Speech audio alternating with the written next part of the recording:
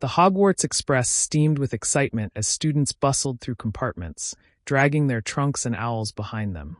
Harry Potter, only 11 years old and freshly escaped from the suffocating clutches of Privet Drive, wandered through the train unsure of where to sit. This was supposed to be the beginning of something new, something magical, and yet he felt utterly alone. He passed a compartment where a freckled boy with red hair was noisily opening a corned beef sandwich. The boy looked up at him, hopeful, but Harry shook his head and moved on. Something about the boy seemed too loud, too messy, too eager. Harry wanted peace, not more chaos than he had already endured at the Dursleys. Further down, he spotted a bushy-haired girl already buried in a book. Her robes were neatly pressed, and she had an intensity in her gaze that drew Harry in. He hesitated, then tapped on the door. She looked up, surprised but welcoming. "Do you mind if I sit here?" Harry asked softly. "Of course, come in," she said, sliding her books to the side. "I'm Hermione Granger." "Who are you?" Harry Potter," he replied, almost nervously, but Hermione's eyes widened with awe. "You're in all the books," she whispered, before quickly composing herself. "I've read about you already. But I'd like to hear what it's really like from you, not just from books." Harry smiled faintly. For the first time, he felt someone was interested in him for more than just the scar or the stories. He didn't notice the red-haired boy peeking in, about to say something, before shrugging and walking away. The train ride passed in deep conversation. Hermione quizzed Harry about the wizarding world, and Harry, though ignorant of much, found her enthusiasm contagious. She was brilliant, confident, and endlessly curious, and Harry liked that. By the time the train screeched into Hogsmeade Station, Harry had already decided. He didn't need to befriend everyone. He didn't need to sit with the loud boy with sandwiches. He would rather have someone who understood him, who shared his hunger for knowledge, someone like Hermione. Inside the castle, the Sorting Hat confirmed their paths. Hermione went into Gryffindor after a long deliberation, and Harry joined her shortly after, the Hat agreeing that his courage would serve him well. The red-haired boy followed too, sitting at the table near other Gryffindors. He gave Harry a hopeful wave, but Harry barely noticed. He was busy talking to Hermione, his first true friend. The days that followed built their bond quickly. They studied together, explored the castle, and discovered the magic of friendship. Hermione helped him understand the wizarding world, and Harry helped her loosen up, even laugh at times. Their companionship grew deeper, a quiet trust forming between them. The red-haired boy, Ron, often hovered at the edges. He tried to include himself, offering jokes or complaints about homework, but Harry always found them tiresome. Ron's jealousy flared each time Harry and Hermione sat together in the library, whispering over spell work, but Harry didn't care. For him, Ron was simply another face in the common room, not a friend. This shift changed everything. When the troll entered the castle on Halloween night, it was not Ron who stood by Harry's side. It was Hermione, sharp-witted and brave. Together, they faced the danger head-on. Harry distracted the troll while Hermione cast a spell she had been practicing for weeks, managing to knock the creature off balance. When professors arrived, they found two children bruised but alive, clinging to each other with relief. The bond between Harry and Hermione solidified that night. Trust forged in danger could not be broken. Ron, watching from the sidelines, scowled in silence. As weeks turned into months, Harry's Hogwarts life became one of discipline and quiet triumphs. With Hermione, he prepared for classes, excelled in magic, and uncovered secrets hidden in the castle walls. When whispers of the mysterious third-floor corridor reached them, it was Hermione who urged caution but followed Harry when curiosity won. Their teamwork was natural. Where Harry was daring, Hermione was thoughtful. Where he rushed, she planned. Their friendship was one of balance, something Harry had never experienced before. He had no need for Ron's easy humor or careless mistakes. For Harry, Hermione was enough. But not everyone saw it that way. Ron's resentment grew with each passing day. He complained loudly to Seamus and Dean, calling Harry arrogant and Hermione a know-it-all. At first, others dismissed it as jealousy, but soon his bitterness spread. Whispers filled the Gryffindor common room. Questions about why Harry Potter avoided Ron Weasley, one of the purest Gryffindor families. Harry ignored it. He had faced far worse than schoolyard gossip. But he did not realize that Ron's envy, unchecked and festering, would one day change everything. And so, Harry's first year at Hogwarts was set on a new path. With Hermione as his closest ally, he stepped into adventures and dangers differently, his choices reshaping not just his story, but the fate of the wizarding world. The weeks following the troll incident only strengthened the friendship between Harry and Hermione. Their partnership became obvious to everyone in Gryffindor. They were nearly inseparable, always seen huddled together in the library, sitting side by side in classes, and walking the corridors in quiet conversation. Harry felt safe around her in a way he never had before. She didn't just admire him because he was the boy who lived. She challenged him, corrected him, and believed in him when he doubted himself. Hermione's sharp mind kept him grounded, while his courage encouraged her to take risks she would never have dared alone. Meanwhile, Ron's presence grew heavier. At first, he tried to insert himself into their friendship. He would drop by their table in the library, make jokes about Snape's greasy hair, or suggest they sneak food from the kitchens. But Harry always brushed him off politely, uninterested in distractions. Hermione, though kinder, eventually mirrored Harry's attitude, finding Ron's constant whining about homework and Quidditch tiresome. By November, Ron had stopped trying altogether. Instead, he began whispering his frustrations to anyone who would listen. "Harry thinks he's too good for anyone but Hermione," he muttered to Seamus and Dean one night. "Like he doesn't want real mates. He just wants someone to make him look smart." The bitterness in his voice spread, and soon others began to notice the tension. Harry paid little attention. He had bigger concerns. Strange rumors were spreading about the mysterious package Hagrid had retrieved from Gringotts. Hermione had overheard professors whispering about the third-floor corridor and the danger that lay beyond. Curiosity sparked in both of them, and together they decided to investigate. Their first attempt to sneak past Filch ended in disaster when Mrs. Norris cornered them outside a locked door. Hermione's quick thinking saved them. She muttered Alohomora and pulled Harry inside just in time, only to find themselves face to face with a monstrous three-headed dog. Harry's heart raced as the creature snarled, its 3 sets of eyes narrowing. Hermione yanked him back, and they scrambled out before it could lunge. Gasping in the corridor, they stared at each other in shock. "It was standing on a trapdoor," Harry whispered. Hermione's eyes widened. "Whatever's hidden here, it's important. Dangerous." From that moment, their path was set. Unlike in the story that might have been, they were not a trio but a duo, sharper, more deliberate, and less distracted. They pieced together clues faster, their teamwork more efficient without Ron's blunders slowing them down. At Christmas, Harry stayed behind at Hogwarts while Hermione returned home. The castle was quieter than ever, but Harry didn't feel lonely. He spent his days exploring the grounds, his nights studying the invisibility cloak gifted to him.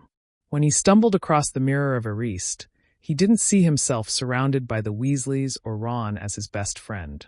Instead, he saw himself with Hermione at his side, both older, both smiling with confidence. They looked like equals. When Hermione returned in January, Harry told her about the mirror. She listened carefully, her eyes full of compassion. "Harry, you're longing for belonging," she said softly. "That's why it shows you with people you care about. Maybe it means that the future we're building here, our friendship, is what you truly want." Her words touched him more deeply than she realized. By spring, their suspicions about the stone hidden beneath the trapdoor grew undeniable. Snape's strange behavior, Hagrid's slip about a man named Nicholas Flamel, and the constant secrecy among professors fueled their determination.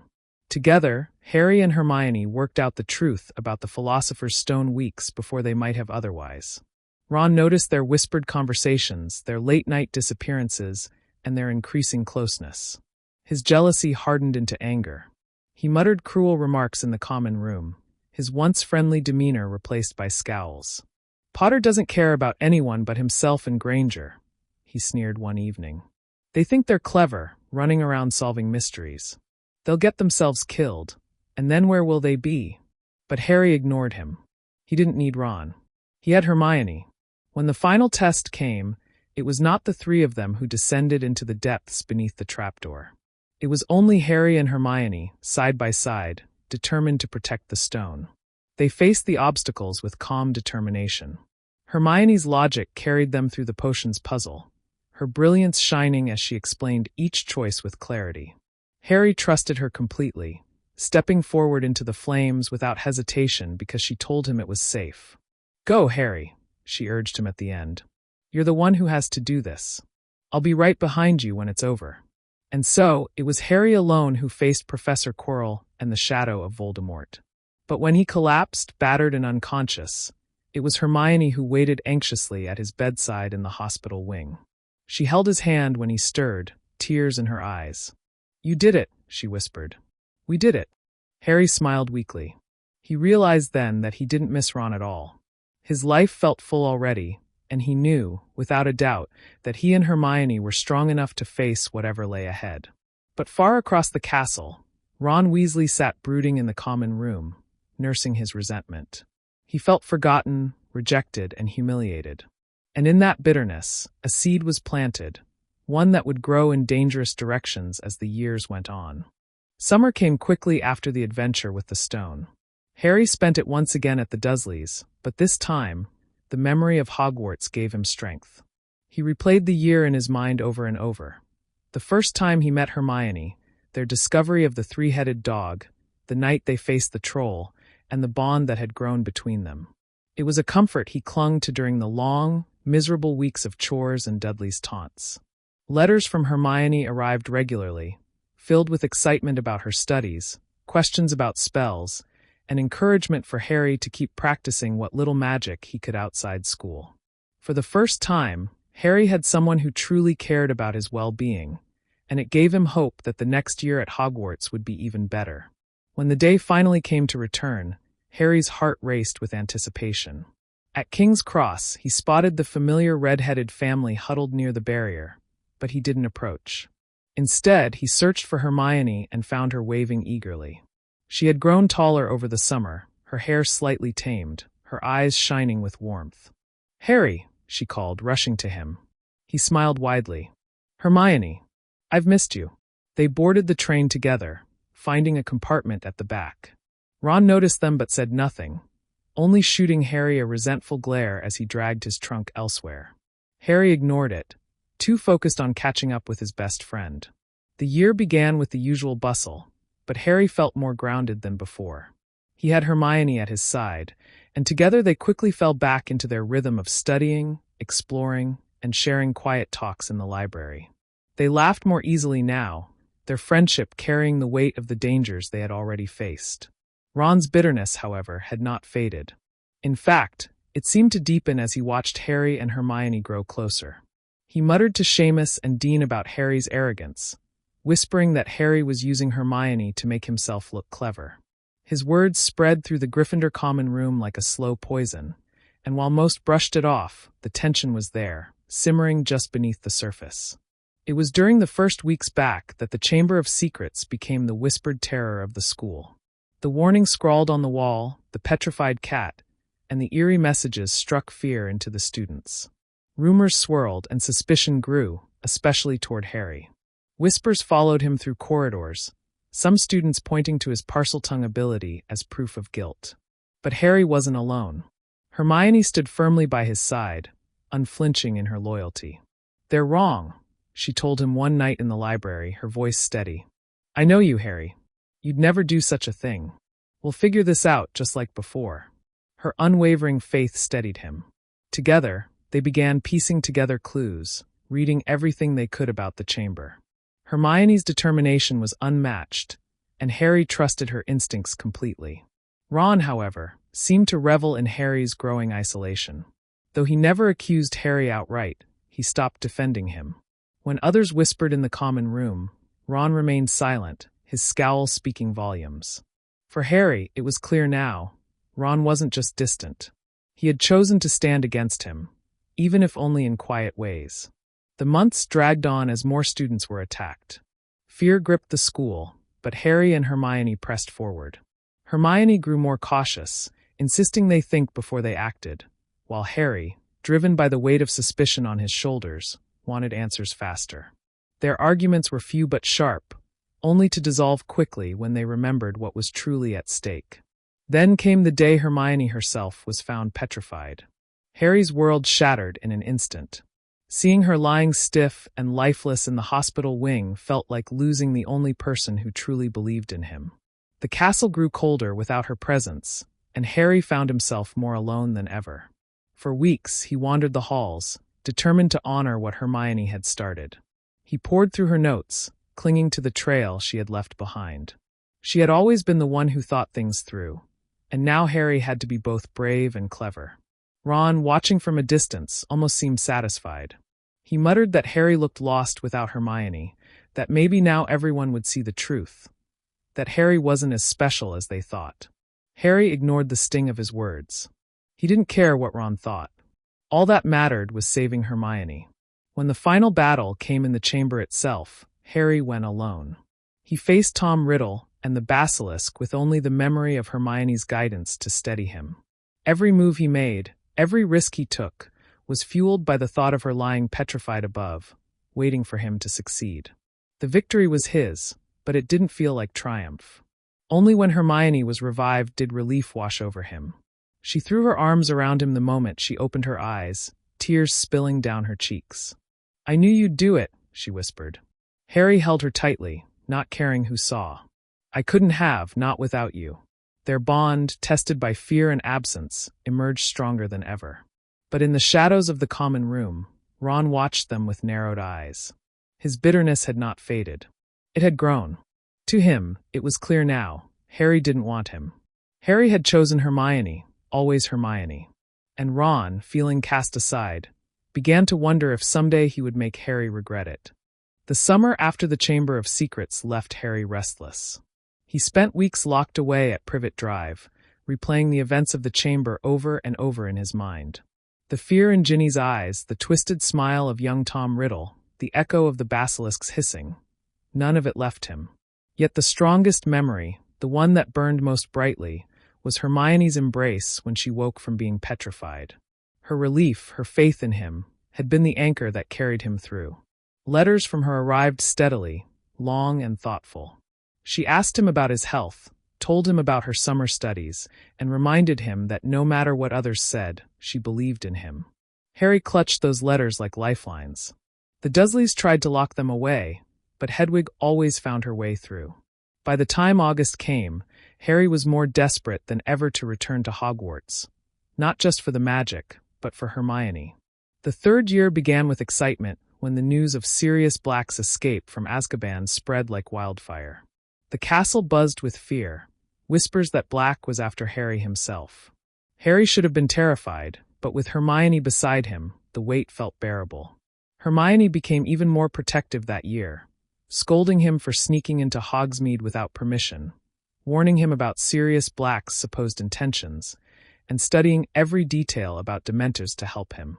Her fierce concern sometimes frustrated Harry, but deep down he appreciated it. No one else cared about him in the same way. Ron, on the other hand, seemed more distant than ever. Where once he might have tried to insert himself, now he kept to his own circle, muttering complaints to Seamus and Dean about how Harry and Hermione thought they were better than everyone else. His bitterness was sharper now, like a blade that cut whenever Harry overheard it. But Harry forced himself not to care. He had faced basilisks and Voldemort's shadow. Ron's resentment was hardly frightening. Still, tension lingered in the common room. Some students noticed Ron's hostility and wondered aloud why Harry hadn't included him. Others began to question why the famous Harry Potter seemed to prefer Hermione over the Weasley boy who had once seemed so eager to befriend him. The whispers didn't matter to Harry, but they mattered to Ron, who grew more bitter with every passing day. As the year unfolded, the mystery of Sirius Black grew. Harry's emotions swirled when he discovered the truth. That Sirius wasn't the traitor, but rather his godfather, the only family he had left. The revelation filled him with a new kind of hope, a dream that maybe, just maybe, he could have a real home outside of Privet Drive. Hermione was by his side when he learned the truth, her eyes wide with shock but her heart steady. She held his hand as he processed it, her voice calm when his own faltered. "You're not alone, Harry," she told him firmly. "You'll never be alone again. Not while I'm here." Her words sank deeper than she realized. Together, they helped Sirius escape, their combined bravery and quick thinking saving him from the Dementor's kiss. When it was over, Harry felt a quiet triumph unlike any he had ever known. He had faced betrayal, fear, and despair, and yet through it all, Hermione had never wavered. That summer, Harry returned to Privet Drive changed. He wrote to Hermione daily, their letters filled with shared dreams, hopes, and reflections on the year. He told her about Sirius, about the faint glimmer of family he now held on to, and she wrote back with encouragement, reminding him that he was stronger than he thought. Ron's letters, however, never came, because none were sent. By the start of their 4th year, it was clear Ron no longer wanted to be Harry's friend. And when the Triwizard Tournament arrived, the tension finally snapped. Harry's name shot out of the Goblet of Fire, and the school erupted with suspicion. Students whispered that he had cheated, that he wanted more fame. Ron was the loudest voice among them, sneering in the common room. Of course Potter would want the spotlight. He can't stand not being the center of attention. Harry ignored him. Hermione did not. She stood in the common room one night, eyes blazing, and said loudly enough for everyone to hear, "Harry never asked for this. He never wanted it. And anyone who calls him a liar doesn't know him at all." The silence that followed was heavy. Ron glared at her, his face red, but he said nothing. From that day forward, the divide between them was undeniable. As the tournament unfolded, Harry leaned on Hermione more than ever. She helped him with spells, researched strategies, and stood with him when the weight of suspicion grew unbearable. She believed in him when no one else did, and Harry knew he would never forget that loyalty. The year ended in tragedy with Cedric's death and Voldemort's return. Harry's grief was crushing, the weight of the Dark Lord's rise heavy on his shoulders. But in the darkest hours, Hermione never left his side. She wept with him, steadied him, and reminded him again and again that he wasn't alone. And somewhere in the shadows of the Great Hall, Ron watched with narrowed eyes, his bitterness twisting into something darker. He had once imagined himself as Harry's closest friend, but that place was now forever taken by Hermione. And in Ron's heart, jealousy began to harden into resentment that would not fade. The summer after Voldemort's return was the bleakest Harry had ever known. Back at Privet Drive, the Dursleys were more unbearable than usual, snapping at him for every little thing, but their cruelty barely registered. Harry's mind was consumed with Cedric's lifeless body, the gleam of Voldemort's reborn form, and the knowledge that the world would never be the same again. Hermione's letters became his lifeline.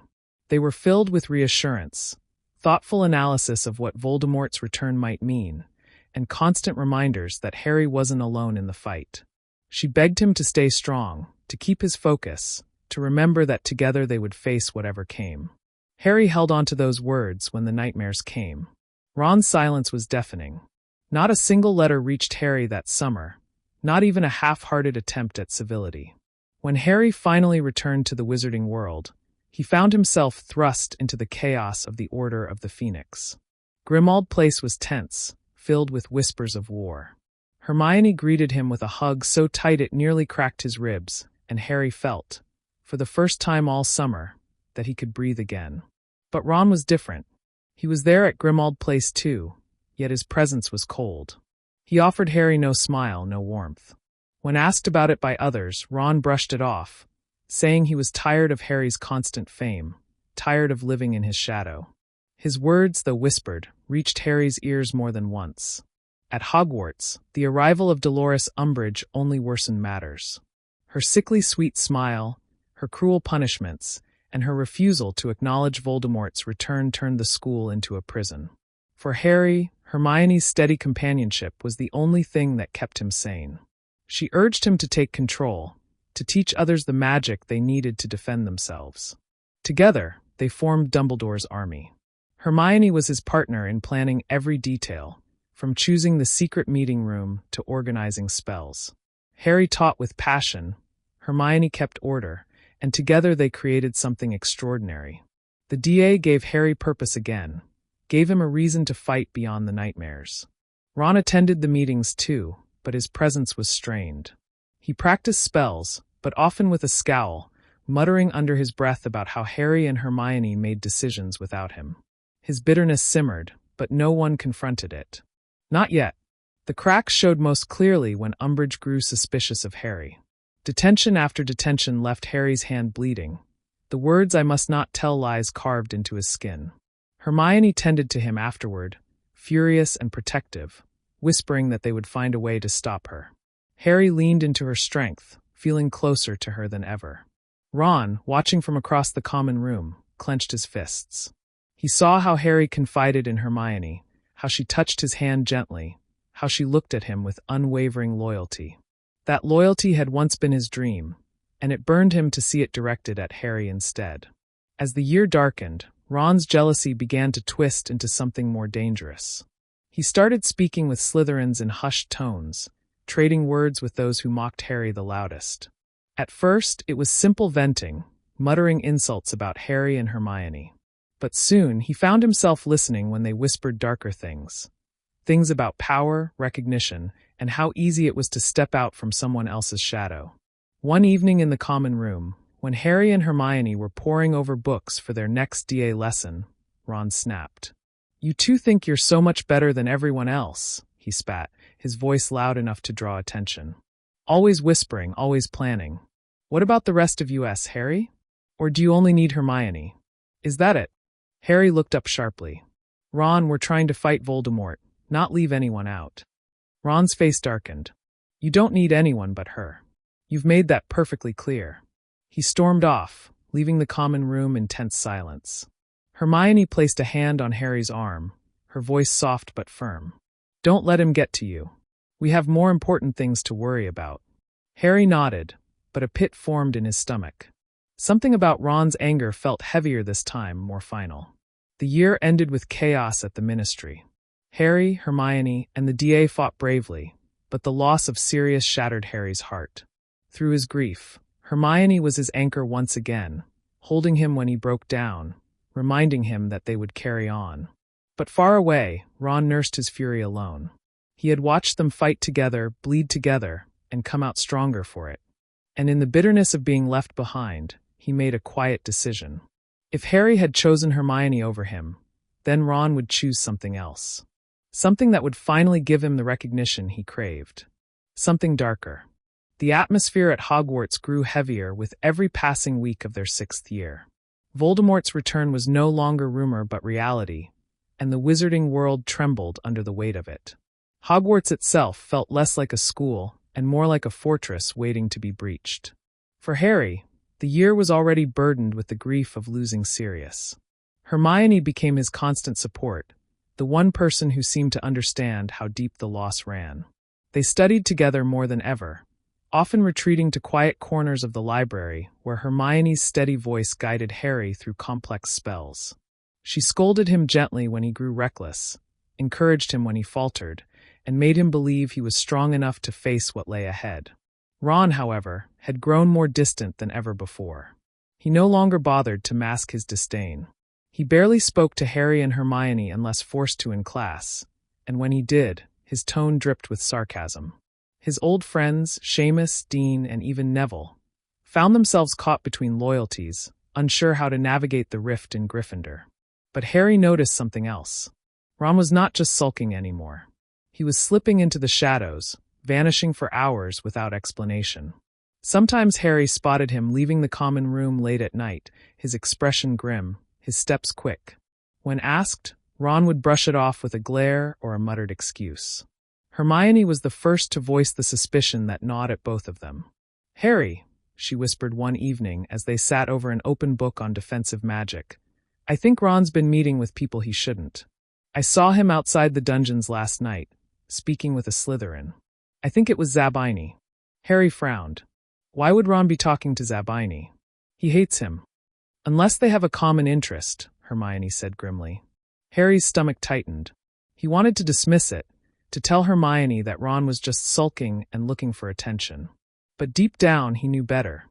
Ron's resentment had been festering for years, and now it seemed to be driving him toward dangerous company. The truth came weeks later. Harry and Hermione, returning from one of their late-night patrols, overheard voices in a shadowed corridor near the astronomy tower.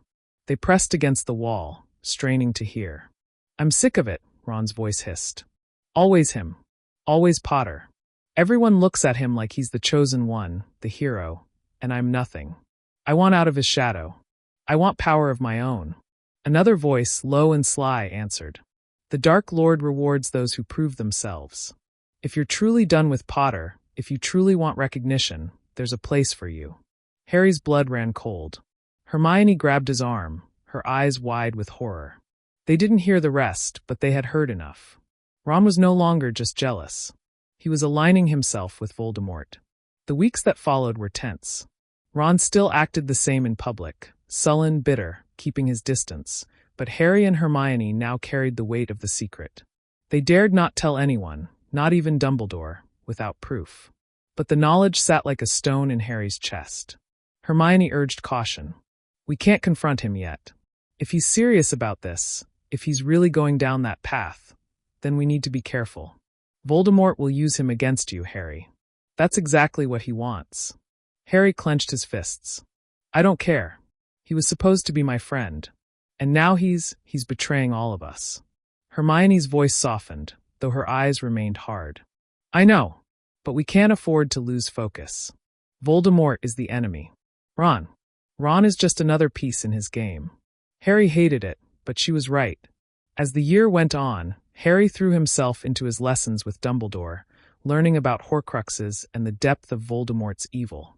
Hermione stood with him every step of the way, their partnership stronger than ever. She was more than a friend now. She was his anchor, his reason to keep going. But Ron lingered in the background, watching them with narrowed eyes. His resentment had finally found an outlet, and though he kept his dealings secret, his heart had already shifted. He had chosen his path. The boy who once might have been Harry's closest friend was now walking steadily toward becoming his enemy. And Voldemort, always cunning, was more than willing to welcome a Weasley into his ranks, especially one so eager to betray Harry Potter. The tension between Harry and Ron was now a silent storm that seemed to hang over Gryffindor Tower. Few spoke of it openly, but everyone could feel it. Harry kept his distance, focusing on Dumbledore's lessons and his time with Hermione, but he couldn't shake the knowledge of what he and Hermione had overheard. Ron wasn't just sulking anymore. He was dangerous. Hermione urged Harry to be cautious. She spent long hours researching counter curses and protective enchantments, quietly preparing for the moment Ron's resentment turned into something more. Harry admired her composure, even though he knew the fear weighed on her just as heavily as it did on him. The breaking point came sooner than either of them expected. It was late one evening when Harry and Hermione were returning from the library, their arms full of books on Horcruxes. They turned down a deserted corridor near the trophy room and froze. Ron stood at the far end, his wand already drawn, and beside him were two Slytherins, Crabbe and Goyle. The look in Ron's eyes chilled Harry to the bone. Gone was the boy who once laughed loudly in the common room, replaced by something darker, something cold. Well, look who it is, Ron sneered. Potter and his little shadow. Out late again, planning how to save the world. Harry felt Hermione stiffen beside him, but she raised her wand steadily. Ron, what are you doing? She demanded. Ron's laugh was bitter. What I should have done years ago. I'm done being second best. Done being ignored. The Dark Lord values loyalty. He rewards those who prove themselves. Harry's chest tightened. You're siding with him? With Voldemort? Ron, you don't know what you're doing. Oh, I know exactly what I'm doing, Ron snapped, his face twisted with rage. While you two were off playing hero, I was left behind. Forgotten. But not anymore. The Slytherins stepped forward, wands raised, but Harry and Hermione reacted instantly. Spells shot through the corridor, the clash of light illuminating the shadows. Harry's heart pounded as he parried Ron's curse, the shock of facing him in battle nearly undoing him. Ron, stop! Harry shouted over the chaos. You don't have to do this. Yes, I do. Ron roared, hurling another curse that shattered the glass of a nearby case. You took everything from me. My place, my friends, my family's pride. You left me with nothing. The duel raged on, but Harry could see Ron's movements were reckless, unpracticed. His anger fueled him, but Hermione's precision outmatched him at every turn. With a sharp flick, she disarmed him, sending his wand skidding across the floor. Ron, please, Hermione said, her voice trembling despite her firm stance. This isn't you. You're letting your jealousy destroy you. But Ron only glared, breathing heavily. You'll regret this. Both of you. The Dark Lord will rise, and when he does, you'll be the first to fall." Before they could stop him, Ron lunged for his wand and vanished down the corridor with the Slytherins, leaving only silence and shattered glass in his wake. Harry stood frozen, his chest heaving, his mind reeling from what had just happened. Hermione touched his arm gently, her face pale. "It's happened," she whispered. "He's chosen his side." Harry swallowed hard, his heart aching with the weight of betrayal. Ron Weasley, who might once have been his closest friend, was now an enemy. And worse, Voldemort had just gained a willing ally who knew Harry better than almost anyone. The days after the confrontation in the trophy room were heavy with unease. Harry couldn't shake the image of Ron's twisted expression, nor the venom in his words. It felt like a line had been crossed that could never be mended. Hermione tried to comfort him, but she was shaken too. The betrayal of someone who had once been a friend cut deep. Still, life at Hogwarts did not pause. Classes continued, the professors carried on, and most of the students seemed blissfully unaware of the danger that lurked just beneath the surface. Harry, however, could feel it like a storm pressing on the horizon. Every creak of the castle and every shadow in the corridor set his nerves on edge. It wasn't long before proof of Ron's new allegiance surfaced. Late one evening, Neville stumbled into the common room, pale and trembling. "Harry," he gasped, "you have to come. Something's happened in the herbology greenhouses." Harry and Hermione rushed after him, wands at the ready. When they arrived, the sight that greeted them made Harry's stomach churn. Several of the rare plants Professor Sprout had been cultivating, plants useful in potions and healing, had been destroyed, their roots burned as though cursed. A jagged symbol, unmistakably the mark of dark magic, had been scorched into the soil. Hermione knelt beside it, her face tight with fury. This wasn't an accident. Someone wanted to send a message. Harry clenched his fists. He already knew who it was. Sure enough, the whispers began the next day. A handful of Slytherins smirked knowingly when Harry passed them in the corridors, while some Gryffindors exchanged uneasy looks. The story spread like wildfire. Ron Weasley had been seen near the greenhouses before the destruction. He hadn't been in the dormitory all night. McGonagall summoned Harry and Hermione to her office, her expression grave. "I want the truth," she said sharply. "What happened between you and Mr. Weasley?" Harry hesitated, but Hermione spoke firmly. "Professor, Ron isn't himself anymore. He's been meeting with Slytherins, plotting things. He attacked us. He said he was turning to Voldemort." McGonagall's face tightened at the name. She removed her glasses and rubbed her eyes wearily. "I had hoped it was only a phase of childish jealousy, but it seems matters have grown more dangerous than I realized." "What will you do?" Harry asked, his voice low. "I'll inform the headmaster," McGonagall replied. "But for now, you must be cautious. If Ron truly means what you say, he knows much about you, Potter. More than most." That night, sleep eluded Harry. He sat by the fire in the common room long after everyone else had gone to bed, staring into the flames. Hermione eventually joined him, sitting quietly at his side. For a long time neither spoke. Finally, Hermione broke the silence. "He's working with them now." "I know it. This was only the beginning." Harry nodded grimly. "Then we have to be ready. He knows how we think, how we fight. He'll use that against us." Hermione looked into the fire, her face illuminated by the flickering glow. "Do you ever think about what it means? That someone who grew up with you here, who shared meals and classes, could turn into this?" Harry swallowed hard. "All the time. But Voldemort's power, it twists people, finds their weaknesses and feeds on them. For Ron, it was jealousy.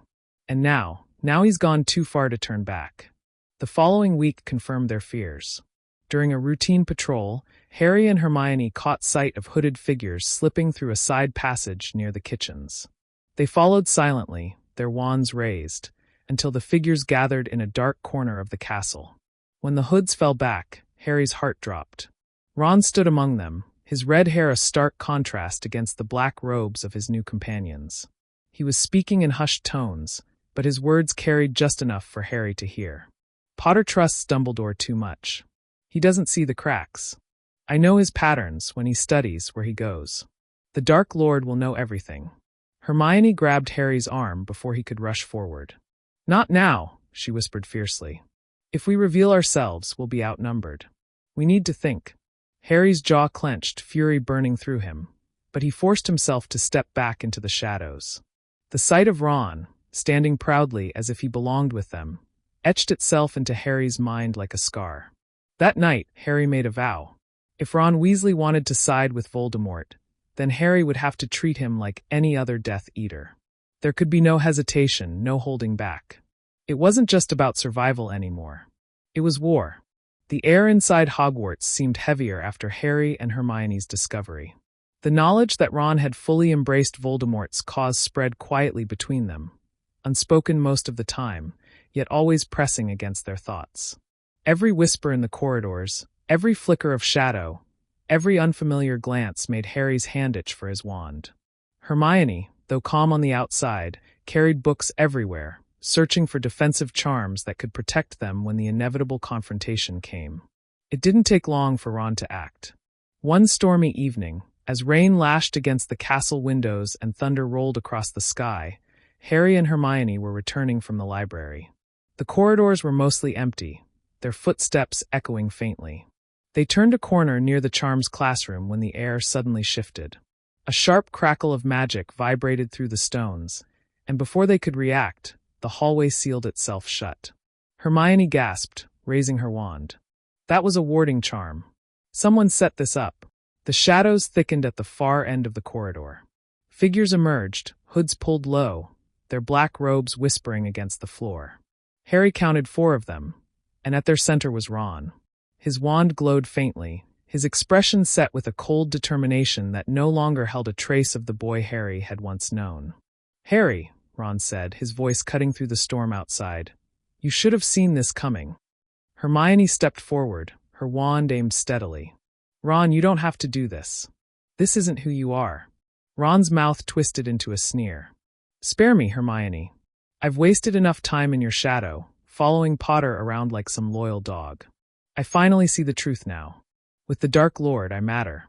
I'm not just the forgotten Weasley or Potter's sidekick. I have power." Harry's chest tightened. "Power doesn't mean anything if it destroys who you are. Voldemort doesn't care about you, Ron.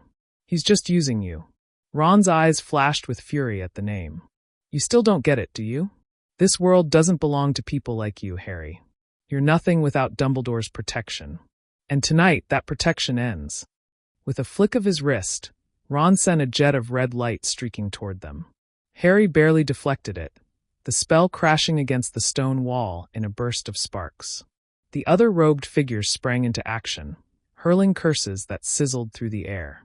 Harry and Hermione moved in unison, their training and instincts keeping them alive. Hermione conjured a shimmering barrier that absorbed 2 curses at once, the impact reverberating through the ground. Harry countered with a blasting hex, forcing one of the hooded attackers back against the wall. The narrow corridor became a war zone, spells colliding midair in showers of light and smoke. Ron fought with a ferocity Harry had never seen before. His spells were sharp, deliberate, and ruthless. He wasn't holding back.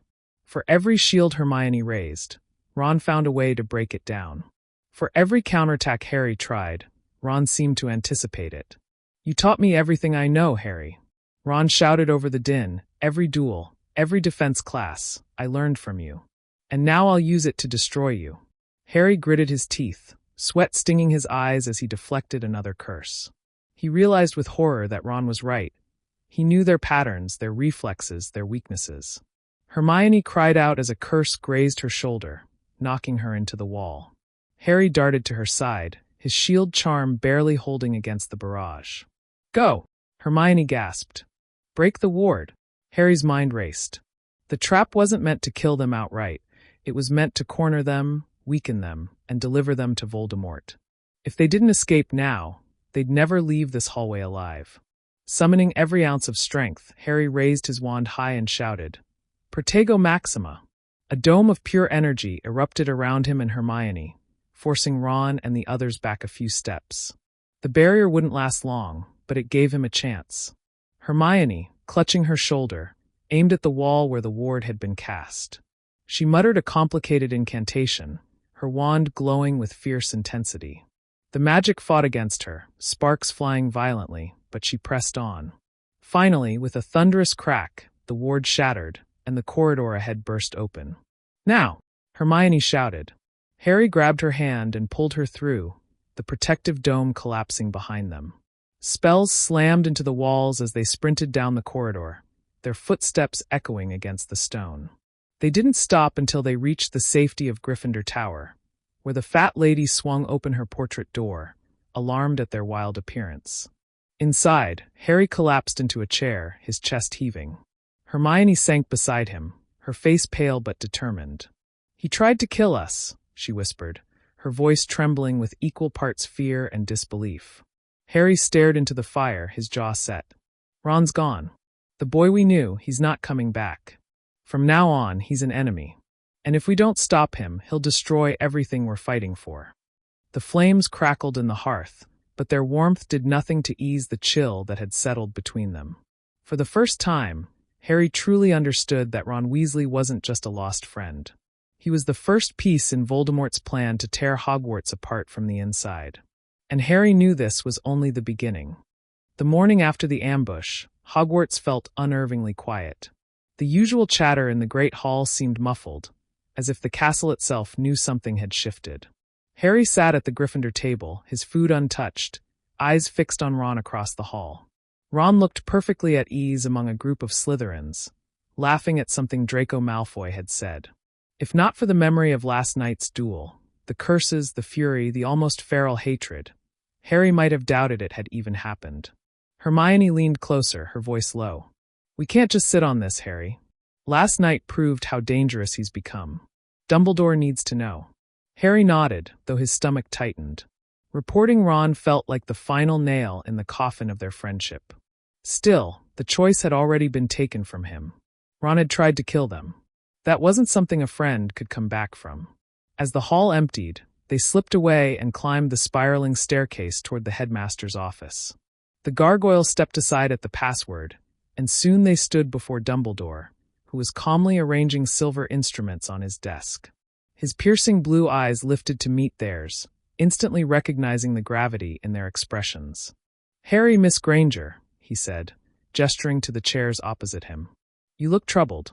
Tell me what weighs on your hearts." Harry's voice came out hoarse. "It's Ron, sir. He's not the same. He attacked us last night. Not alone, he had others with him cloaked. Death Eaters." For the first time, Dumbledore's expression hardened, the warmth in his gaze dimming. "I had feared this," he murmured. "I sensed a darkness tugging at young Mr. Weasley, though I had hoped it would not consume him so quickly." Hermione leaned forward, her hands clenched in her lap. "He said Voldemort gave him power, that he wasn't just Harry's shadow anymore. He meant every word, Professor. He knew our weaknesses. He nearly overpowered us." Dumbledore's gaze flicked to the window, where storm clouds gathered once more. Tom Riddle has always excelled at finding cracks in even the strongest of hearts. Jealousy, insecurity, a hunger to matter. He twists them until loyalty breaks. He turned back to them, his tone firm. "But you must understand, Harry, Hermione. This is not merely about Ron. This is Voldemort's way of slipping past Hogwarts' defenses. By turning one of our own, he undermines the very trust that holds us together." Harry's fists tightened on the arms of his chair. "So what do we do? Ron's dangerous. If he's inside Hogwarts working for Voldemort, everyone's at risk." Dumbledore steepled his fingers.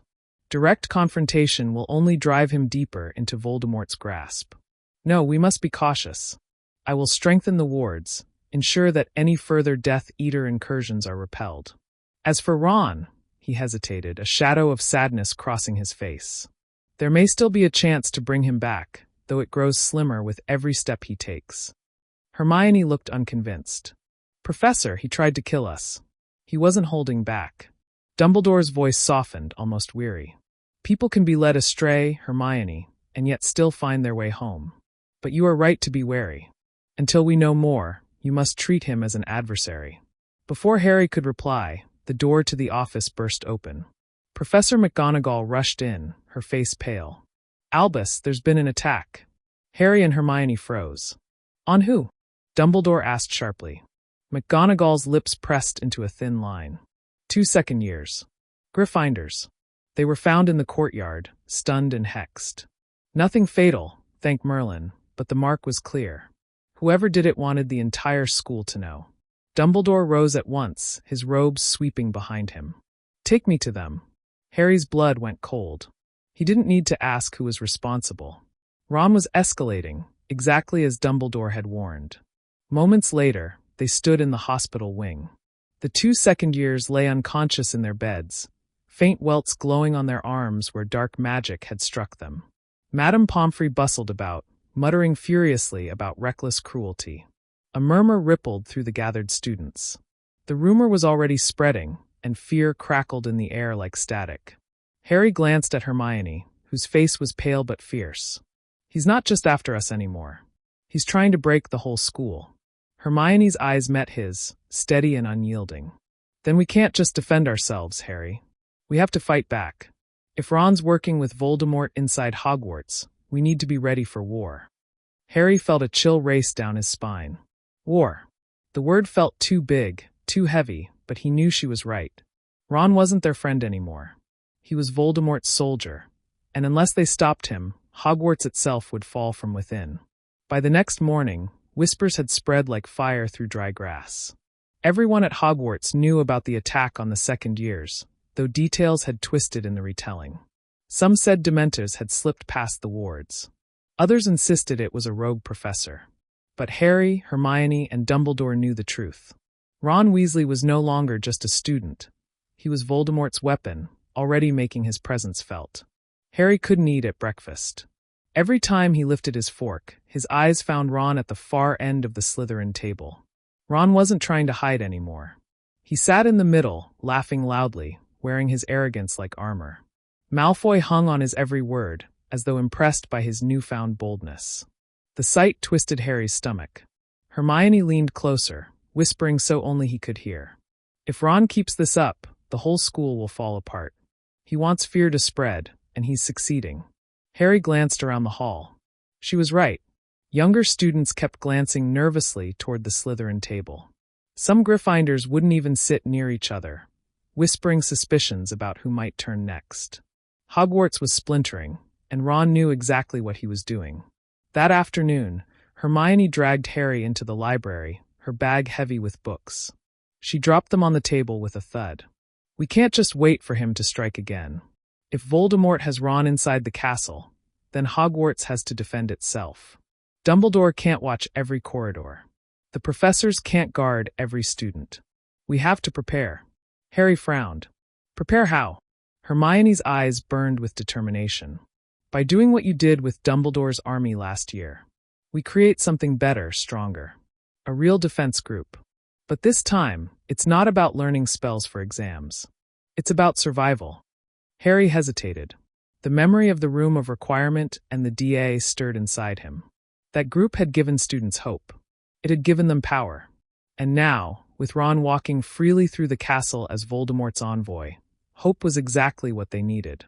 But if Ron finds out, he already knows we'll fight back, Hermione cut in. That's why he's provoking us. He wants us scared. We can't let him control the story. We'll build our own strength quietly while he flaunts his.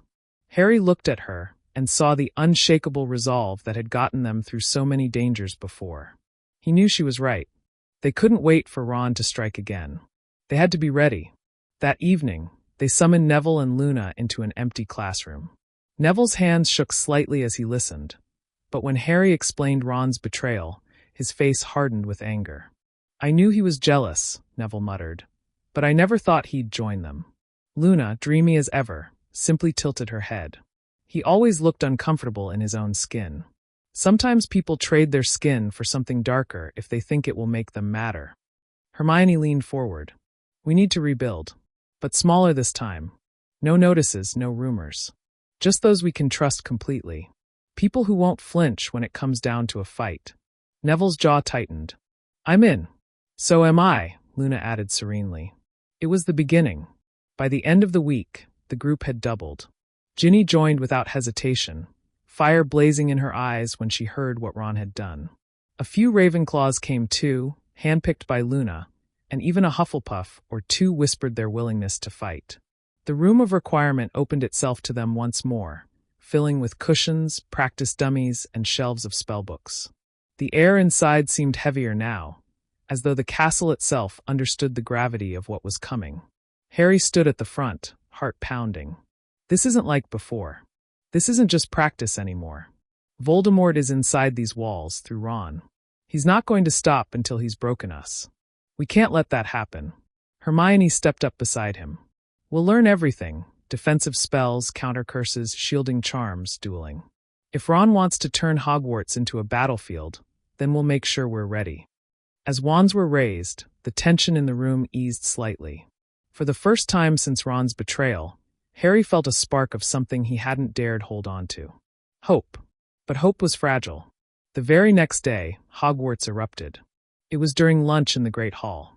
The enchanted ceiling flickered with storm clouds when Ron rose from the Slytherin table, his wand glowing red in his hand.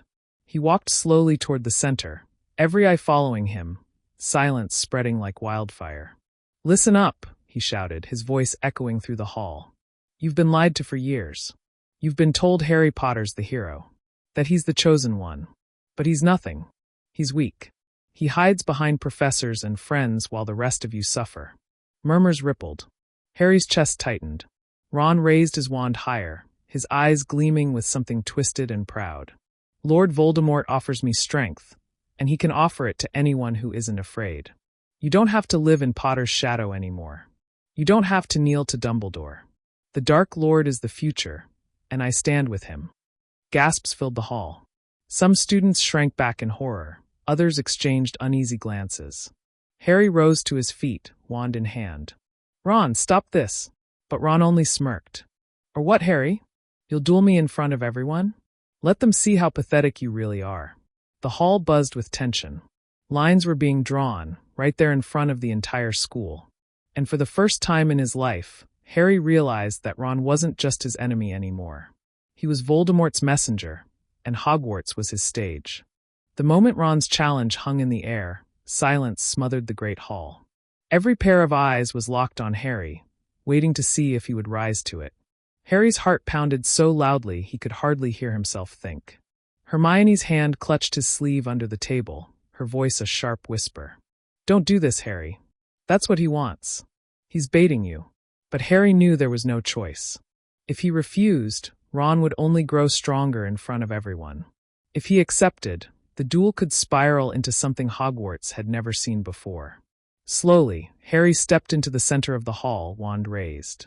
Gasps followed him. Students shifted on benches to get a better view, their plates forgotten. Even the teachers hesitated, McGonagall halfway to rising from her chair before Dumbledore's hand stopped her. The headmaster's gaze was steady, but his eyes seemed weighed down with sorrow. Ron grinned wickedly as Harry faced him. "That's more like it. Let's show them all who really deserves the spotlight." They bowed stiffly, mockingly, and then the air cracked. Ron struck first. A streak of green flame burst from his wand, searing across the hall. Harry barely managed to throw up a shield, the blast rattling through his bones. Gasps turned to shrieks as students ducked under tables. The enchanted ceiling thundered, lightning flashing overhead. Harry countered with a disarming charm, but Ron spun out of the way with unnerving speed, his movements sharper, darker, like someone trained in curses beyond their years. He flung a hex that split the flagstone floor where Harry had stood seconds before. "You've always been a step behind me, Harry." Ron snarled, his voice carrying across the hall. "I carried you through every battle, every victory. Without me, you're nothing but Dumbledore's pawn." Harry's jaw clenched as he deflected another curse. "You were my friend, Ron. But you chose Voldemort. You chose to betray everyone who ever cared about you." Their spells collided midair, bursting in a shower of sparks that lit the terrified faces around them. Younger students whimpered, some clutching each other, while older ones leaned forward in grim fascination. For the first time, Hogwarts was seeing not just a duel, but a fracture in its very heart. Ron's expression twisted, equal parts fury and triumph. He hurled a blasting curse straight at Harry's chest. Harry staggered back, rolling to the side just in time as the explosion shattered an entire Gryffindor table into splinters. Screams erupted. Professors leapt to their feet, wands drawn. But Dumbledore's voice cut through the chaos like thunder. Do not interfere. Every head whipped toward him in disbelief, but the headmaster's face was grave. His piercing blue eyes never left the duel. This confrontation has been building for years. It must run its course. Ron's wand whipped again, sending a curse so dark Harry felt the hairs on his arms rise. He blocked it at the last second, the force rattling his teeth. Sweat poured down his face as he fought to hold his ground. He couldn't just duel Ron. He had to reach him. Ron, listen to yourself. Harry shouted over the roar of spells. This isn't you. Voldemort is using you. He doesn't care about you. He never did. You're just a pawn. Ron's eyes blazed, fury drowning any flicker of doubt. At least I matter to him. At least I'm not living in your shadow anymore. He unleashed a curse so vicious Harry recognized it instantly. Sectum Sempra. The slicing spell tore across the air. Harry barely deflected it, but the blast shredded a tapestry behind him, leaving a gash in the stone wall. Gasps echoed through the hall. Many recognized that spell for what it was, dark magic. The sight cemented everything. Ron wasn't coming back. Harry's chest tightened, but his grip on his wand steadied. He couldn't afford to falter. Not when the entire school was watching. With a deep breath, Harry raised his wand high and shouted, Expelliarmus! Ron sneered, flicking his wand to counter. But something shifted. The surge of power in Harry's spell was stronger, fueled not by hatred but by conviction. The red beam shot across the hall, colliding with Ron's shield charm. The force slammed into him, ripping his wand from his hand and sending him crashing onto his back. Gasps and cries filled the great hall. Ron lay on the floor, wandless, his chest heaving. For a fleeting moment, Harry thought he saw a flicker of the old Ron, the boy who had once been his best friend. But then Ron smirked through bloody lips. You think this is over? Voldemort will come for you, Harry. And when he does, I'll be there to watch you fall. Before anyone could move, black smoke erupted around Ron, swallowing him whole. When it cleared, he was gone. The great hall sat in stunned silence. Students stared at Harry with wide eyes, some in awe, others in fear. Teachers whispered frantically among themselves. Hermione rushed to Harry's side, gripping his arm. Harry, are you all right? He nodded faintly, though his heart still raced. I had to do it. They had to see. Dumbledore rose at last, his face as grave as Harry had ever seen it. You have all witnessed the truth. Lord Voldemort has gained a foothold within these walls through one of our own. This war is no longer outside our gates, it is here. And we must decide how we will stand. As murmurs filled the hall, Harry looked at the faces around him. Hogwarts was shaken, divided, frightened. And somewhere out there, Ron was waiting, darker and stronger than ever. The great hall emptied slowly, students whispering in clusters, their eyes darting nervously between Harry and the shattered remains of the Gryffindor table. The duel had left more than just scorched stone and splintered wood. It had left cracks in the heart of Hogwarts itself. Harry sat slumped at the end of the Ravenclaw table, Hermione beside him, refusing to let go of his sleeve. He was pale, his eyes shadowed by exhaustion, but his grip on his wand never loosened. The whispers stung more than the burns on his arms. Did you see the way he attacked? Someone whispered from the Hufflepuff table. That wasn't just a duel. That was war. But Ron's one of us, another voice countered nervously. He can't really have joined Voldemort. He wouldn't. Yes, he would, said a Gryffindor third year bitterly. You saw him use that curse. Only Death Eaters use magic like that. The debate spread like fire, students dividing themselves without even realizing it. Some whispered about Ron's betrayal in disgust, while others muttered that Harry had pushed him to it. That maybe Harry wasn't as innocent as everyone believed. Hermione's voice cut through Harry's haze. We need to talk to the others. We can't let fear divide the school. That's exactly what Voldemort wants. Harry lifted his gaze to meet hers. He saw the determination burning in her eyes, and it gave him strength. You're right, but it's already started. At the Slytherin table, Malfoy's smirk was hard to miss. He leaned in close to his friends, speaking just loud enough for nearby students to hear. Potter dueling his best made in front of everyone pathetic. Next time, he won't get so lucky. A few Slytherins chuckled, but others shifted uncomfortably. Not all of them liked Voldemort's shadow growing stronger in the castle. The teachers gathered at the staff table, their voices low and tense. McGonagall's lips were thin with fury. Albus, you cannot let this continue. The boy must be expelled. Dark magic in the very heart of this school. It cannot be tolerated. Dumbledore's expression was unreadable, his eyes fixed on Harry as though searching for something only he could see. Ronald Weasley is already beyond Hogwarts, he said quietly. His fate is bound to Voldemort now. Expulsion would be meaningless. Snape's voice was sharper, cutting through the murmur. Meaningless? A student performed dark magic against Potter in front of the entire school. Discipline is not meaningless, it is necessary. But Dumbledore only sighed, his gaze drifting toward the stormy ceiling. Discipline will not mend what has already been broken. Harry clenched his fists under the table. He hated the way they were talking about Ron, as though he were already lost. But deep inside, he feared they might be right. That night, Gryffindor Tower was in turmoil. The common room buzzed with anger and fear. Some students sat huddled by the fire, whispering about Ron's betrayal, while others shouted that Harry had forced him into it. Seamus Finnegan rounded on Harry the moment he entered. You just had to humiliate him, didn't you? Always needing to be the hero. Maybe if you'd treated him like a real friend, he wouldn't have run off to you-know-who. Dean tried to calm him, but Seamus shoved his hand away. No, everyone's thinking it. Harry acts like he's the only one who matters, and Ron finally got sick of it. Hermione's voice rang out sharp as a whip. Don't you dare blame Harry for Ron's choices. He's the one who turned on us. He's the one who chose Voldemort. The room fell silent, all eyes flicking between them. Harry's chest ached, but he stayed quiet. Arguing wouldn't change anything. Later, when the common room had quieted into uneasy murmurs, Harry and Hermione slipped away to the astronomy tower. The cold night air stung his skin, but it cleared his head. He's gone, Hermione, Harry said softly, staring out at the dark forest. Ron's not coming back. And the worst part is, everyone's starting to take sides. This isn't just about me and him anymore. It's tearing Hogwarts apart. Hermione wrapped her arms around herself, her voice trembling despite her strength. Then we can't let it. We have to be stronger than him. We have to show them that we're united. Harry turned to her, the moonlight catching in her eyes. And if they don't believe us? She swallowed hard, but her chin lifted. Then we'll fight for them. For Hogwarts. Even if it means fighting Ron. For a long moment, Harry said nothing. The thought of raising his wand against Ron again twisted his stomach. But deep down, he knew the war had already begun. And Hogwarts was its first battlefield.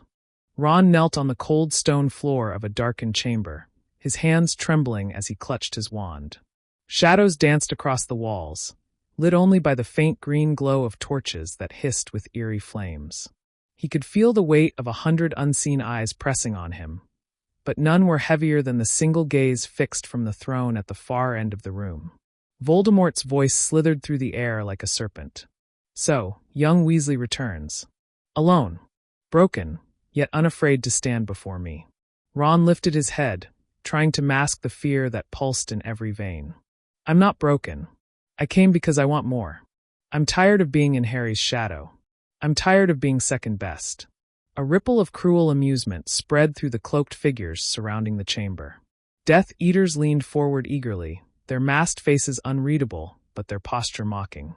Voldemort's pale lips curled into something resembling a smile. Ambition. How rare among your family. The Weasleys, so loyal to Dumbledore, so blind to the truth. And yet you. He rose from his throne, gliding toward Ron like a phantom. You come to me. Ron's heart hammered in his chest as Voldemort drew closer. The Dark Lord's presence was suffocating, pressing down on him like icy chains. But he forced himself to meet those crimson eyes. I want to prove myself. I want to show everyone that I'm not just Harry Potter's sidekick. I'm more than that. I can be powerful. Voldemort circled him, studying him like a predator circling prey. Power comes at a price. Are you willing to pay it? Yes, Ron said firmly, though his voice shook at the edges. The chamber filled with low, sinister laughter. Bellatrix Lestrange's voice rose above the rest, sharp and mocking. Look at this little lion cub, crawling to the Dark Lord. Do you think you can be one of us, boy? Do you think you can kill for him? Ron gritted his teeth, fire burning in his chest. If I have to.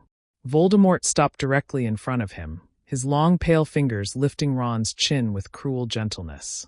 You hate Potter. That much is clear. But hatred is only the beginning. To serve me, you must be willing to destroy everything you once loved. Your family, your friends, even the school you called home. Can you do that, Ronald Weasley? The words struck like knives, but Ron forced himself to nod. They never believed in me. They always saw me as less. I'll show them they were wrong. For a long moment, Voldemort studied him. Then, with a flick of his wand, he summoned a rat from the shadows. It squeaked in terror, scrambling against invisible bindings. Voldemort's voice turned cold and commanding. Prove yourself. Kill it. Ron's hand shook as he raised his wand. He had practiced spells, studied curses, but never taken a life. The rat's black eyes gleamed, reflecting his hesitation. The Death Eaters laughed, jeering at his weakness. Coward, one hissed. He'll never do it, another mocked. Ron's chest heaved. He thought of Harry standing against him, wand raised without hesitation. He thought of Hermione's furious glare, her loyalty to Harry over him. Rage surged, blotting out the doubt. His wand steadied. Avada Kedavra! The flash of green light lit the chamber, and the rat fell still, lifeless on the stone floor. Silence followed, heavy and suffocating. Then the chamber erupted in approval. Cloaked figures cheered, their voices echoing off the walls. Bellatrix laughed with wild delight. Oh, he has it in him after all. Voldemort's eyes gleamed with cruel satisfaction. Very good.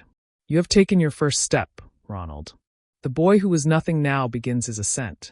Ron's heart pounded, bile rising in his throat, but he forced his face to remain cold. He couldn't falter. Not now. Voldemort raised his wand and touched it to Ron's temple. A searing pain lanced through his skull, but he didn't cry out. Instead, he clenched his fists until his nails dug into his palms. You will return to Hogwarts, Voldemort commanded. You will sow fear, division, and despair. You will tear Harry Potter apart, not with strength, but with doubt. You know his weaknesses better than anyone. Use them, and when the time comes, you will deliver him to me. Ron bowed his head, his voice firm despite the storm raging inside him. Yes, my lord. The Death Eaters roared their approval, and Voldemort returned to his throne, a cruel smile on his lips. As Ron stood and turned to leave, his hands were still trembling. The image of the dead rat burned in his mind, the sound of his own voice echoing with the killing curse. A part of him wanted to run, to turn back, to undo everything. But it was too late. He had crossed the line. And now there was no going back. The corridors of Hogwarts felt different now. The air was tense, heavy with whispers and speculation. Ever since Ron's sudden disappearance and the strange stories that had begun to spread about him, unease had settled over the castle. Students spoke in hushed tones, trading rumors about the red-haired Gryffindor who had once been seen at Harry's side, but now seemed to have vanished into shadow. Harry tried to shake the whispers from his mind as he and Hermione sat in the library late into the night. The candles flickered, casting long shadows across the stacks of books. Hermione had pulled together a pile of grim-looking tomes on dark magic, determined to find anything that could help them prepare. We can't just wait for Ron to come back and catch us off guard, Hermione said, her voice firm but edged with worry. If he really has joined Voldemort, then we need to be ready for what he might try. Harry leaned back in his chair, rubbing his temples. He hadn't slept properly in days. It doesn't make sense. Ron hated Voldemort as much as we did. How could he? Harry trailed off, but he didn't finish the thought. He didn't want to say it aloud. Hermione set her quill down with a sharp tap. Harry, you know as well as I do that Voldemort preys on weakness. Ron's insecurities, his jealousy, they made him vulnerable. Voldemort must have promised him power, respect, something he thought he'd never get here. Harry clenched his fists. So what? He's just going to betray everything we've fought for? Everything his family stands for. His voice cracked with anger, but beneath it was something softer, hurt. Hermione reached across the table, resting her hand on his arm. I don't think Ron sees it that way. Not right now. He probably thinks this is his only chance to be seen as more than your shadow. The words stung because they were true. Harry had always known Ron struggled with jealousy, but he had never thought it would drive him into Voldemort's arms. Before he could respond, The sound of footsteps broke the silence. Both Harry and Hermione looked up sharply, wands at the ready. Neville appeared from around the corner, carrying a stack of herbology notes, his face pale. "I didn't mean to scare you," Neville said quickly, lowering his books. "But I think you should know something. I heard Professor McGonagall talking with Hagrid. Ron's been seen near the Forbidden Forest. Some of the centaurs told Hagrid they spotted him at the edge of the trees. They said he wasn't alone." Harry's stomach dropped. "Not alone?" Neville nodded, swallowing nervously. "There were cloaked figures with him." Hermione's eyes darkened. "Death Eaters." Harry stood abruptly, the chair scraping loudly against the floor. "If he's bringing them into Hogwarts, then we don't have time. We have to warn Dumbledore." But even as he said it, doubt gnawed at him. He remembered Dumbledore's warnings about making choices, about how every action had consequences. If Ron had truly gone over to Voldemort, then Harry wasn't just dealing with an enemy.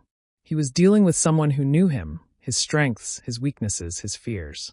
Hermione seemed to be thinking the same thing. She pulled her books closer, her face set in determination. "If Ron comes back, he won't come openly. He'll try to blend in, to make us doubt ourselves. We have to be smarter. We can't just trust him because of who he used to be." Harry hesitated, his chest tightening.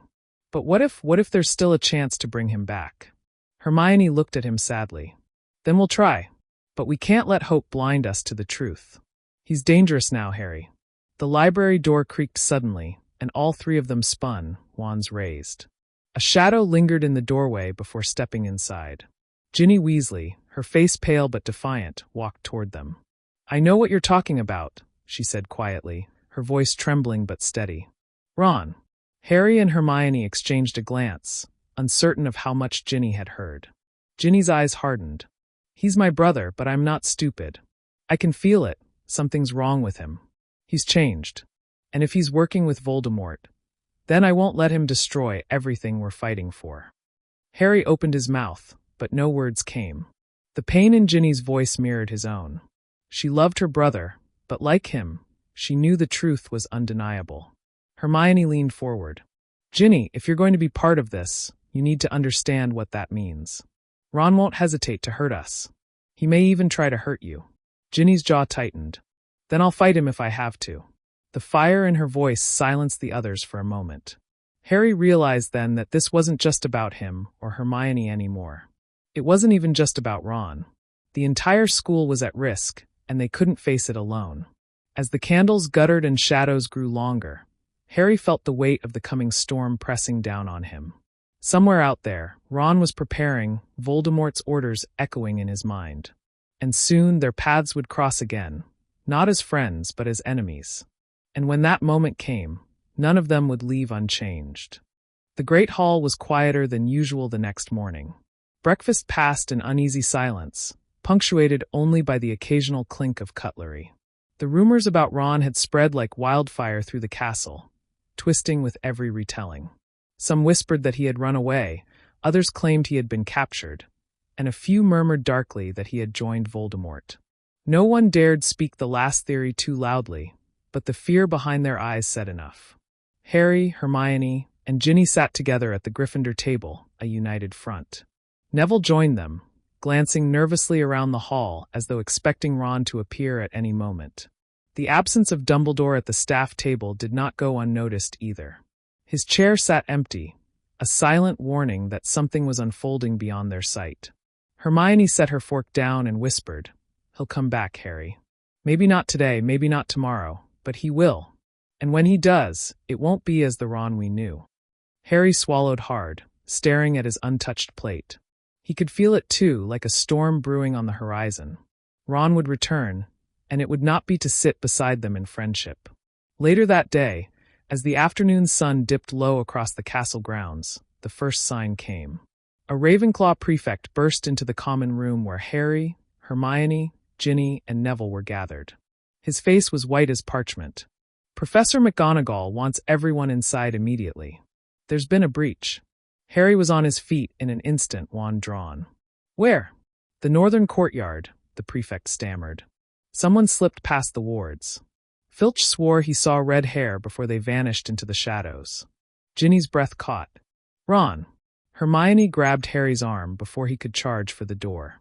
Wait, that's exactly what he wants. He knows you'll go after him. Harry clenched his teeth. We can't just sit here while he's sneaking around the castle. Neville's voice was steadier than usual, though his hands trembled around his wand. Hermione's right. If he's working with Death Eaters, then this is a trap. We need to think. But Harry's anger burned too hot to ignore. He pulled free of Hermione's grip and strode out, Ginny and the others hurrying to follow.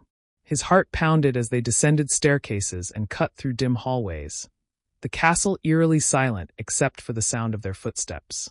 When they reached the northern courtyard, the chill in the air was unmistakable. Shadows clung unnaturally to the stone walls, twisting as though alive. And there, standing just beyond the torchlight, was Ron. He looked different, his robes darker, his face paler, his eyes burning with something Harry had never seen in him before. Power radiated from him, cold and unsettling. Harry, Ron said, his voice carrying a mocking edge. Always running to play the hero, aren't you? Ginny stepped forward, her wand shaking. Ron, what are you doing? You don't belong with them.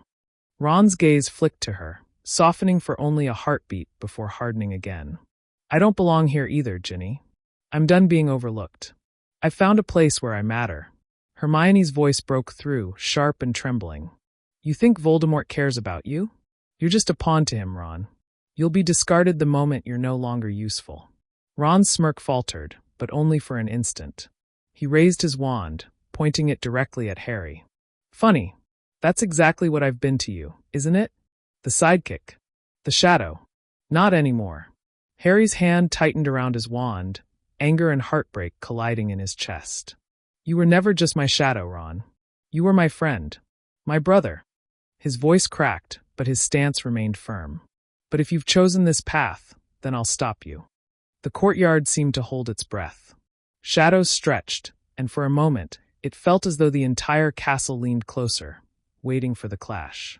But Ron only lowered his wand slightly, his lips curling into a cruel smile. Not tonight, Harry. I'm not here for you. Not yet. And with that, he vanished into the shadows, leaving only a trace of cold air behind. Ginny choked back a sob. Hermione's face was stricken with worry, and Neville stood frozen, pale as stone. Harry stared into the darkness where Ron had stood, his chest heaving. He knew this was only the beginning. Ron hadn't come back to fight. He had come to warn them, taunt them. And the next time they met, there would be no hesitation. The night after Ron's appearance in the courtyard, none of them slept. Harry lay awake in the dormitory, staring at the canopy above his bed while the shadows shifted with every flicker of torchlight. Ron's voice replayed in his head, mocking, cold, and so unlike the boy he once knew. It wasn't just betrayal anymore. It was a declaration of war. By breakfast, the castle buzzed with whispers. Word of Ron's reappearance had already spread despite McGonagall's attempts to keep the matter quiet. Harry sat between Hermione and Ginny, pushing his food around his plate without eating. The great hall felt heavier than usual, and the usual morning chatter had been replaced by hushed, fearful voices. Hermione leaned toward him. He's not going to stop. That was a message. Voldemort's testing us, testing the wards. Ginny's hands curled into fists. He's using Ron to get to you, Harry. To us. He knows how much this hurts, and he'll keep twisting the knife. Harry clenched his jaw. Then we have to be ready. Later that day, McGonagall called them to her office. Neville was included, though he looked bewildered to be summoned alongside them. The Transfiguration professor's expression was hard, her lips set in a thin line. You saw Mr. Weasley last night, she began, her voice clipped. What you witnessed was no accident. Voldemort sent him here for a reason. Whether it was to test our defenses or to shake your resolve, the effect was the same. Hogwarts is not as impenetrable as we believed. Hermione sat upright, her hands folded tightly in her lap. Professor, Ron isn't completely gone. He hesitated. There's still a chance. McGonagall cut her off with a stern look. Do not allow hope to blind you, Miss Granger. We cannot gamble the safety of this school on the chance that Ronald Weasley may come to his senses. Ginny's voice cracked as she spoke. He's still my brother. McGonagall's expression softened briefly, but she did not falter. And that is why this will be hardest for you. If he returns again, You must treat him as the enemy he has chosen to be. Do you all understand? Harry's throat tightened, but he nodded. He hated it. Every fiber of him wanted to believe Ron could be saved, but deep down, he knew McGonagall was right. After the meeting, the four of them gathered in the library. Parchments, spellbooks, and old scrolls littered their table as Hermione searched for defensive enchantments strong enough to reinforce their patrols. Ginny practiced hexes on the side, each spell sharper than the last. Neville, though visibly shaken, volunteered to learn counter curses and shielding charms. This isn't just about Ron anymore, Hermione said firmly as she scribbled notes. If he can get in, others can too. Death Eaters. Spies. Anyone Voldemort sends. We need to build our own defenses, something beyond the professors. Harry looked at her, then at Neville and Ginny. It was the beginning of something dangerous but necessary. They were forming their own unit, not unlike the Dumbledore's army of the past, except this time, the enemy wasn't faceless. It had a name, a face they once trusted. That night, Harry dreamed. He stood in the Forbidden Forest, moonlight spilling through the branches. Ron was there, his face hidden by shadow, wand raised. But instead of casting a curse, he spoke. You can't stop what's coming, Harry. Voldemort doesn't need me to destroy you. But I'll enjoy being the one who does. Harry woke with a start, his scar burning faintly. He pressed a hand to his forehead, breathing heavily. The dream had felt too real, too sharp to ignore. It wasn't just fear, it was a connection. Voldemort was pushing Ron closer to him, using their broken friendship as a weapon. The next day, their suspicions were confirmed. During defense against the dark arts, as the class practiced Patronus charms, a slip of parchment appeared on Harry's desk. No one had seen who left it. He unfolded it carefully, his heart pounding. The message was scrawled in Ron's messy handwriting. Next time I won't miss. Meet me where it all began. Harry's hand shook as he passed the note to Hermione and Ginny. Hermione's face drained of color. Where it all began, the chessboard. First year. The underground chamber. Ginny's grip on her wand tightened. He's luring you, Harry. He wants you to come alone. Harry exhaled slowly. Then that's exactly what I'll do. Hermione's eyes widened. No, you can't. It's a trap. You know it's a trap. I know, Harry said grimly. But if I don't go, he'll keep coming back until someone gets hurt. This ends with me and him. Neville, quiet until now, surprised them all. Then we're going with you. Trap or not. Harry looked around the table at his friends, Hermione, Ginny, Neville. They weren't just bystanders anymore. They were ready to face Ron, no matter the cost. As the evening fell, Harry knew one thing for certain. The next time he saw Ron, words would not be enough. The past was gone. The friendship was over. What waited beneath Hogwarts was going to decide the future. The descent into the underground chambers was colder than Harry remembered. The air carried a musty dampness, clinging to his skin as the four of them moved carefully through the passageways beneath Hogwarts. Their wands lit the stone walls with a pale glow, shadows stretching and shrinking with every step. This is madness, Hermione whispered, clutching her wand tighter. We shouldn't be here without McGonagall's knowledge. Ron's setting the rules, and we're following them. Harry shook his head. If I told her, she'd lock us in the tower until this war is over. Ron won't stop until he gets to me. If I don't face him, more people will get hurt. Ginny walked at Harry's side, her jaw tight. Then we face him together. If he thinks you'll come alone, he's wrong. They reached the chamber of the chessboard. The giant stone pieces lay shattered, remnants of the game they had once played in first year. Dust and fragments of marble crunched beneath their feet. The silence was suffocating, broken only by the faint dripping of water from the ceiling. Neville glanced around nervously. It feels like a tomb. Before Harry could reply, the air shifted. A flicker of movement at the far end of the chamber made them all snap their wands forward. From the shadows, Ron stepped into view. His hair was longer, his face pale and sharp, his robes tattered yet marked with the faint sigil of the Death Eaters. His eyes burned with a cruel, unnatural gleam. Always together, aren't you? Ron's voice echoed across the stone chamber. Harry, Hermione, Ginny, even Longbottom. The little band of heroes. He sneered, his tone dripping with venom. Pathetic. Ginny's breath caught, but she steadied her wand. You're not the brother I knew. Ron tilted his head at her, smirking. I'm still me, Ginny. I just stopped pretending. Stopped being second best. To Harry. To Hermione. To all of you. Harry stepped forward, his voice firm but carrying a plea he couldn't suppress. Ron, you don't have to do this. Voldemort's using you. He doesn't care about you. He's twisting your anger to make you his weapon. Ron's laugh was hollow, cruel. And what are you, Harry? Dumbledore's weapon? The chosen one? You're the same as me, except I chose the winning side. Hermione's voice broke as she called out, You're wrong. I've read about the curses Voldemort uses, the control. He's poisoning your mind. This isn't you. Ron's gaze flicked to her, and for the briefest moment his expression faltered. Something flickered in his eyes, hesitation, doubt. But it was gone as quickly as it came. Always so clever, Hermione, he said coldly. Always thinking you know better. Maybe that's why Harry will always choose you over anyone else. Harry froze, his stomach twisting. Ron's words carried more venom than any curse. He realized then that Voldemort hadn't created Ron's hatred. He had only fed it, stoked the jealousy that had been simmering for years. Ron raised his wand. I told you, Harry. Next time I won't miss. The chamber erupted in chaos. Spells cracked through the air, lighting the walls in violent flashes. Hermione conjured a shield, blocking a curse that would have struck Harry. Ginny retaliated with a stunning spell, but Ron deflected it with a vicious swipe. Neville, trembling but determined, sent a blasting hex that shattered more of the chessboard floor. Harry locked eyes with Ron and raised his wand. Expelliarmus. Ron countered instantly, his curse colliding with Harry's in a burst of blinding light.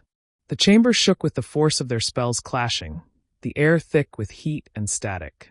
For a moment, Harry thought he saw Ron struggling, his hand shaking, his jaw clenched as though battling something inside himself. Ron, fight him! Harry shouted over the roar of magic. You're stronger than this. Don't let him win. Ron's wand hand faltered. His lips trembled. And then, in a voice that sounded like his old self, cracked and raw, he whispered, I can't. The moment shattered when a shadow slithered along the chamber wall. Voldemort's magic, dark and pulsing, tethered to Ron like a chain. His eyes glazed over again, burning with crimson light. With a scream, he hurled a curse so powerful that the stone floor cracked, sending all four of them stumbling backward. Harry struggled to his feet, his heart racing. He realized then that Ron wasn't fully in control. Voldemort had his claws in him, twisting his will. Saving Ron wasn't just about breaking through his anger.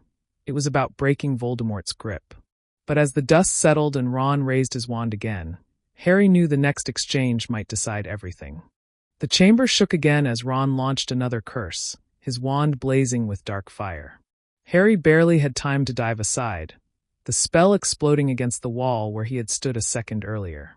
Fragments of stone rained down, the dust stinging his eyes. Ron, stop! Hermione's voice cracked as she cast another shield charm, barely holding against the barrage. Her eyes darted desperately toward Harry, her fear and determination warring on her face. Neville raised his wand, shouting, Stupefy! The red beam streaked across the chamber, but Ron deflected it with effortless cruelty, sneering as he turned his wand on Neville. Crucio! The curse hit before Harry could counter.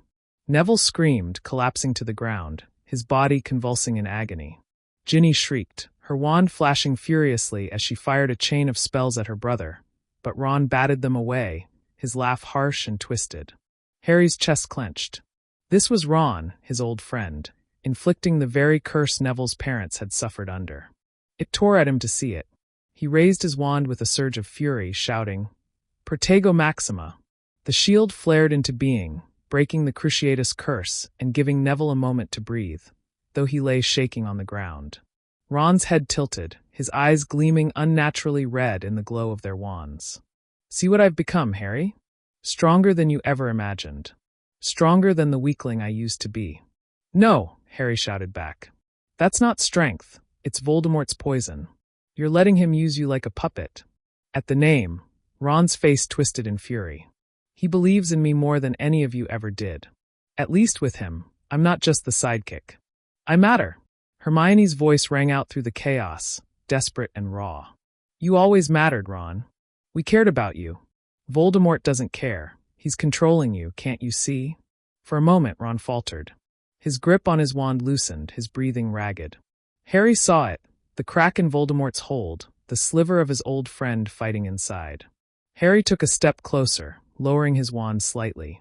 Ron, listen to me. You're my first friend. We faced everything together. Trolls, giant spiders, the stone.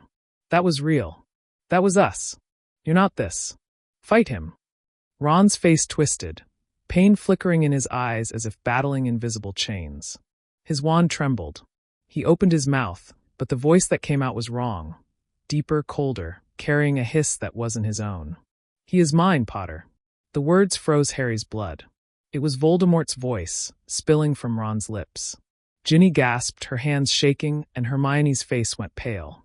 You'll never have him. Harry roared, raising his wand again. Expelliarmus. The spell struck Ron's wand hand, but instead of flying free, it clashed with an unseen force.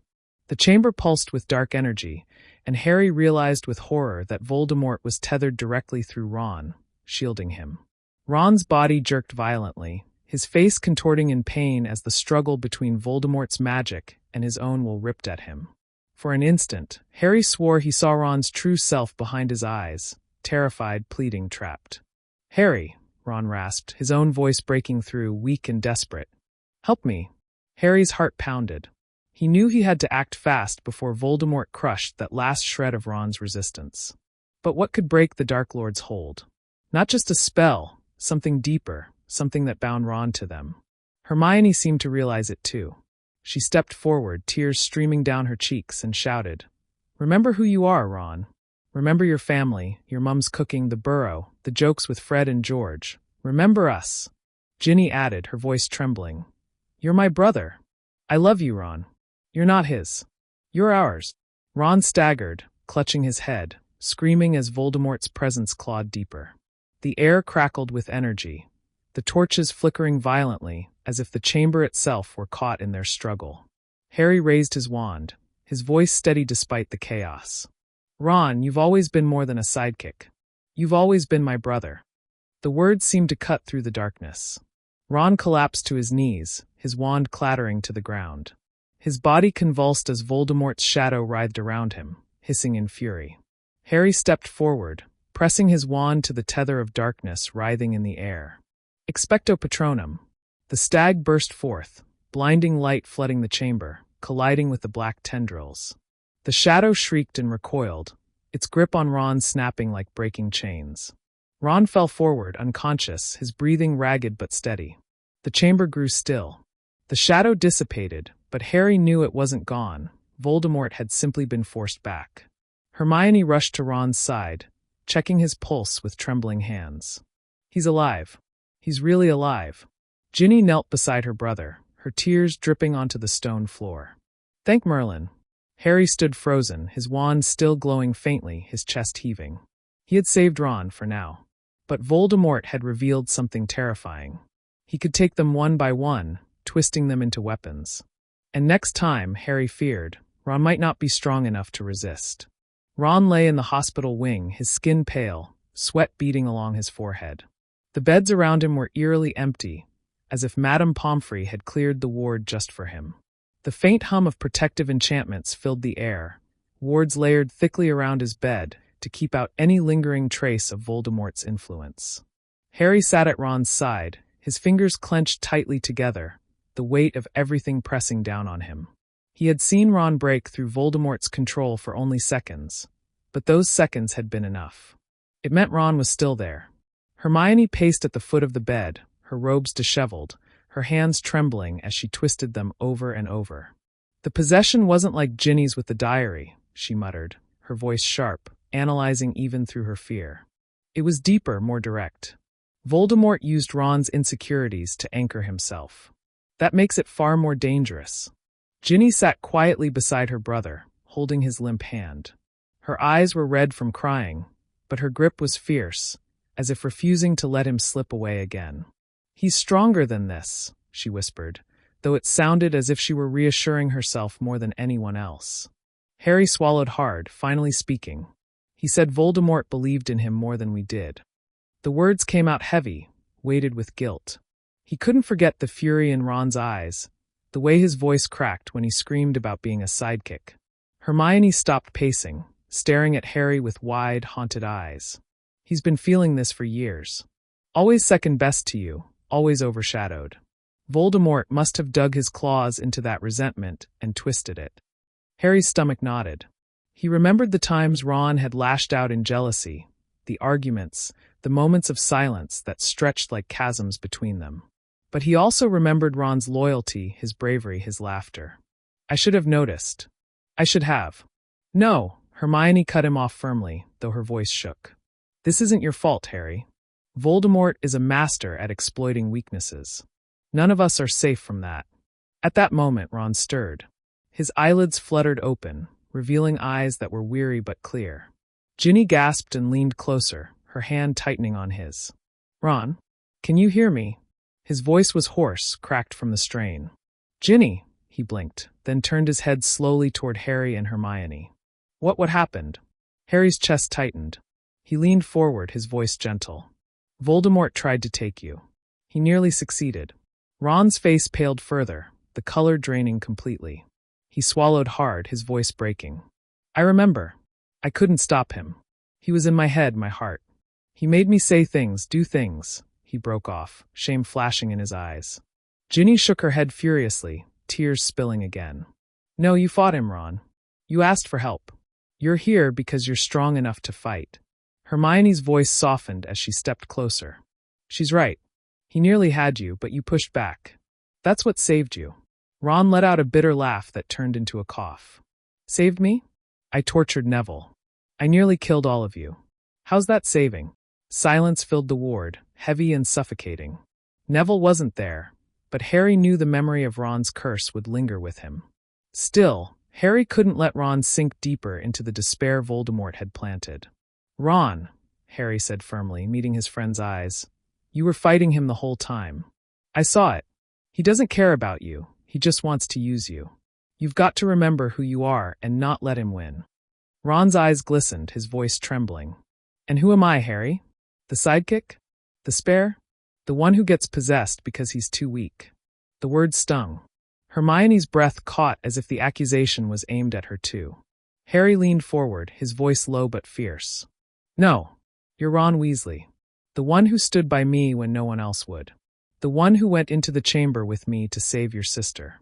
The one who sacrificed himself on the chessboard so I could go on. You're my brother, Ron. Don't you ever forget that. Ron's expression broke, the walls crumbling as tears finally slid down his face. Ginny leaned over and wrapped her arms around him tightly, her voice muffled against his shoulder. We won't let him take you again. I swear it. Hermione moved to the other side of the bed, her hand brushing lightly over Ron's arm. We're with you. Always.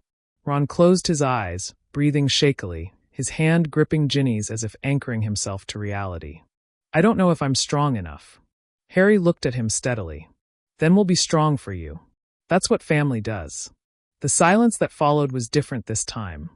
No longer heavy, but filled with something fragile yet unbreakable. A vow unspoken, a bond reforged. Yet as Harry glanced at Ron, pale and broken in the hospital bed, a chill ran through him. Voldemort had struck at Ron because he was vulnerable, and he had nearly won. If he could do this once, he could try again. And next time, it might not just be Ron. The hospital wing felt less like a sanctuary and more like a fortress. Heavy charms hung in the air, layered by Madame Pomfrey, Professor McGonagall, and even Dumbledore himself, who had spent an entire hour weaving protections none of them had ever seen before. Despite the glowing wards and enchanted runes etched discreetly along the walls, Harry, Hermione, and Ginny didn't feel safe. Not really. Ron had fallen asleep again, his breaths uneven but steady. The fight for his mind had left him drained, his skin still pale against the stark white sheets. Harry sat at the edge of the bed, watching him with the kind of vigilance that came from fear rather than duty. Hermione sat close by, a book open on her lap but untouched, her fingers gripping the edges of the pages as if forcing herself to stay grounded. Ginny broke the silence first. He'll try again. Her voice was flat, quiet, but filled with certainty. Harry's stomach sank. I know. Hermione finally lifted her head, her eyes sharp despite the exhaustion etched into her face. We need a plan. Wards around Ron aren't enough. If Voldemort found a way to anchor himself to Ron's insecurities once, he can do it again. We have to cut him off completely. Harry frowned. But how? He's inside Ron's head. None of us are experts in legilimency or occlumency. Hermione's jaw tightened. Then we learn. Ginny looked between them, her grip still on Ron's hand. You mean occlumency? Blocking Voldemort out. Hermione nodded. It's the only way. If Ron can learn to close his mind, Voldemort won't have a foothold. Harry leaned back, his chest tightening. The word occlumency dredged up memories he hated. The cold sting of Snape's voice, the frustration of failure, the helplessness of having his mind ripped open. It's not easy, he said, his tone sharper than intended. Occlumency isn't something you just pick up overnight. It takes years, and Snape, he stopped himself, shaking his head. Hermione's voice softened. But we don't have years, Harry. We have days, maybe weeks at most, before Voldemort tries again. Ron doesn't need to master it. He just needs enough to fight him off.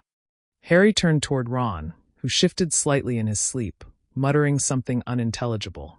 The sight made Harry's throat tighten. He hated seeing Ron like this, broken, vulnerable, the spark of confidence stolen from him. Then who's going to teach him? Because it won't be Snape. The three of them fell silent, the question hanging heavily in the air. A voice cut through the stillness. Perhaps I can be of assistance. They turned sharply to see Dumbledore standing near the doorway, his presence calm but commanding. His blue eyes twinkled faintly, though there was no mistaking the grave undertone beneath them. Ginny's eyes narrowed. You knew this could happen, didn't you? Dumbledore walked closer, his hands folded neatly behind his back. I suspected. Voldemort's reach is growing. He is probing for weaknesses in all of us. Ronald, however, presented an opportunity. His insecurities made him particularly vulnerable. Harry's fists clenched. So you just let it happen? His voice cracked, the accusation sharp. Dumbledore's expression flickered, just for a second, before he replied. No, Harry. I did not let it happen. But I could not stop it either. Voldemort's influence is subtle and insidious. None of us are immune. Hermione stood, her voice urgent. Then you'll teach Ron occlumency. He needs to learn now. Dumbledore regarded her for a long moment, then nodded slowly. I will do what I can. But understand this. Occlumency is not merely a matter of defense. It requires discipline, control, and above all, trust in oneself. Ronald's greatest battle will not be against Voldemort, but against his own doubts. Ginny's grip on Ron's hand tightened. He can win that battle. He has to. Dumbledore's gaze softened at her fierce determination. Indeed. And with your support, he stands a chance. Harry looked back at Ron, unease gnawing at him. And if he fails? Dumbledore's expression darkened. Then Voldemort will not just take Ronald's mind. He will take his soul. The words lingered like a shadow in the room, chilling them all. Harry's jaw set. He wouldn't let that happen. Not to Ron. Not to his best friend. That night, as Ron slept under the glow of protective wards, Harry, Hermione, and Ginny sat together, the unspoken truth binding them tighter than ever. Voldemort had already tried to break them apart through Ron. Next time, he might succeed. Unless they were ready. And they would be. The next morning dawned pale and gray, the kind of light that seemed to drain warmth from the castle. Harry, Hermione, and Ginny sat in the hospital wing, waiting nervously as Dumbledore prepared the room for Ron's first lesson. He moved with quiet precision, drawing runes in the air that hung like threads of gold before sinking into the walls, sealing the space. Ron sat up in bed, still weak but more alert than the day before. His eyes darted between them, nervous and restless. So, occlumency, he muttered. Sounds like a laugh. No one's laughing, Hermione said softly, her hands folded in her lap. This is important, Ron. If you can do this, Voldemort won't be able to control you again. Ron swallowed hard, trying to sound braver than he felt. Right. Just block the most powerful dark wizard in history out of my head. Easy. Harry leaned forward. It won't be easy. Trust me, I know. But Dumbledore's teaching you, not Snape. That makes all the difference. At that, Ron managed a small, shaky grin. Yeah, well, at least he won't sneer at me every time I mess up. Dumbledore stepped closer, his presence filling the space with calm authority. Ronald, he said gently. You must understand that this is not a matter of brute strength. Occlumency is the art of silencing the mind, of erecting walls that cannot be breached. It requires focus, clarity, and above all, self-belief.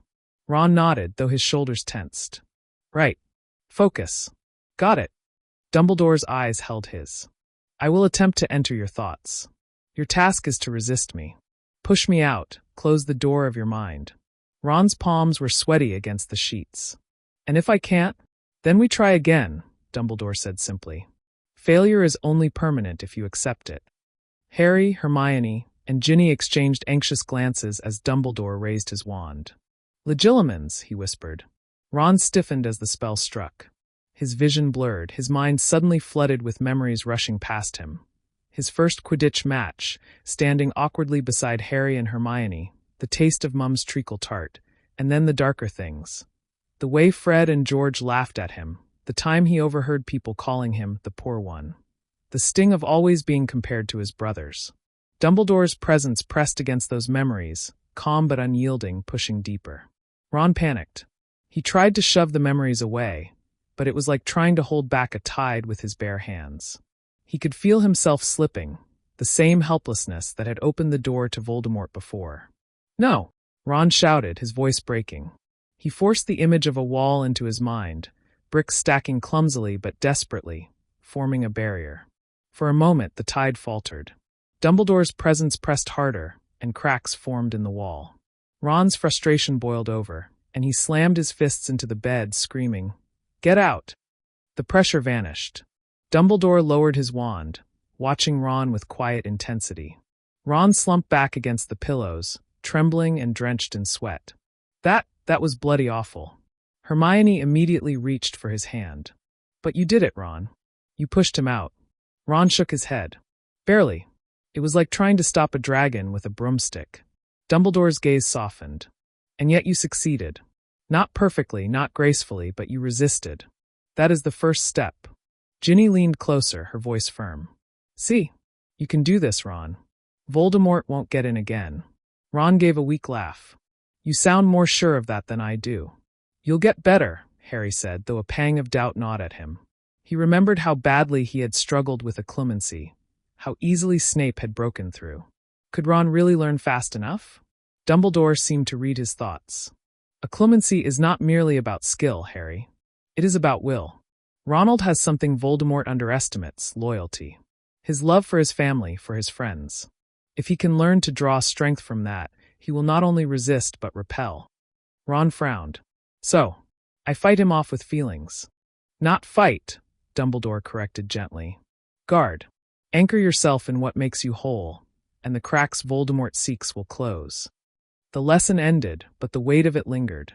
Ron lay back, exhausted, but there was a flicker of determination in his eyes now, something Harry hadn't seen since before Voldemort had tried to claim him.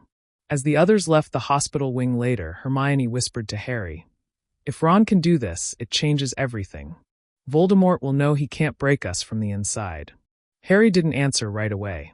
He glanced back at Ron, who had already fallen asleep, his chest rising and falling steadily. For the first time in days, Harry felt a glimmer of hope. But deep down, he also knew Voldemort wouldn't take this defeat lightly. And somewhere far from Hogwarts, in the shadows of a cold stone chamber, Voldemort's fury boiled. His attempt to claim Ron Weasley had failed, and the thought of being resisted by a boy he considered insignificant gnawed at him like fire. His snake, Nagini, hissed at his feet, sensing his rage. No more games, Voldemort whispered to the darkness. If the boy cannot be taken, then he must be destroyed. The war for Ron's soul had begun, and Voldemort had no intention of losing. Ron's second occlumency lesson came only 2 days later, and he dreaded it from the moment he woke up. The hospital wing smelled faintly of potions and bandages, the sharp tang reminding him that he had been a prisoner in his own mind not long ago. Yet when Dumbledore entered with his usual calm composure, Ron forced himself upright. He wasn't about to back down now, not after managing to push the headmaster out once. Hermione, Ginny, and Harry sat at the far end of the room, watching with a mixture of encouragement and nerves. Ron hated that they were there to see him struggle, but part of him also clung to their presence. If he had to face Voldemort's shadow again, he didn't want to do it alone. "Are you ready, Ronald?" Dumbledore asked gently. Ron rubbed his sweaty palms against the blanket. "As I'll ever be." "Remember what I told you," Dumbledore said. "Anchor yourself. Think not of what you fear losing, but of what you already have. Let those bonds shield you." Ron nodded stiffly, though his chest tightened. He tried to summon thoughts of the burrow, of laughter at the dinner table, of long summer evenings when he and Ginny played Quidditch in the orchard. He clung to those memories like lifelines. Dumbledore raised his wand. "Legilimens." Ron gasped as the rush hit him again. Memories spilled open like torn pages from a book. He was standing in the Great Hall as a first year, looking up at the Sorting Hat. Then he was watching Harry receive endless praise for his flying skills, while he sat forgotten at the table. Then came Hermione's voice, sharp and clever, always seeming to know more than he did. The sting of inadequacy clawed at him. The wall he had built last time wavered. Cracks formed as doubt rushed in, whispering that he would never measure up, that he would always be second best. "No," Ron muttered through clenched teeth. He forced the image of his family's house into his mind. Not crumbling, not poor, but warm and alive. His mother's cooking, his father tinkering with Muggle gadgets, Fred and George's mischievous laughter. He built it brick by brick, room by room, a fortress stronger than the wall had been. Dumbledore's presence pressed harder, probing for weakness. Ron gritted his teeth, refusing to let it in. His vision blurred with tears of frustration, but the image of his family held strong. Suddenly, the pressure lifted. Ron gasped, nearly toppling forward. His chest heaved, sweat dripping down his temples. He looked up to find Dumbledore lowering his wand, a faint but genuine smile on his face. "Excellent," Dumbledore said softly. "You held me out far longer this time, and with greater strength. Do you feel the difference?" Ron wiped his forehead with the back of his hand. "Yeah, it was still awful, but I didn't lose. Not this time." Hermione clapped her hands together, unable to contain herself. "Ron, that was brilliant. You built an entire memory fortress. That's exactly what you needed to do." Ginny grinned. "Told you you'd get the hang of it." Harry's expression was more complicated. He was proud of Ron, but also haunted by his own failures with acclimacy. Watching Ron succeed where he had faltered brought a pang of guilt. Still, he forced a smile. "You're tougher than you give yourself credit for, Ron." Ron managed a crooked grin. "Guess I am." Dumbledore's eyes twinkled, though his voice carried a weight that silenced the room. "You must continue practicing, Ronald. Voldemort is relentless. He will try again, and he will not come at you gently. What you build within your mind must be strong enough to withstand not just my probing, but his wrath." Ron's grin faltered. "Right. No pressure, then." "On the contrary," Dumbledore said, his expression grave. "There is immense pressure. But you are not alone in this. Never forget that." After the lesson, when Dumbledore left, Ron collapsed back onto his pillows, exhausted.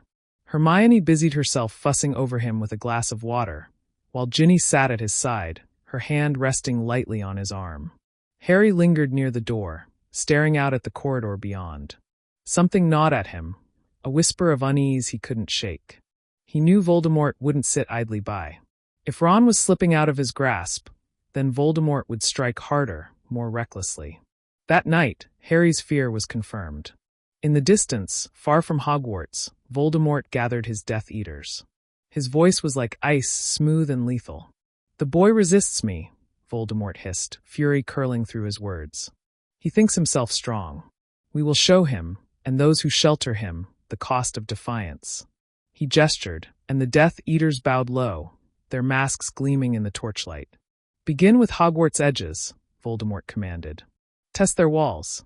Break their defenses. Let them know that nowhere is safe, and that their precious Weasley will burn with the rest of them." And as darkness spread its wings across the wizarding world, the storm Voldemort promised was already racing toward Hogwarts. The first attack came without warning. It was late evening, the sky a bruised shade of violet, when the alarm bells sounded through the castle. Students jolted awake, some screaming, others clutching their wands with trembling hands. Professors darted through the corridors, barking orders to get everyone into their dormitories. From the Gryffindor common room, Harry, Hermione, Ron, and Ginny could hear the distant booms of spells colliding beyond the castle walls. The air itself seemed to vibrate with the echo of curses. "What's happening?" Ginny demanded, clutching her wand so tightly her knuckles turned white. Hermione's face was pale. "They're testing the wards. The Death Eaters must be outside the Forbidden Forest." Harry's gut twisted. He knew this was only the beginning. "They're coming for you, Ron," he muttered grimly. Ron stiffened, but he didn't argue. Deep down, he knew Harry was right. McGonagall burst into the common room, her tartan dressing gown flaring behind her. "Prefects, ensure the students stay put. Under no circumstances is anyone to leave this room." Her sharp gaze flicked to the four of them. "And that includes you lot." Ron bristled, but Hermione seized his arm before he could speak. "She's right, Ron. Running out there won't help anyone." The night dragged on with the sounds of battle pulsing in the distance. Green and red lights occasionally streaked across the sky, reflecting in the black waters of the lake. When morning finally came, the fighting ceased, leaving an eerie silence hanging over the grounds. By midday, Dumbledore returned, his robes singed and his expression grim. The staff gathered in the great hall, while students whispered and craned their necks. Eventually, the four of them cornered him outside. "Professor," Harry said urgently, "what happened?" Dumbledore regarded them with weary eyes. "The Death Eaters attempted to breach the wards at the forest's edge. They were repelled, but it was not without cost." "Cost?" Ginny echoed, her voice tight. Dumbledore hesitated, then spoke. "2 Aurors stationed near the boundaries were killed. The Death Eaters meant to test our defenses, and they succeeded in their own cruel way. The wards held, but Voldemort now knows the strength and the limits of our protections." Ron swallowed hard, his throat dry. "So this was just practice for them?" Dumbledore nodded gravely. "Indeed. The true strike will come when he deems it most devastating. Which is why we must all be prepared." Hermione's eyes darted to Ron. "He's going to push harder to get into Ron's head, isn't he?" "Most assuredly," Dumbledore confirmed. His gaze fell directly on Ron. "Which is why your training must continue without delay. The survival of many may well depend on it." That night, sleep didn't come easy. Ron lay awake in the hospital wing, the echoes of distant screams ringing in his ears. When he finally drifted off, the dreams came fast and brutal. He was back in the Forbidden Forest, but the trees were burning. Death Eaters moved like shadows through the flames. He could hear Voldemort's voice, low and mocking, slithering into his thoughts. "You think your walls will save you, boy? You think your family will shield you? I will tear them down brick by brick, until all that remains is ash." Ron screamed, clutching his head, but the fire spread faster, consuming everything he tried to protect. His family's faces appeared in the smoke, their voices crying out. Ginny, Hermione, Harry. All of them fading as Voldemort's laughter filled his skull. Ron jolted awake, drenched in sweat, gasping for breath. His fists trembled as he pressed them against his temples. He could still feel Voldemort's presence lingering, like poison in his veins. For the first time, Ron truly understood. This wasn't just about a clemency. This was war. Voldemort wouldn't stop until he broke him, body and mind. And if Ron failed, everyone he loved would pay the price. The days following the attack were tense. Hogwarts no longer felt like a safe haven but a fortress under siege, every shadow seeming sharper, every creak of the castle walls sounding like footsteps. Classes carried on, but students whispered of war in every corridor. Rumors spread quickly. Some said giants had been seen in the mountains. Others swore Dementors were circling the outskirts of Hogsmeade. Ron moved through it all like a man carrying an invisible weight. Each night the dreams grew worse, Voldemort's voice threading into his thoughts with increasing clarity. Dumbledore had begun private sessions with him 3 times a week, teaching a clemency in ways far more patient and effective than Snape ever had. Still, Ron left those lessons exhausted, hollow-eyed, and restless. One evening, after a particularly brutal session, Hermione intercepted him in the library. She could tell from the slump of his shoulders and the distant glaze in his eyes that he was barely holding on. "Ron," she whispered, pulling him into a quiet aisle. "You can't keep doing this alone. You need more than Dumbledore's lessons." Ron rubbed his face with both hands, his voice rough. "You think I don't know that? Every time I shut Voldemort out, it's like he claws harder to get back in. It's not just dreams anymore, Hermione. He's waiting for me to slip. Hermione reached for his hand before quickly drawing it back, afraid of making him feel cornered. Then let me help. We can practice together. I've been reading everything I can about occlumency, strategies, meditations, even Muggle methods of focusing the mind. Maybe we can combine them. Ron hesitated. Dumbledore had warned him not to involve anyone else. If Voldemort sensed Hermione in his thoughts, she could be at risk. But when he met her determined gaze, something steadied inside him. "All right," he said quietly. "But you've got to promise me. You'll stop if it gets dangerous." That night they stayed hidden in the library after hours, using Hermione's disillusionment charm to avoid Filch. She guided Ron through breathing exercises, teaching him to focus on a single image, a locked chest in his mind where he could store his fears, doubts, and memories Voldemort wanted to exploit. At first Ron struggled, his thoughts scattering like birds. But Hermione's calm voice kept pulling him back, urging him to try again. Slowly, he learned to anchor himself to that image, to feel the chest slam shut when Voldemort's whispers crept in. When he finally managed to hold the mental barrier for more than a minute, Ron collapsed back against the shelf, sweating but triumphant. "That's the longest I've ever managed. With Dumbledore, I can barely last a few seconds." Hermione's smile was tired but genuine. "Because you're learning to focus differently. It's not about brute force, it's about control." For a moment, the heavy tension between them eased. Ron allowed himself to believe he could win this battle inside his own head. But the hope was short-lived. The next day, during lunch in the Great Hall, a chilling wind swept through the chamber, extinguishing every candle in an instant. Students screamed as shadows swirled overhead, forming into letters written in green fire that blazed against the vaulted ceiling. "We know where he is. He will be ours." Gasps filled the hall. All eyes turned to Ron, who sat frozen, his fork clattering against his plate. The message lingered for several long, agonizing seconds before fading into smoke. Panic rippled through the students, and teachers scrambled to restore order. Dumbledore rose from his seat, his presence commanding silence even as his eyes hardened. "Return to your dormitories immediately. No one is to wander the castle unaccompanied." As the students filed out, Ron remained seated, trembling. Harry placed a steadying hand on his shoulder. "They're taunting you," he said, "trying to scare you into making a mistake." But Ron's voice shook when he finally spoke. "They already know, Harry. No matter how much I fight, he knows where to find me." Hermione walked beside him, whispering fiercely, "That's why we'll keep training. You're not alone in this, Ron. You'll beat him." Ron didn't reply, but inside he wasn't so sure.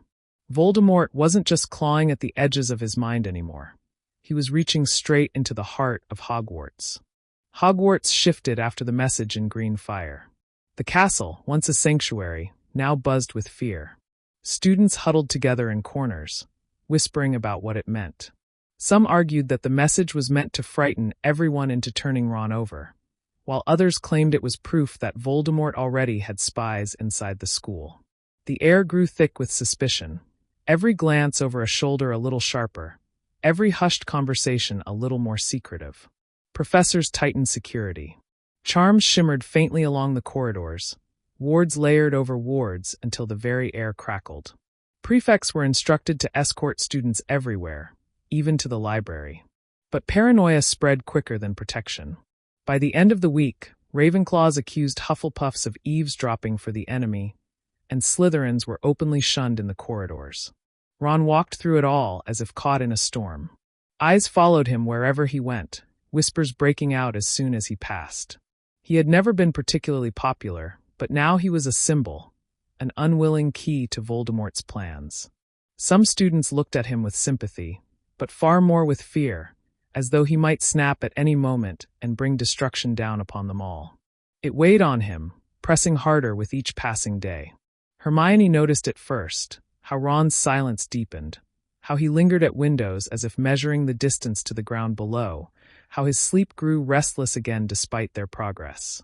She didn't wait for him to ask. One evening, she dragged him into the room of requirement, which transformed instantly into a quiet space lined with soft cushions and flickering lanterns. "You're unraveling," she said without preamble. Ron blinked at her, startled by her bluntness. "Thanks, Hermione. That's exactly what I needed to hear. She folded her arms, undeterred. You think I don't notice? You're shutting down, Ron. And if you do that, you're handing Voldemort exactly what he wants. His voice cracked with frustration. You don't get it. Everywhere I go, they're staring, waiting for me to slip up. I can feel him pressing harder every night. If I let my guard down even for a second, he stopped himself, clenching his fists. What if I can't fight him off forever? Hermione's expression softened. She crossed the room and sat beside him, close enough that he couldn't avoid her gaze. Then we'll fight him together. You've already lasted longer than anyone thought possible. Don't you see? You're proof that he isn't invincible. And that terrifies him. Ron swallowed hard, her words cutting through the fog of his despair. For a moment he let himself lean into her certainty, as if her belief could anchor him where his own strength faltered. But that night, when he closed his eyes, the connection with Voldemort flared sharper than ever. He found himself standing in a dark hall lit by pale torches. At the far end loomed Voldemort himself, serpentine and smiling. You think hiding behind her will save you, Voldemort hissed, voice echoing inside Ron's skull. But every barrier you build, I tear apart. And now I see her too. Clever little witch. Brave little girl. I'll enjoy breaking her mind as much as yours. Ron jolted awake with a strangled cry, drenched in sweat. He clutched at his chest, heart hammering as though it might burst free. For the first time, Voldemort hadn't just attacked him. He had reached for Hermione. The next morning, Ron sought her out in the library, his voice low and urgent. We can't keep doing this. He knows about you. He saw you in my head. Hermione paled but shook her head firmly. Then that's all the more reason not to stop. If he's afraid of me being there, it means we're doing something right. Ron stared at her, torn between fear and admiration. Hermione, if he hurts you through me, I'll never. You're not giving him that power, she interrupted, placing her hand over his. We'll adapt. We'll be smarter. And we'll win. Before Ron could respond, Harry appeared at the end of the aisle, his expression grim. Dumbledore wants us. Now. They followed him in silence to the headmaster's office, where Dumbledore stood by the window, looking older than ever, his hand gripping his staff tightly. He turned to them, his voice heavy. The message in the Great Hall was no empty threat. My spies confirm that Voldemort is gathering forces. He will come sooner than we feared. And Ronald, you remain his target. Ron's stomach twisted, but Dumbledore's gaze was steady. We must prepare for what is coming. But understand this. Your resilience, your refusal to yield, is already striking him where it hurts most. Hold fast, my boy. The war may begin at Hogwarts itself. The words settled over them like a shadow. For the first time, Ron realized the truth. Hogwarts might not just be a battleground. It might be the place where everything ended, one way or another. Hogwarts shifted into a fortress almost overnight. Stone walls that had once been warm with candlelight now bristled with protective wards. Enchantments woven so densely that the air shimmered faintly. Professors drilled students in defensive magic during class hours, while older students volunteered for evening patrols. The castle no longer felt like a school. It felt like a staging ground. The Great Hall echoed with clashing spells as Dumbledore permitted daily dueling practice. Even the younger years were taught basic shields and disarming charms, their small voices chanting incantations with grim determination. The laughter and chatter that once filled mealtimes gave way to tense silence, broken only by the clatter of cutlery. Every face carried the same thought. War was coming, and it would come here. Ron found himself at the center of it all, whether he wanted to be or not. Dumbledore insisted he train harder than anyone else, pushing him in one-on-one sessions where failure meant being magically overpowered again and again. Harry joined him, sometimes dueling him directly, sometimes sparring alongside him. Hermione was there every time, scribbling notes, analyzing Ron's reactions, suggesting spells he could weave into his defenses. At first, Ron welcomed the intensity. The exhaustion dulled the voice in his head, giving him a few hours of peace. But Voldemort adapted. Night after night, the connection pressed harder, dreams unraveling into visions so vivid Ron woke up shaking. Sometimes it was battles drenched in blood. Sometimes it was his family lying still and cold. Sometimes it was Hermione screaming. Voldemort was probing, searching for cracks. During one training session, Snape caught Ron's falter when a curse flew too close to Hermione. Ron froze, shield arm trembling, sweat running down his temple. The curse rebounded, singeing the wall behind him. Snape lowered his wand, eyes narrowing. "Pathetic," Snape sneered, but his voice lacked its usual bite. "Fear is his weapon. The moment you let it distract you, you've already lost." Ron wanted to snap back, to throw his wand down and storm out, but he forced himself to stay rooted. He raised his wand again, jaw clenched, and blocked the next hex with so much force it cracked the air. Snape's expression flickered almost imperceptibly, but he pressed harder, pushing Ron to the edge until he collapsed, gasping. That night, Hermione found him sitting alone on the astronomy tower steps, head buried in his hands. She didn't speak at first, just sat beside him, the cold night air swirling around them. Finally, Ron muttered, "What if I fail? What if all this, it's not enough?" Hermione looked out at the stars, her voice quiet but steady. "Then we make it enough.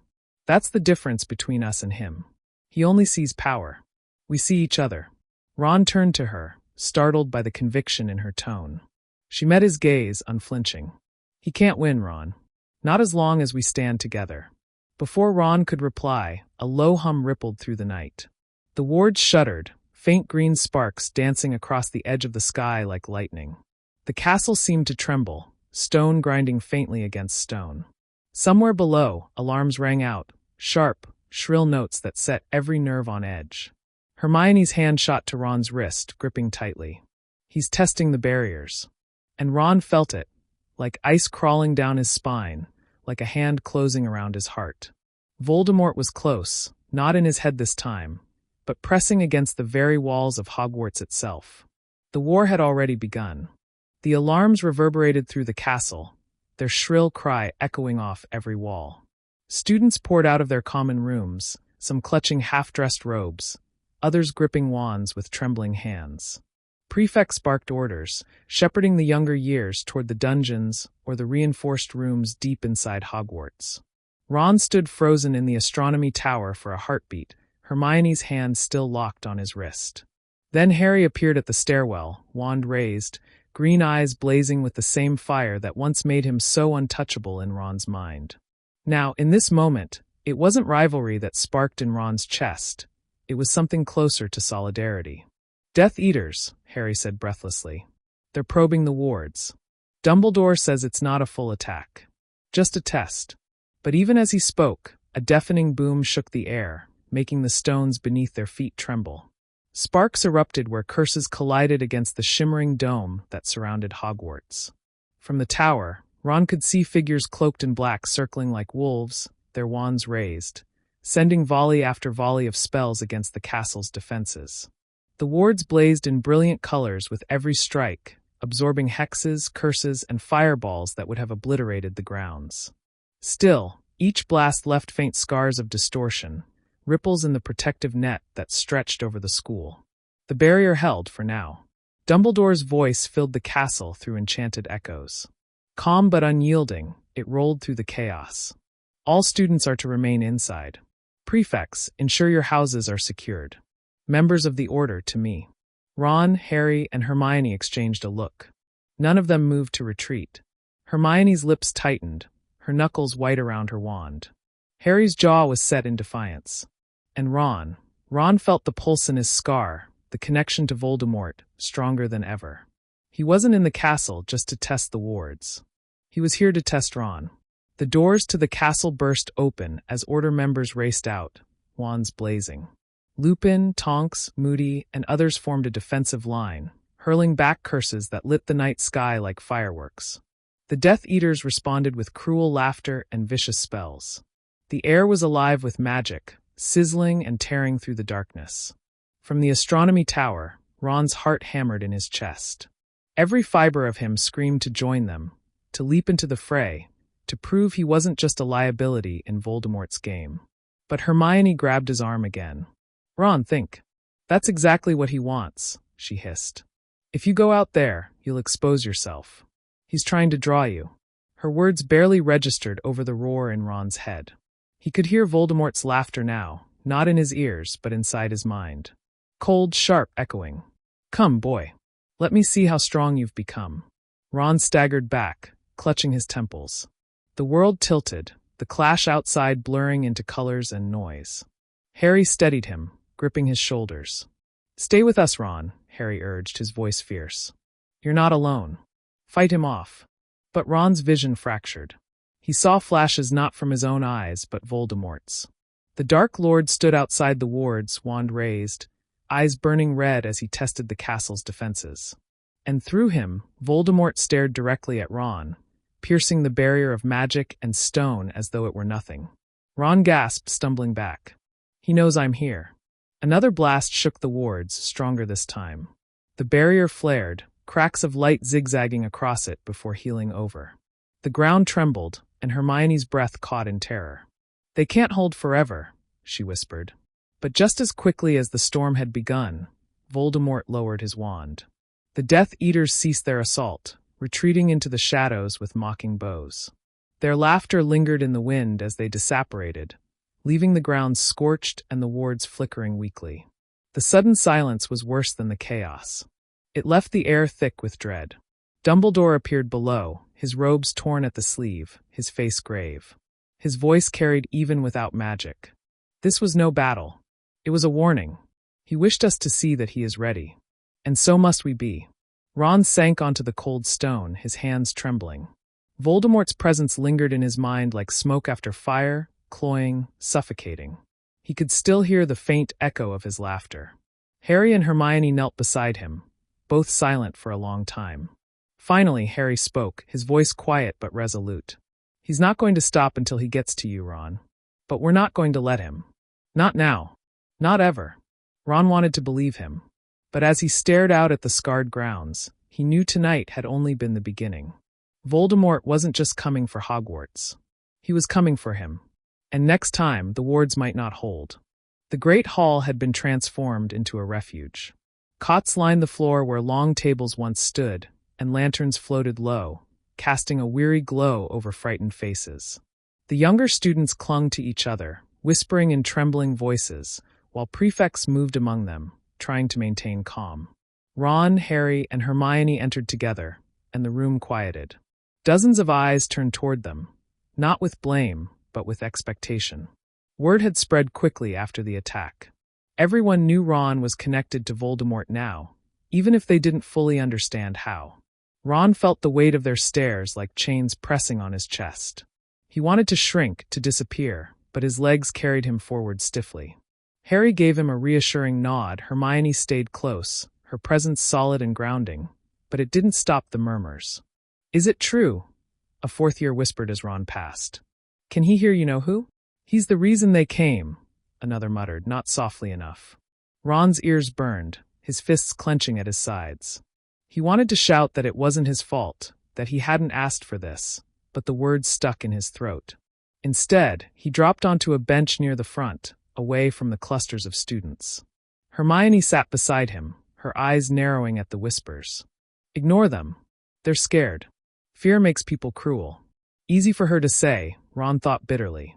She wasn't the one Voldemort had just stared at through a wall of magic, calling him like prey. The doors opened, and Dumbledore entered with a sweep of his cloak. The chatter died instantly. His face was grave but calm, his presence alone enough to soothe some of the panic. He raised his hands, and the lanterns brightened. My friends, Dumbledore began, his voice steady. Tonight was a reminder.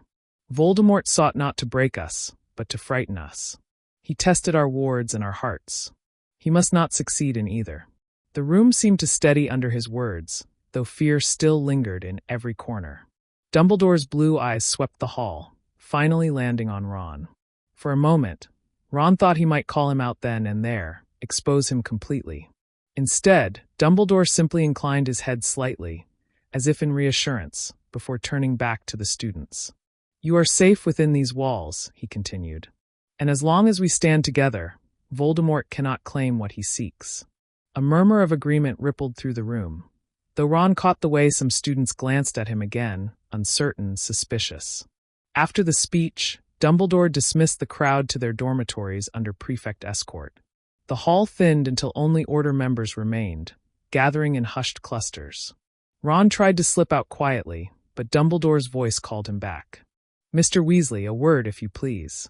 Harry and Hermione froze, but Ron waved them off. "It's fine," he muttered, though his stomach churned. He followed Dumbledore into a smaller chamber adjoining the hall. The headmaster closed the door with a flick of his wand, the outside noise cutting off instantly. The silence was heavy. Ron fidgeted, staring at the floor. "You don't have to say it. Everyone's thinking it already. This is my fault." "Fault is a dangerous word, Ronald," Dumbledore said softly, lowering himself into a chair. "No one chooses the burdens they are born with. What matters is what one does with them." Ron's throat tightened. "He saw me tonight. Through the wards. Like he was standing right in front of me. He wanted me to come." "Yes," Dumbledore said, steepling his fingers. "And you did not. That was your victory." Ron's fists clenched. "For how long? Next time, maybe I won't be able to stop myself. Maybe I'll walk straight into his hands. And when I do, he'll destroy everything." Dumbledore's eyes gleamed, neither denying nor confirming the fear. Instead, he leaned forward. "That is precisely why we must prepare you." Ron looked up sharply. "Prepare me? There will come a day," Dumbledore said quietly, "when Voldemort will demand more of you than visions and whispers. You must be strong enough to resist him, and perhaps to turn his connection against him." Ron's heart pounded. The idea was terrifying, but something in Dumbledore's tone suggested it wasn't just a possibility. It was inevitable. "So what now?" Ron asked, his voice hoarse. "Now," Dumbledore said, standing, "you begin training. Tomorrow, at dawn, meet me in my office. We have much work to do and little time." Ron swallowed hard, his fear mixing with a strange, unfamiliar spark. Not hope, something sharper. Resolve. As he left the chamber, Harry and Hermione hurried to his side, both looking anxious. "Well?" Harry asked. Ron glanced back at the closed door, then at his friends. "Dumbledore's going to train me. Properly. To fight him." Hermione's eyes widened and Harry's jaw tightened. Whatever tomorrow held, it wouldn't just be another school day. It would be the beginning of something much bigger. The next morning, Ron barely slept. Every time he closed his eyes, he saw Voldemort's face hovering before him, pale and serpent-like, whispering his name. When dawn's first light crept through the curtains, Ron pulled himself out of bed, dressed quietly, and slipped from the Gryffindor dormitory. The castle was still. Only a few enchanted torches burned low in their brackets, and his footsteps echoed in the silence. For once, Harry and Hermione hadn't followed him. Dumbledore's summons had been for him alone, and that fact pressed on him with equal weight of dread and anticipation. When he reached the stone gargoyle that guarded the headmaster's office, it sprang aside without a password, as though it had been waiting. The spiral staircase carried him up, depositing him before the familiar wooden door. He hesitated, his hand hovering over the brass knocker. Before he could knock, the door creaked open. Dumbledore stood within, already dressed, his long silver beard shimmering faintly in the light of dozens of glowing instruments. "Come in, Ronald." Ron obeyed, nerves twisting in his stomach. The office looked the same as always, cluttered with whirring devices, portraits of sleeping former headmasters, and the looming presence of Fawkes the Phoenix, who regarded him with bright, knowing eyes. Yet the atmosphere was different, heavier. Dumbledore gestured to the center of the room, where a circle of runes glowed faintly on the floor. "Step inside." Ron did as told, standing awkwardly. "So, what exactly are we doing?" Dumbledore folded his hands behind his back. "We are going to test the strength of your connection to Voldemort and your ability to control it. You have resisted his call once, but resistance alone will not be enough. You must learn to turn the bond into a shield and perhaps, one day, a weapon." Ron's chest tightened. "A weapon? Against him?" Dumbledore's gaze was steady. "Indeed. Voldemort believes your connection makes you vulnerable. He has not considered that it could also make you dangerous to him." The idea was almost laughable. Ron dangerous to Voldemort? He wanted to scoff, but the headmaster's expression was serious. "Now," Dumbledore said, raising his wand, "I will not lie to you. This will be difficult. Painful, even. But you are not alone. I will be here, and Fawkes as well." The Phoenix let out a soft, melodic cry, and some of the tension in Ron's chest eased. "Close your eyes," Dumbledore instructed. "Breathe." I am going to project a fragment of Voldemort's presence toward you, drawn from the echo within your scar. Do not panic. Simply observe. Resist if you can. Ron's stomach lurched. Wait, you can do that. I can, Dumbledore said simply. And I must. Now focus. Ron squeezed his eyes shut.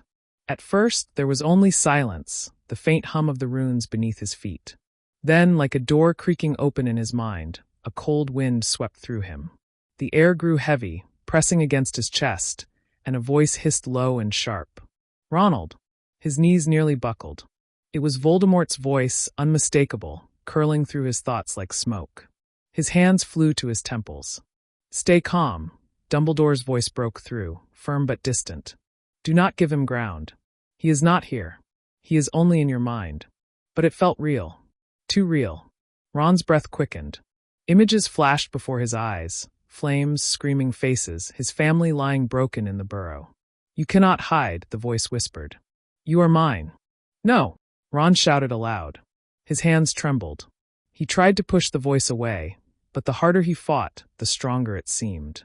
His scar burned, sharp and searing. Ronald, Dumbledore said again, his tone sharper now. Remember, you have power he does not. Friendship. Love.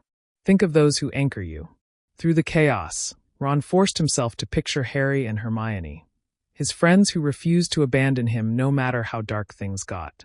He thought of the Weasleys, their laughter, their warmth, their stubborn loyalty. He clung to those images, wrapping them around himself like armor. The voice faltered. The images of destruction flickered, replaced by the faint memory of warmth. His mother's embrace, Hermione's steady hand on his arm, Harry's determined glare whenever they faced danger together. Ron gasped, the burning in his scar easing slightly. Dumbledore's voice cut through, calm again. Good. Hold on to it. Breathe. The cold presence receded, slipping away like a shadow at sunrise. The runes beneath Ron's feet dimmed, and he collapsed to his knees, sweat dripping from his brow. When he finally opened his eyes, Dumbledore was watching him closely. Fawkes let out another soft cry, the notes washing over him like balm, easing the sting of his scar. You did well, Dumbledore said gently. Very well. Ron let out a shaky laugh. That didn't feel like well. Felt like I was about to split in two. And yet you did not, Dumbledore replied, a flicker of pride in his eyes. You resisted him. And more than that, you pushed him back. Ron's chest swelled with something he hadn't felt in a long time when thinking about Voldemort, a fragile sense of victory. Dumbledore rested a hand on his shoulder. This is only the beginning, Ronald. There will be many trials ahead, and the bond will grow more dangerous. But you are not powerless. Remember that. Ron nodded slowly, his exhaustion tempered by determination. For the first time since Voldemort's eyes had met his through the wards, he didn't feel entirely like prey. He felt like a fighter. Word spread faster than wildfire in Hogwarts, as it always did. By lunchtime, whispers slithered through the great hall. Ron Weasley was dangerous. Some claimed they had seen him convulsing in the corridors, muttering to himself in Parseltongue. Others swore he had shouted Voldemort's name in Dumbledore's office, his voice twisted and unnatural. Ron could feel every stare as he sat down at the Gryffindor table. The usual chatter dimmed. Only Harry and Hermione sat close to him, defiant in their loyalty. Neville gave him a nervous but supportive nod, though even he couldn't hold Ron's gaze for long. Ignore them, Hermione whispered, sliding a plate toward him. They don't understand. Ron stabbed at his food without appetite. Of course they don't understand. Half the school thinks I'm Voldemort's pet project. The other half probably thinks I'm about to hex them in their sleep. Harry's jaw clenched as he glared at the staring students across the hall. Let them think what they like. We know the truth. But Ron wasn't so sure. After what had happened in Dumbledore's office, after feeling Voldemort's voice coil around his mind, he couldn't shake the thought that maybe the others weren't completely wrong to be afraid.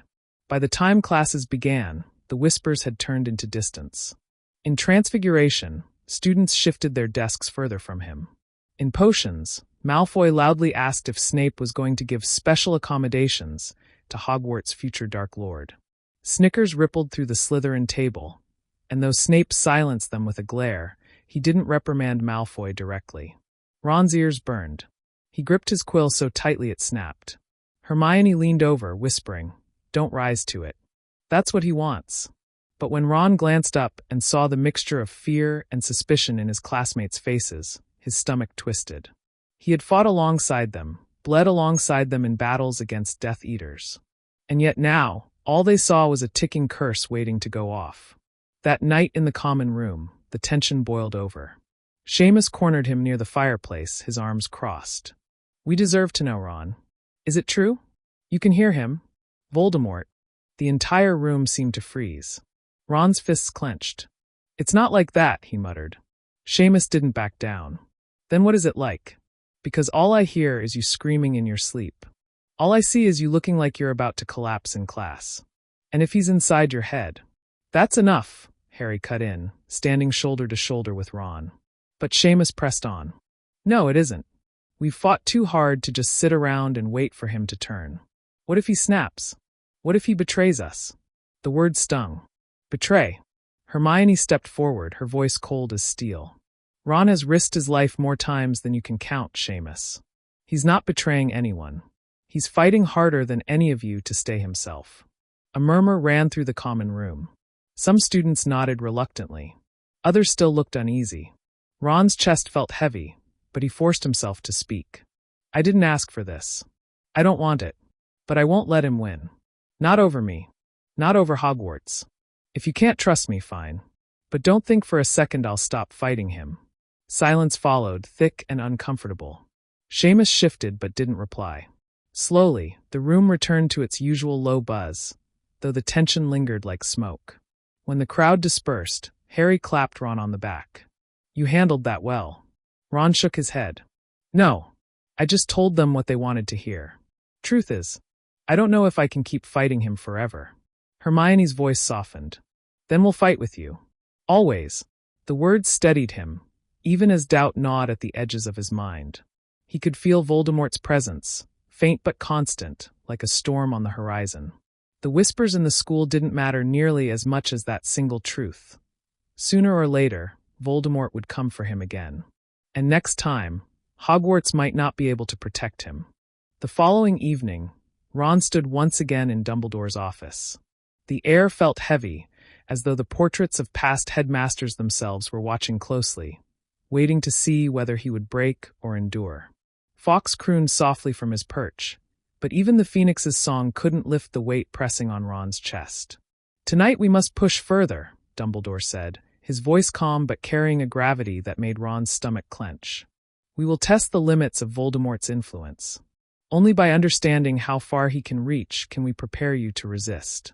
Harry sat in the corner, his fists clenched on the armrests of the chair Dumbledore had insisted he occupy. "If anything happens..."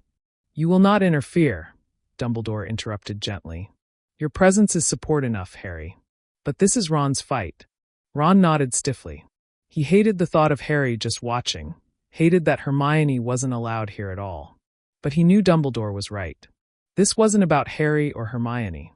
It was about the war raging in his own head. Dumbledore raised his wand. Legilimens. The spell struck Ron like a wave crashing over him. In an instant, he was standing in the shadow of the burrow, his family's laughter echoing faintly from inside. But as he turned toward the sound, the laughter twisted into cruel hissing. The warm red bricks of his home crumbled into black stone, flames licking across the sky. And then he saw him. Voldemort. Tall, pale, eyes like glowing coals. He didn't shout, didn't curse. He simply smiled as though welcoming Ron home. "You cannot hide from me, boy." The voice slithered through his skull, sickeningly familiar. "I am in your veins now. In your breath. You will give in, and when you do, I will use you to destroy everything you love." Ron's knees trembled. His instincts screamed at him to fight, to push back. He tried to conjure the warmth of his family, the faces of Harry and Hermione, but Voldemort's laugh shredded those thoughts like paper. "Why resist? Your friends already doubt you. Your school whispers against you. You are mine, whether you accept it or not." "No!" Ron shouted, and with every ounce of strength, he forced Voldemort's image back, trying to anchor himself in the real world. He felt something warm, like a tether, pulling him up, away from the darkness. When he opened his eyes, he was back in Dumbledore's office, gasping, drenched in sweat. Harry was already at his side, gripping his shoulder tightly. "You did well," Dumbledore said softly, lowering his wand. "Better than I feared. You resisted him longer this time." Ron's head throbbed. "It didn't feel like I was winning." "Resistance does not always feel like victory," Dumbledore replied. "But you must understand, Ron. He seeks to wear you down, not break you all at once. If he can sow fear and doubt, then the battle is half won." Harry's voice was sharp with frustration. "Then we need to do more than resist. We need to stop it altogether. There has to be something we can do." Dumbledore's gaze grew distant, sorrowful. "There may be, but the path will not be easy. And it may put Ron in greater danger than he has ever known." Ron swallowed hard. "What kind of danger?" Dumbledore folded his hands. "There exists ancient magic, older than even Hogwarts itself, that can sever connections such as these. But it requires not only strength, but sacrifice. To attempt it would mean venturing beyond these walls, to places Voldemort himself fears." The office fell silent. The fire crackled in the hearth, casting long shadows across the room. Finally, Ron straightened. His voice shook, but his eyes burned with determination. "If it means getting him out of my head, I'll do it. I don't care how dangerous it is." Harry squeezed his shoulder harder, as though trying to absorb some of the weight himself. "Then we'll do it together." Dumbledore's eyes softened, though they remained heavy with unspoken knowledge. "So be it. But know this. Once you take the first step on this path, there is no turning back." Ron nodded, though inside he felt fear coil tighter than ever. No turning back. For the first time, he wondered if Voldemort was right, that sooner or later, his fight would not just be against the Dark Lord, but against himself. The following morning, Dumbledore summoned Ron, Harry, and Hermione to his office once more. The three of them sat before the great desk, the tension in the air pressing down on all of them like a storm waiting to break.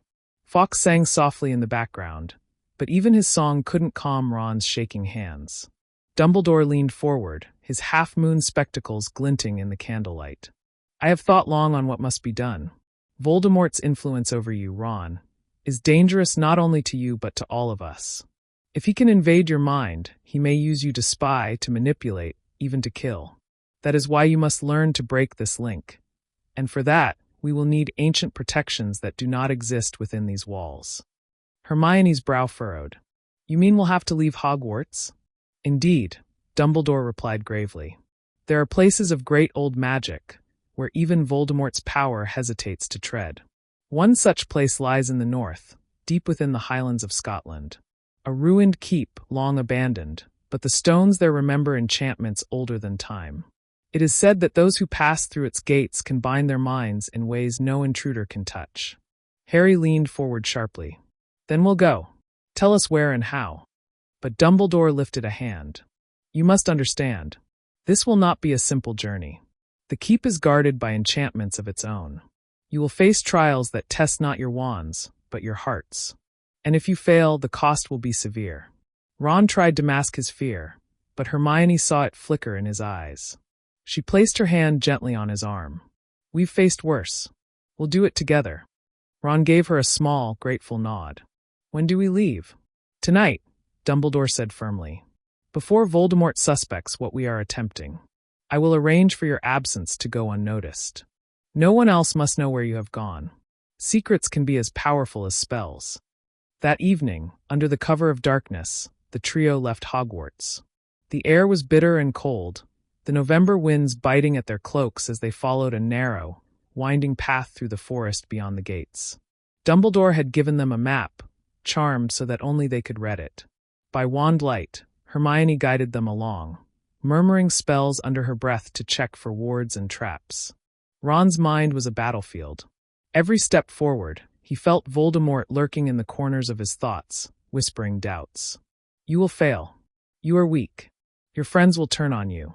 He clenched his fists, refusing to let the voice take root, but each word was like poison seeping into his blood. Harry noticed his pale face. "You all right?" "Yeah," Ron lied, though his voice was hoarse. "Just tired." The path grew steeper, the trees giving way to jagged cliffs. Ahead, outlined against the moonlit sky, rose the dark silhouette of the ruined keep. Its crumbling towers clawed at the stars, and its gate stood open like the maw of some ancient beast. Hermione shivered. That place feels wrong. It feels like home, Voldemort's voice hissed in Ron's mind, sending a shiver down his spine. He staggered, clutching his head, but forced himself upright. No, he whispered to himself. Not yours. Not ever. As they approached, the ground trembled faintly, and the stones of the gate shimmered with runes that burned faint blue. Hermione gasped. This is it. The enchantments are still alive. Suddenly, the runes flared, and a voice echoed from the stones, low and ancient. 3 who seek protection, 3 who carry doubt. Only those who face their deepest truth may pass. The ground before the gate split open, revealing 3 separate paths, each leading into darkness. Harry raised his wand. We stick together. But the voice rumbled again. No, each must walk alone. Only then may the bond be made unbreakable. Ron's stomach dropped. Alone. With Voldemort already inside his head, the thought of facing something without Harry and Hermione beside him filled him with dread. Hermione squeezed his hand one last time before stepping toward her path. Harry gave him a firm nod, then disappeared down his own. And Ron was left staring into the yawning darkness of the path meant for him. His legs felt heavy, but he forced them forward. The stones sealed behind him, trapping him inside. The tunnel was narrow and cold, his footsteps echoing like whispers. As he pressed on, a dim light appeared ahead. When he stepped into it, his breath caught. He was standing in the Burrows' kitchen. His mother stirred a pot at the stove, humming softly. His father sat at the table, smiling. Fred and George bickered in the corner. It was perfect, exactly as it should be. But then his family turned to look at him, and their eyes glowed red. You're not one of us, his mother said, her voice warped. You're Voldemort's. Ron stumbled back, his heart pounding. No, that's not true. But they advanced, their faces twisting into masks of shadow. Voldemort's laughter filled the room, echoing inside his skull. Even your family knows what you are, Ronald. You will never escape me. Ron's knees buckled. His wand trembled in his grip. This was the trial, the deepest truth he feared most. That he was already lost. And as the shadows closed in, he had to decide whether he truly believed he could fight back, or if Voldemort was right all along. Ron's chest heaved as the twisted faces of his family closed in on him, their glowing red eyes fixed with accusation. He raised his wand, but his arm felt heavy as if weighed down by chains. The laughter in his mind grew louder, curling through his skull like smoke. You were never enough, Fred sneered, his voice warped into something cruel. Never as smart as Hermione. Never as brave as Harry. Just a sidekick. Just a pawn. Stop it, Ron shouted, his voice breaking. His mother's voice cut through the air, sharp and cold. You are not my son. You belong to him.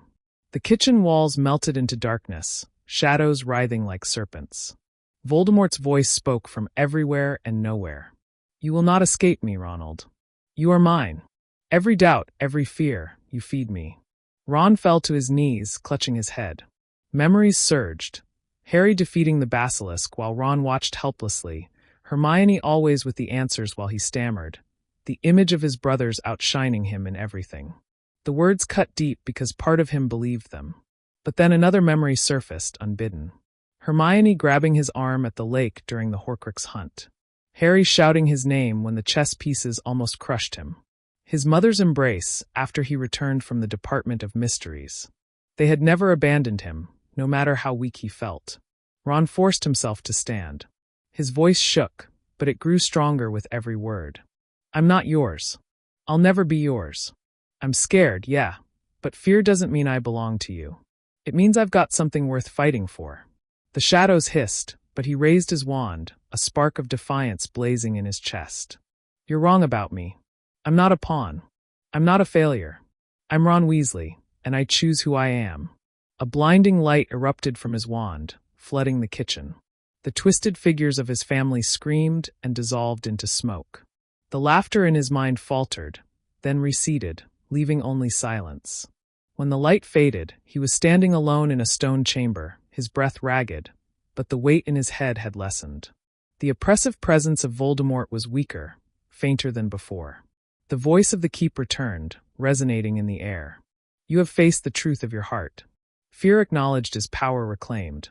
A doorway opened in the wall, glowing faintly with blue runes.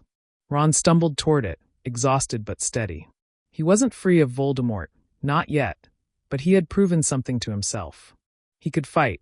Meanwhile, in another corridor of the keep, Hermione faced her own trial. She stood in the middle of the library of her dreams. Endless shelves, golden light, every book she had ever wanted. She reached for a volume, but the titles dissolved into nonsense symbols, their words unreadable. Her breath caught. Every book she touched turned to ash. She tried spell after spell, but nothing worked. Her wand sparked weakly, like a dying ember. A whisper crawled into her ear. Without your knowledge, you are nothing. Powerless. Helpless. Useless. Hermione shook her head fiercely, though her throat tightened.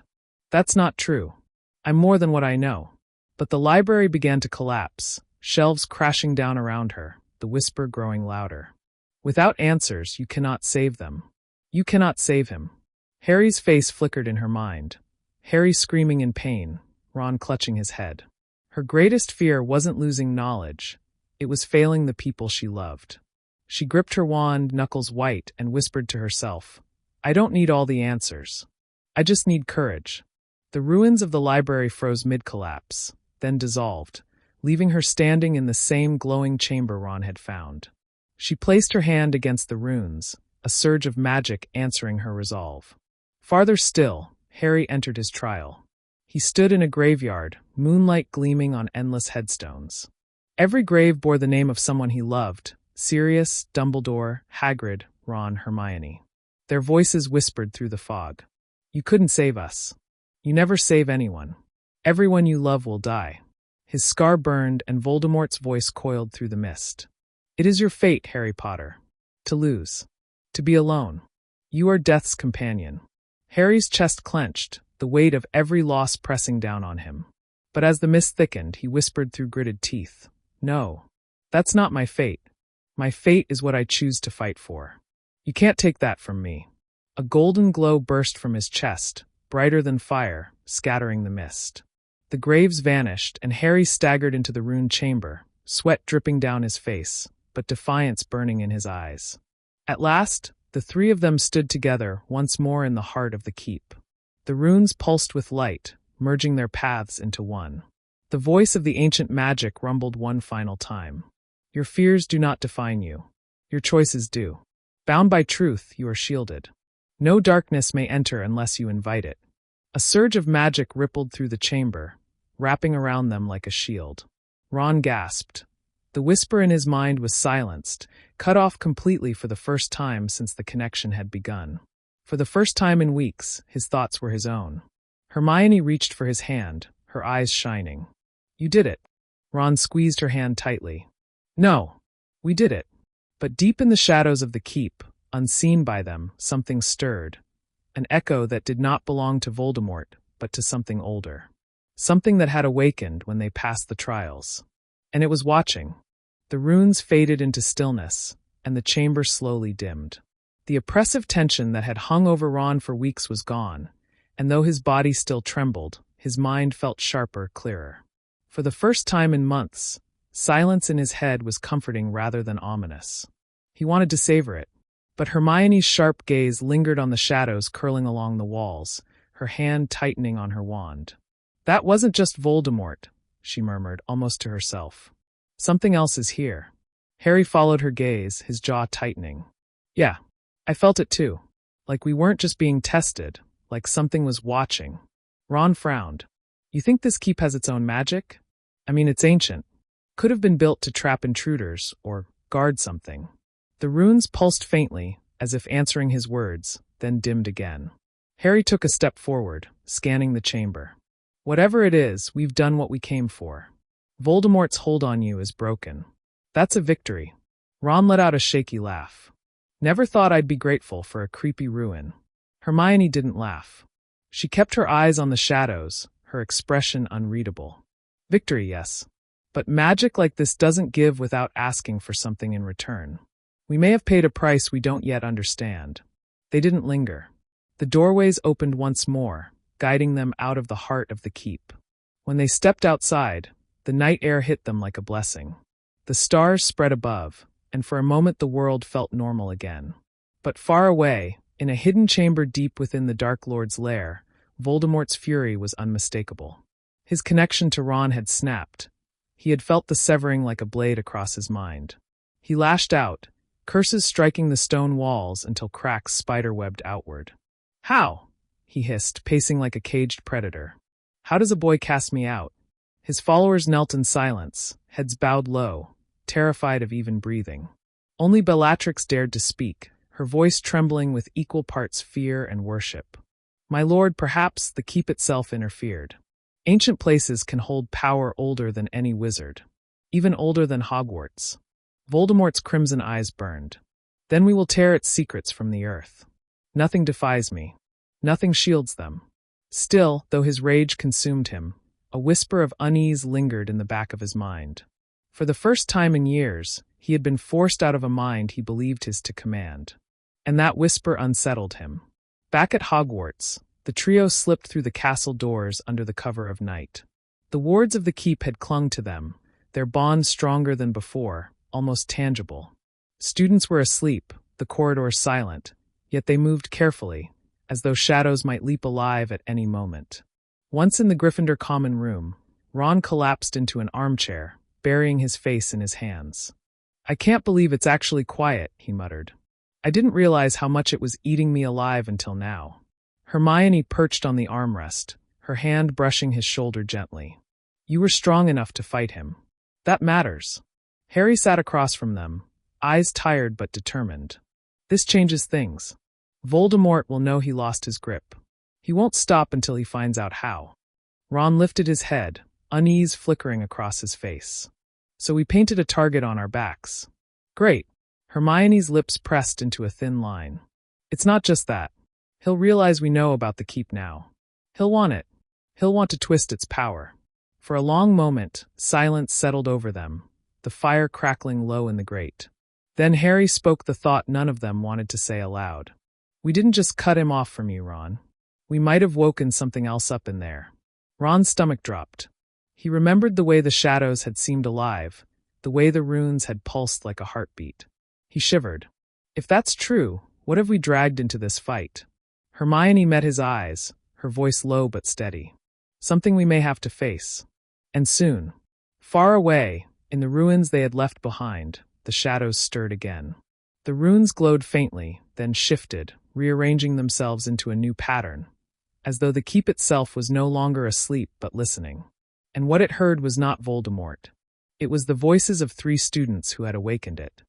The following morning, Hogwarts seemed unchanged. The sunlight filtered through the great hall windows, owls swooped in with letters, and students chattered about homework and Quidditch. Yet to Harry, Ron, and Hermione, everything felt different. The keep's presence clung to them like a second skin, unseen by others but undeniable. Ron stirred his porridge with a distant look, his appetite gone despite finally being free of Voldemort's intrusion. Hermione was the first to notice. "You're pale again," she whispered, leaning close. "Are you sleeping at all?" "Better than before," Ron admitted, though his voice was flat. "But I keep hearing things. Not him, not Voldemort. Just whispers. Like the walls are breathing." Harry exchanged a quick glance with Hermione. "The keep," he said quietly. "It's following us." Hermione nodded grimly. "I felt it too. The runes didn't just release you. They bound us to something." Before they could continue, Ginny slid onto the bench beside Ron. "Why do you all look like you've been up all night hexing trolls?" she asked, peering between them. Ron forced a weak grin. "Homework, obviously. You know how Hermione gets." Hermione shot him a glare, but she didn't argue. Ginny narrowed her eyes, suspicion clear, but before she could press, the male owls swept in.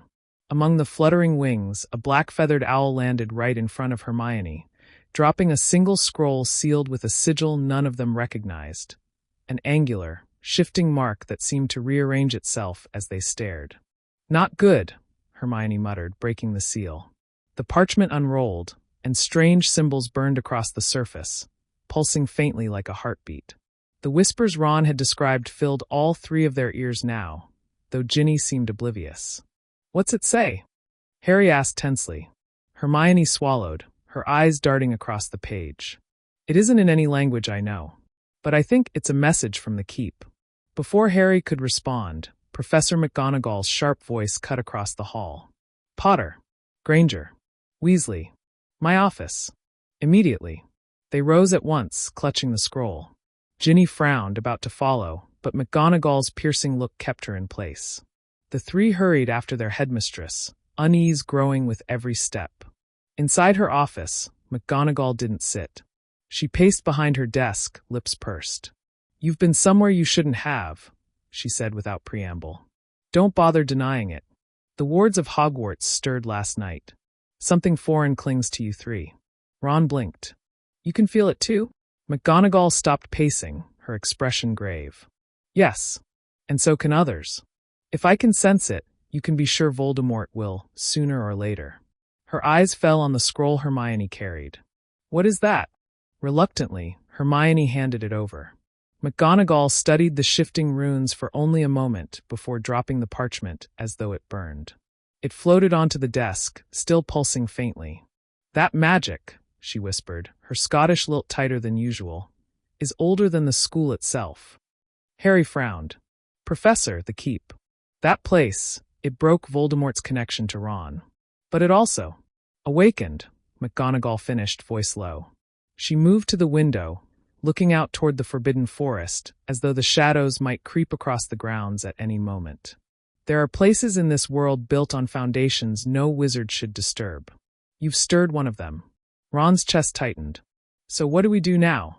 Before McGonagall could answer, a deep boom echoed across the castle, shaking the very stones. The torches flickered.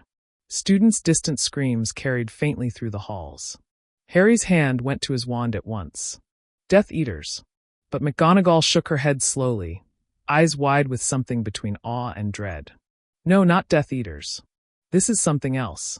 The scroll on her desk flared brightly, the runes reordering into words they could suddenly read. We are awake. We are watching. You are ours now.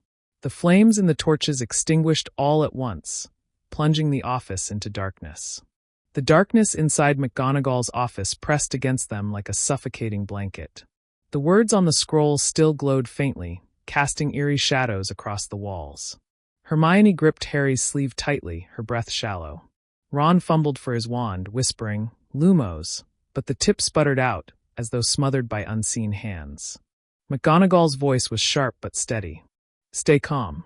This is a projection, not a full manifestation.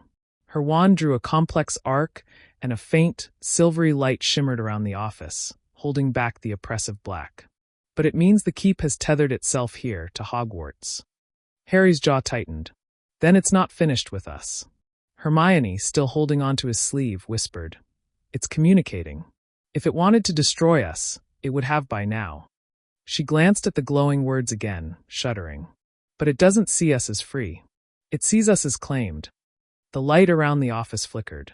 Outside the windows, the forbidden forest stirred unnaturally. The trees swayed though there was no wind, and shadows slithered between trunks, moving in patterns too deliberate to be random. Ron, pale as parchment, muttered, You think Voldemort can sense this? McGonagall turned sharply. He will. And when he does, he will come hunting.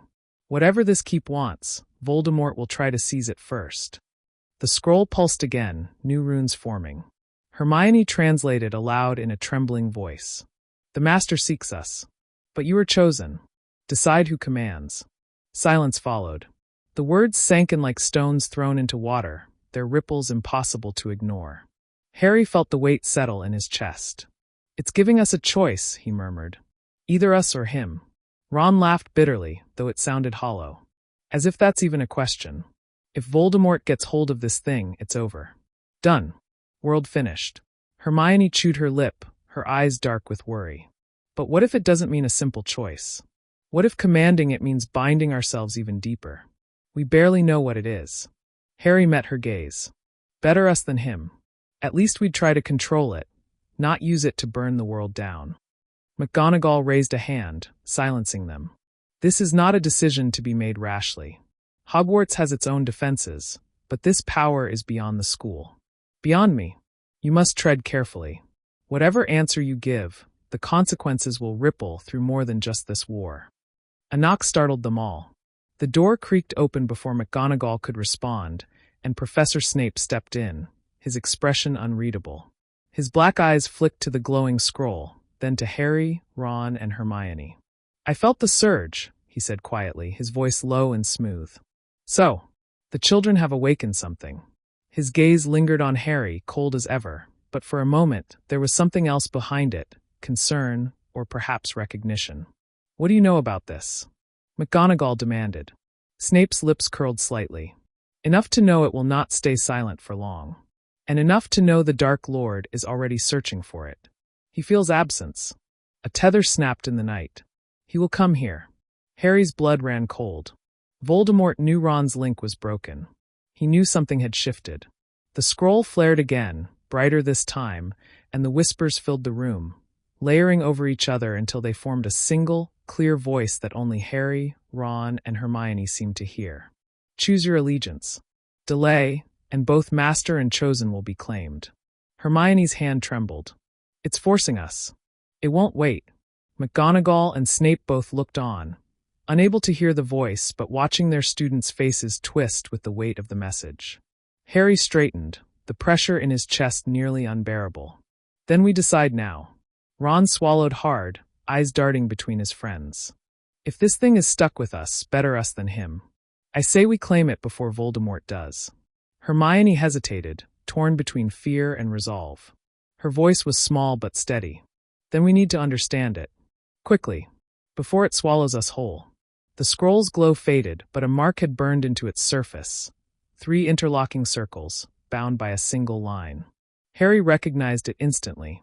It was the same mark carved into the walls of the keep. The decision was made. They had chosen to take the power for themselves. And far away, in the depths of his hidden lair, Voldemort's scream of fury rattled through the shadows as he felt the keep slip from his grasp. The night air around Hogwarts carried an unnatural chill, though the castle itself seemed to hum with a strange, restless energy. The trio had barely left McGonagall's office when the first signs of change appeared. The torches in the corridors flickered to life on their own, not the usual warm glow but pale, silvery flames that cast shifting shadows along the stone walls. Hermione clutched her book bag tightly as they walked. "It's already bleeding into Hogwarts. The keep's power isn't staying contained." Harry nodded grimly. "We chose it. Now we have to learn to control it, before it controls us." Ron glanced over his shoulder nervously. "You're saying that like it's as simple as learning a new spell. What if it's not? What if it's more like possession?" They reached the library, hoping for some trace of knowledge buried in the restricted section. Hermione lit her wand and immediately began pulling volumes from the shelves, muttering under her breath. Ancient magic, binding pacts, interdimensional gateways.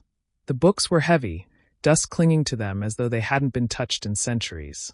Harry drifted to the tall windows, staring out at the forbidden forest. From here, he could see streaks of shadow darting between the trees. They moved unnervingly like sentinels, watching, waiting. He swallowed hard. It's not just inside the castle. The forest, it's alive with it too. A sudden ripple surged through the air, and all 3 of them gasped as the ground beneath their feet trembled. For a heartbeat, they weren't in the library at all. The shelves around them warped, stretching into jagged stone pillars, and beyond them lay the endless corridors of the keep. The mark on the scroll burned faintly in Harry's pocket, connecting them to it. "Did you feel that?" Ron whispered, clutching the edge of a table for balance. Hermione's voice shook, though her eyes gleamed with determination. "It's pulling us in. Or maybe, it's overlaying itself onto Hogwarts. 2 worlds trying to merge." Before Harry could answer, voices whispered in his ears, low, resonant, echoing through his mind. He saw flashes. The castle's towers cloaked in shadow, its walls crawling with serpentine figures, and a door at the heart of the keep that pulsed with a dark heartbeat. The vision faded as suddenly as it came, leaving Harry clutching his head. Hermione steadied him, her brow furrowed. "What did you see?" Harry hesitated, then told them. Ron's face paled. "So there's more. It's not just about choosing. It's about unlocking whatever's behind that door." Hermione closed the book she had been reading with a sharp snap. "Then that's the key. The keep wants us to open it. But we can't, Not until we understand what it means. Otherwise, we're no better than Voldemort. The sound of hurried footsteps echoed from the corridor, breaking the tension. Snape swept into the library, his robes trailing behind him like shadows. His expression was grim, his gaze sharp as a knife. "You felt it again, didn't you?" he said softly. The castle itself shuddered. Even the headmaster portrait stirred. Harry met his eyes. "It's the keep. It's merging with Hogwarts." Snape's eyes narrowed slightly, but he didn't deny it. Instead, he stepped closer, lowering his voice. "Then you understand the danger. You three are tethered to it now. That makes you a target, and a weapon. The Dark Lord will not hesitate. He will come. Perhaps not tomorrow, but soon." Ron muttered, "Great. Just what we needed. Him storming the place while we're babysitting a cursed castle inside the school." Hermione ignored Ron and focused on Snape. "If we're tethered, then we can use it. We can defend Hogwarts before Voldemort gets here." Snape's expression flickered, just for a moment, into something like surprise. "Foolish girl," he hissed, though the words lacked venom. "Your children meddling with forces older than magic itself. You think you can wield it? It will consume you long before it ever obeys." But before anyone could argue further, the windows rattled violently. The pale silver flames in the torches extinguished, plunging the library into darkness. A low, guttural sound reverberated through the stone walls, something between a growl and a hiss. The keep was testing them. Harry's scar burned fiercely, and he staggered, clutching his forehead. A whisper slithered into his thoughts, cold and commanding. "Prove yourself, chosen. Or surrender to me." He gasped, his voice hoarse. "It's here. Inside me." Hermione and Ron rushed to his side, and Snape's wand shot into his hand, ready, though the darkness pressed tighter around them. The first true trial of the keep had begun. The world tilted. One instant Harry was clutching his scar in the library, Hermione and Ron's voices faint in his ears, Snape's wand raised in the dark. The next, he was falling, dragged into a whirl of blackness that swallowed everything. His lungs burned, but there was no air, only silence so deep it pressed against his chest. Then the ground slammed into him.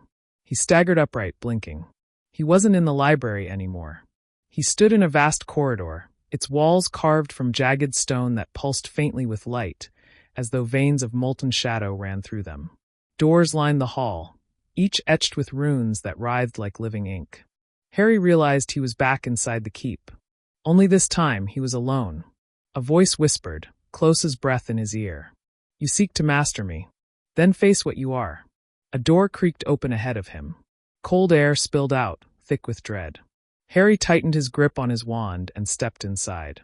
The room was circular, its ceiling lost in darkness. In the center stood a mirror, not the mirror of Eriste, though it bore a cruel resemblance. Its frame was twisted iron, barbs jutting like teeth. The glass shimmered and Harry's reflection stared back. Only it wasn't his reflection. This Harry's eyes gleamed crimson, and a cruel smile curved his mouth. He looked older, sharper, carrying himself with the same regal menace Voldemort had once wielded. "You're not real," Harry muttered, raising his wand. The reflection laughed, the sound low and mocking. "On the contrary, I am the truth you deny. The keep chose you, Harry, not because of your goodness, but because of your hunger." Harry's chest tightened. "I don't want power." The reflection stepped forward, the glass rippling as though it were water. "Liar. You've wanted it since you were a boy in that cupboard. Power to fight back. Power to save those you love. Power to crush those who hurt you." The words clawed at Harry's mind, uncomfortably close to the thoughts he'd buried. His hand trembled around his wand. "That's not the same as wanting to rule." "Ah, but ruling is only the natural step," the dark Harry sneered. He raised a hand and shadows coiled around him, forming serpents that writhed across the stone floor. "Show me otherwise. Prove that you are not me." The serpents lunged. Harry slashed his wand, shouting, "Expelliarmus!" The spell struck one, blasting it apart into smoke, but two more wrapped around his legs, dragging him to the ground. He struggled, firing curses, but each serpent seemed to reform from the shadows themselves. "Pathetic," the reflection hissed. "You fight with borrowed spells, borrowed strength. But the keep can give you more, if you stop denying yourself." Harry squeezed his eyes shut, forcing the voice away. He thought of Hermione's determined gaze, Ron's nervous loyalty, the faces of everyone who had stood with him. He remembered Dumbledore's words. "It is our choices, Harry, that show what we truly are, far more than our abilities." He raised his wand again. This time, he didn't shout a spell. Instead, he thought of light, brilliant, defiant, unyielding. Magic surged from him, raw and bright, bursting outward in a shockwave that dissolved the serpents into dust. The reflection staggered, its crimson eyes widening. Harry stepped closer, his voice steady. "I'm not you. I'll never be you. The keep may have chosen me, but I'll shape what it means, not the other way around." The reflection's smile faltered, then twisted into a snarl. Cracks spread across its body, light pouring through. With a scream, it shattered like glass, leaving only silence. The chamber dissolved around him, and Harry was falling again. When he landed, he was back in the library, Hermione clutching his shoulders, Ron shaking him, Snape's wand still drawn. Harry's chest heaved, but he managed to speak. "It tested me. Tried to make me someone else." Hermione's eyes widened. "Anne." Harry met her gaze. "I chose who I am." The torches flared back to life, though the chill lingered. But something inside Harry had shifted, like a weight settling in place. The keep hadn't broken him. Not yet. And in the shadows above the shelves, something hissed in frustration. The relief of Harry's return lasted only moments. The torches flickered violently, shadows stretching unnaturally long against the shelves, and a low rumble shook the library floor. Dust rained down from the ceiling as books flew off their shelves, flapping open like panicked birds. Hermione's grip on Harry tightened. "It isn't finished with us." Before anyone could react, the stone beneath Hermione's feet cracked open, a fissure racing outward like a lightning bolt. Dark tendrils shot up, coiling around her ankles. She gasped, trying to pull free, but the shadows yanked her down into the widening gap. "Hermione!" Harry lunged, but Snape's arm shot out, blocking him.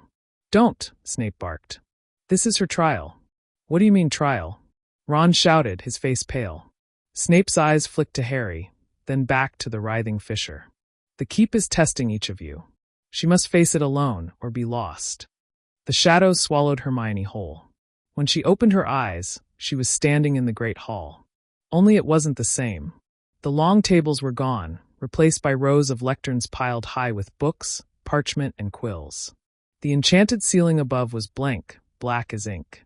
A heavy silence pressed down, broken only by the scratching of unseen quills. Hermione's heart raced. She looked down and saw she, too, was seated at a lectern.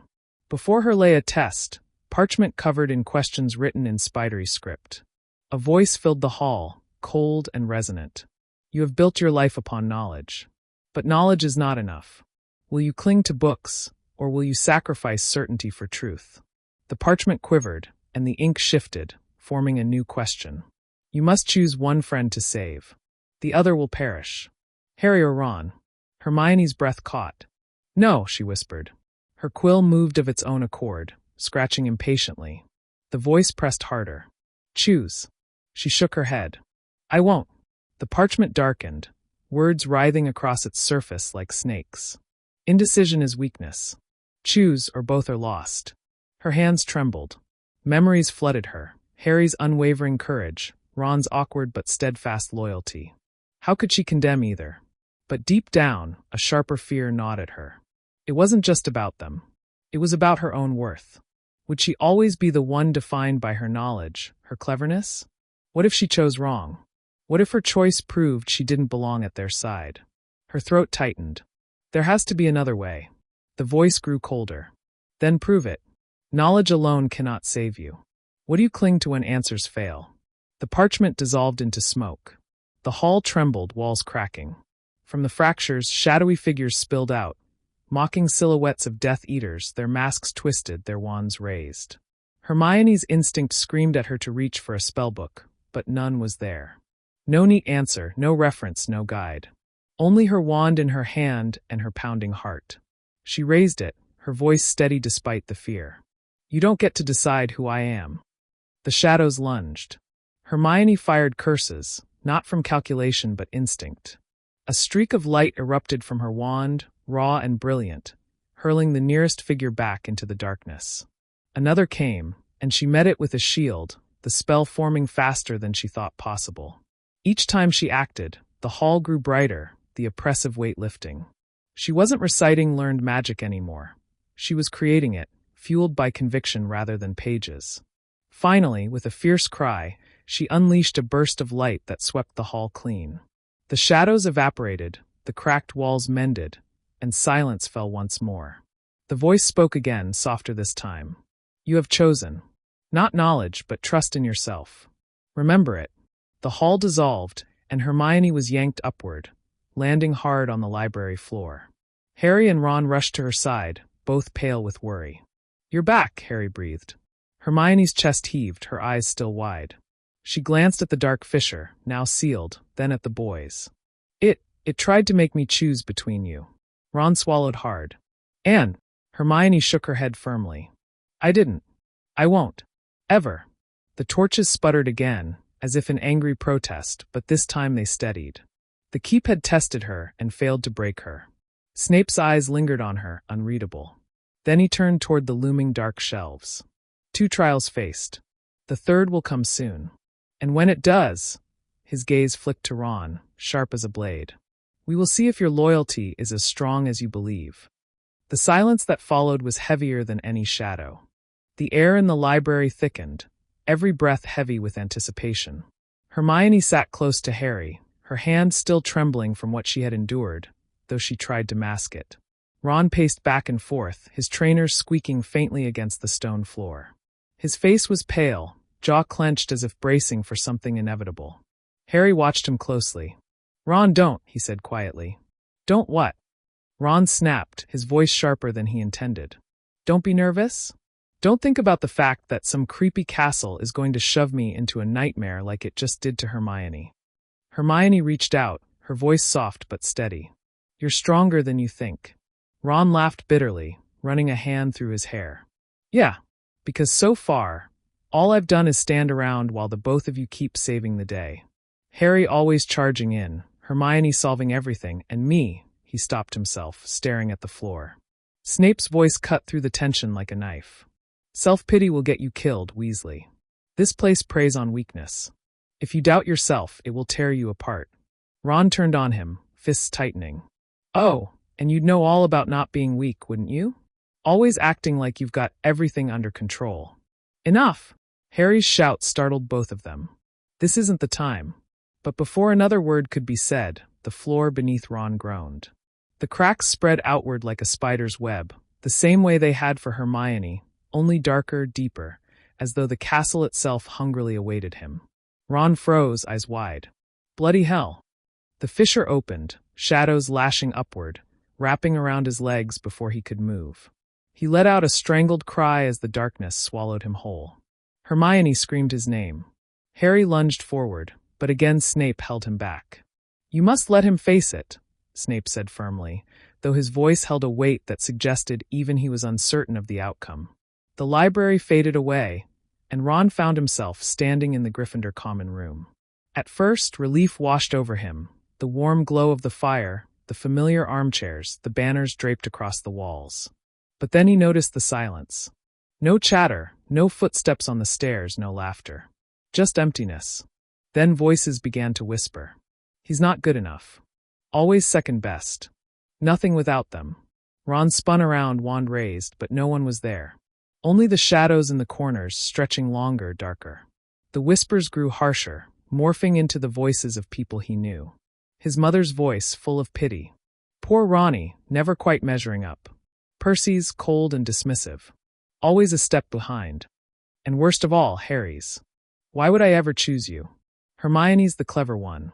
I'm the brave one. You're what exactly? The words cut deep, more painful than any curse. Ron gritted his teeth, shouting into the empty room. Shut up!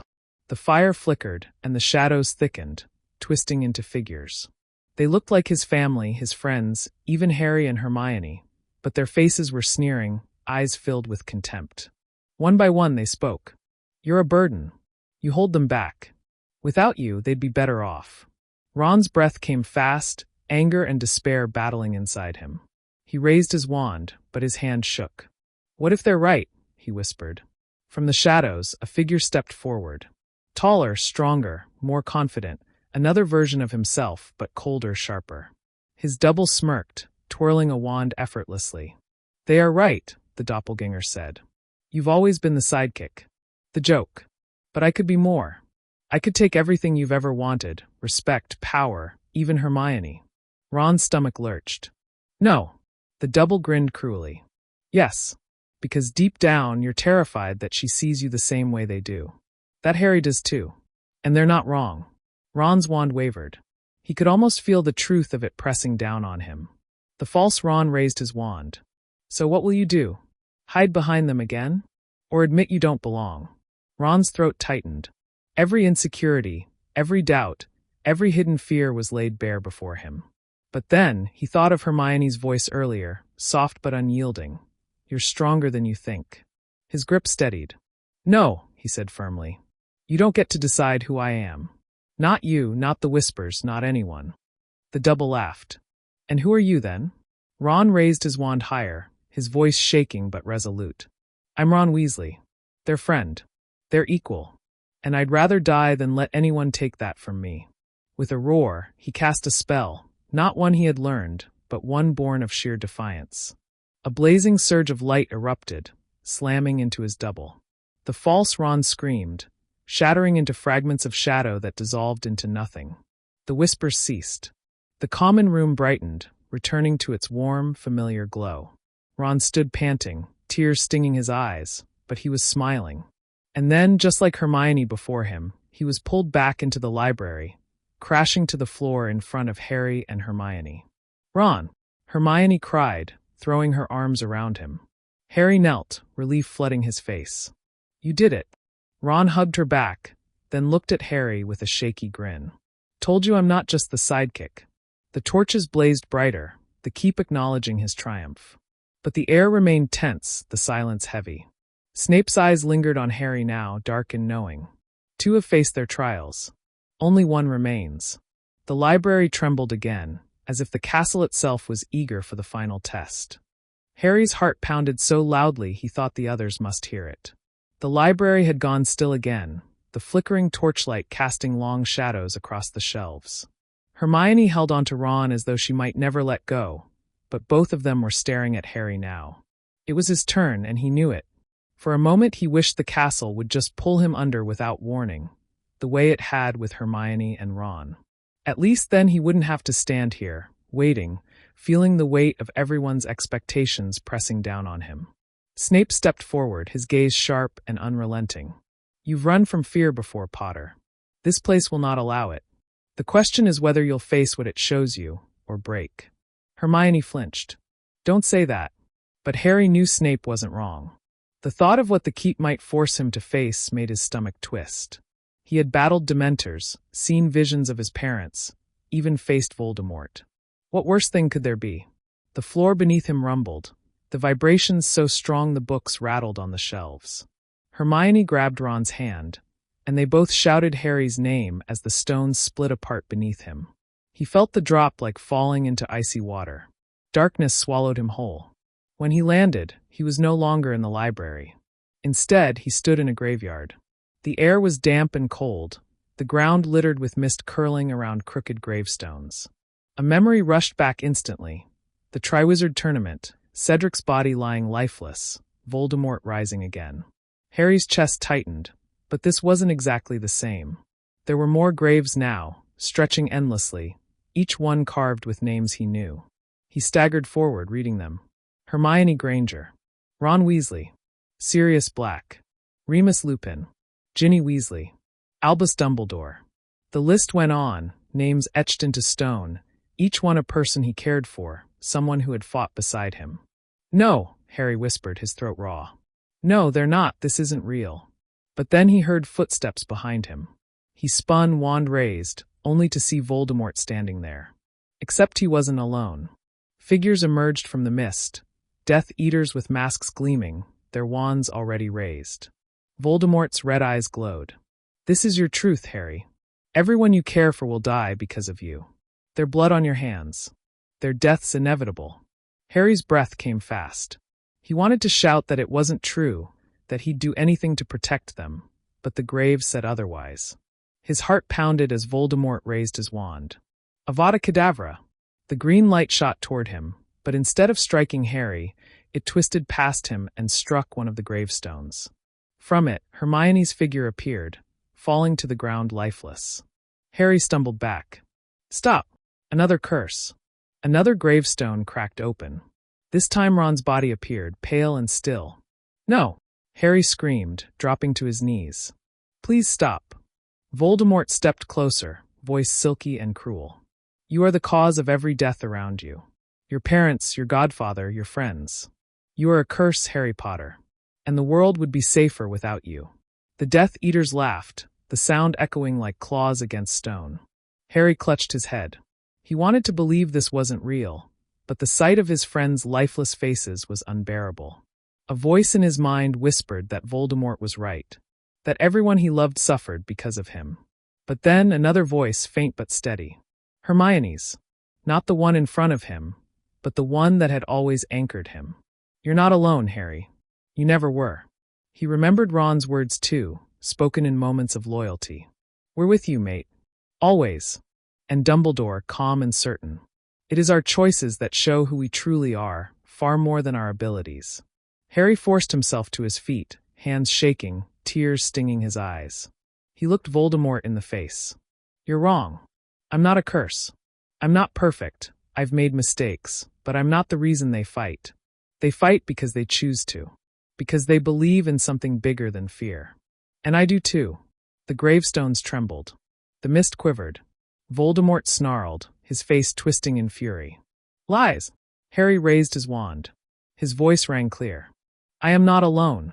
A surge of golden light erupted from him, so bright it split the darkness. The Death Eaters dissolved like smoke. The gravestones shattered. Voldemort's scream echoed as his form cracked apart and vanished into the mist. When the light faded, Harry stood alone in the empty graveyard, but his chest no longer felt heavy. He had faced it. He had chosen hope over despair. The scene dissolved, and he slammed back into the library, gasping for breath. Hermione and Ron rushed to his side, pulling him up. You're okay, Hermione said, her eyes glistening. Ron gave him a shaky smile. Bloody hell, mate. Took you long enough. Harry managed a weak laugh, pulling them both into a fierce hug. For a moment, it didn't matter where they were together. But the torches around them flared to life, brighter than before, and the library began to shift. The shelves slid apart, revealing a staircase spiraling downward into darkness. Snape's gaze followed it, his expression unreadable. The keep has judged you worthy. But this is only the beginning. Harry, Hermione, and Ron exchanged looks. Whatever lay below, it was waiting for all of them. The staircase spiraled down into shadows so thick the torchlight above could not touch them. A cold draft drifted upward, carrying with it the faint smell of damp stone and something metallic, like old blood. None of them spoke at first. The weight of what they had just faced still clung to them, but the silence pressed too hard, demanding someone break it. Ron cleared his throat. I don't know about you two, but I've had enough of this bloody place showing us our worst nightmares. What's next? Giant spiders waiting to eat me alive. Harry gave a humorless smile. Don't tempt it, Ron. Hermione, still pale but holding steady, adjusted her robes and set her jaw. This isn't over. We've all been tested, and each test was designed to attack us at our core. The keep is evaluating us, deciding whether we're strong enough to reach whatever lies at the end. Snape's dark eyes flicked toward her. A sound observation, Miss Granger. But make no mistake, the keep is not merely a judge. It is a predator. It delights in tearing apart the weak. Ron scowled. Well, cheers for the pep talk. They moved toward the stairs, their footsteps hesitant on the ancient stone. The spiral seemed endless, winding downward into a void that swallowed sound. After what felt like an eternity, the stairs ended in a broad landing before a massive door. The surface wasn't wood or stone, but something far stranger, an obsidian-like material that shimmered with veins of silver. Hermione stepped closer, her eyes narrowing. Runes. Thousands of them, carved into the surface. Harry peered at them. They shifted as he looked, letters sliding into different patterns as though alive. What do they say? Her brow furrowed. It's a binding script. Ancient.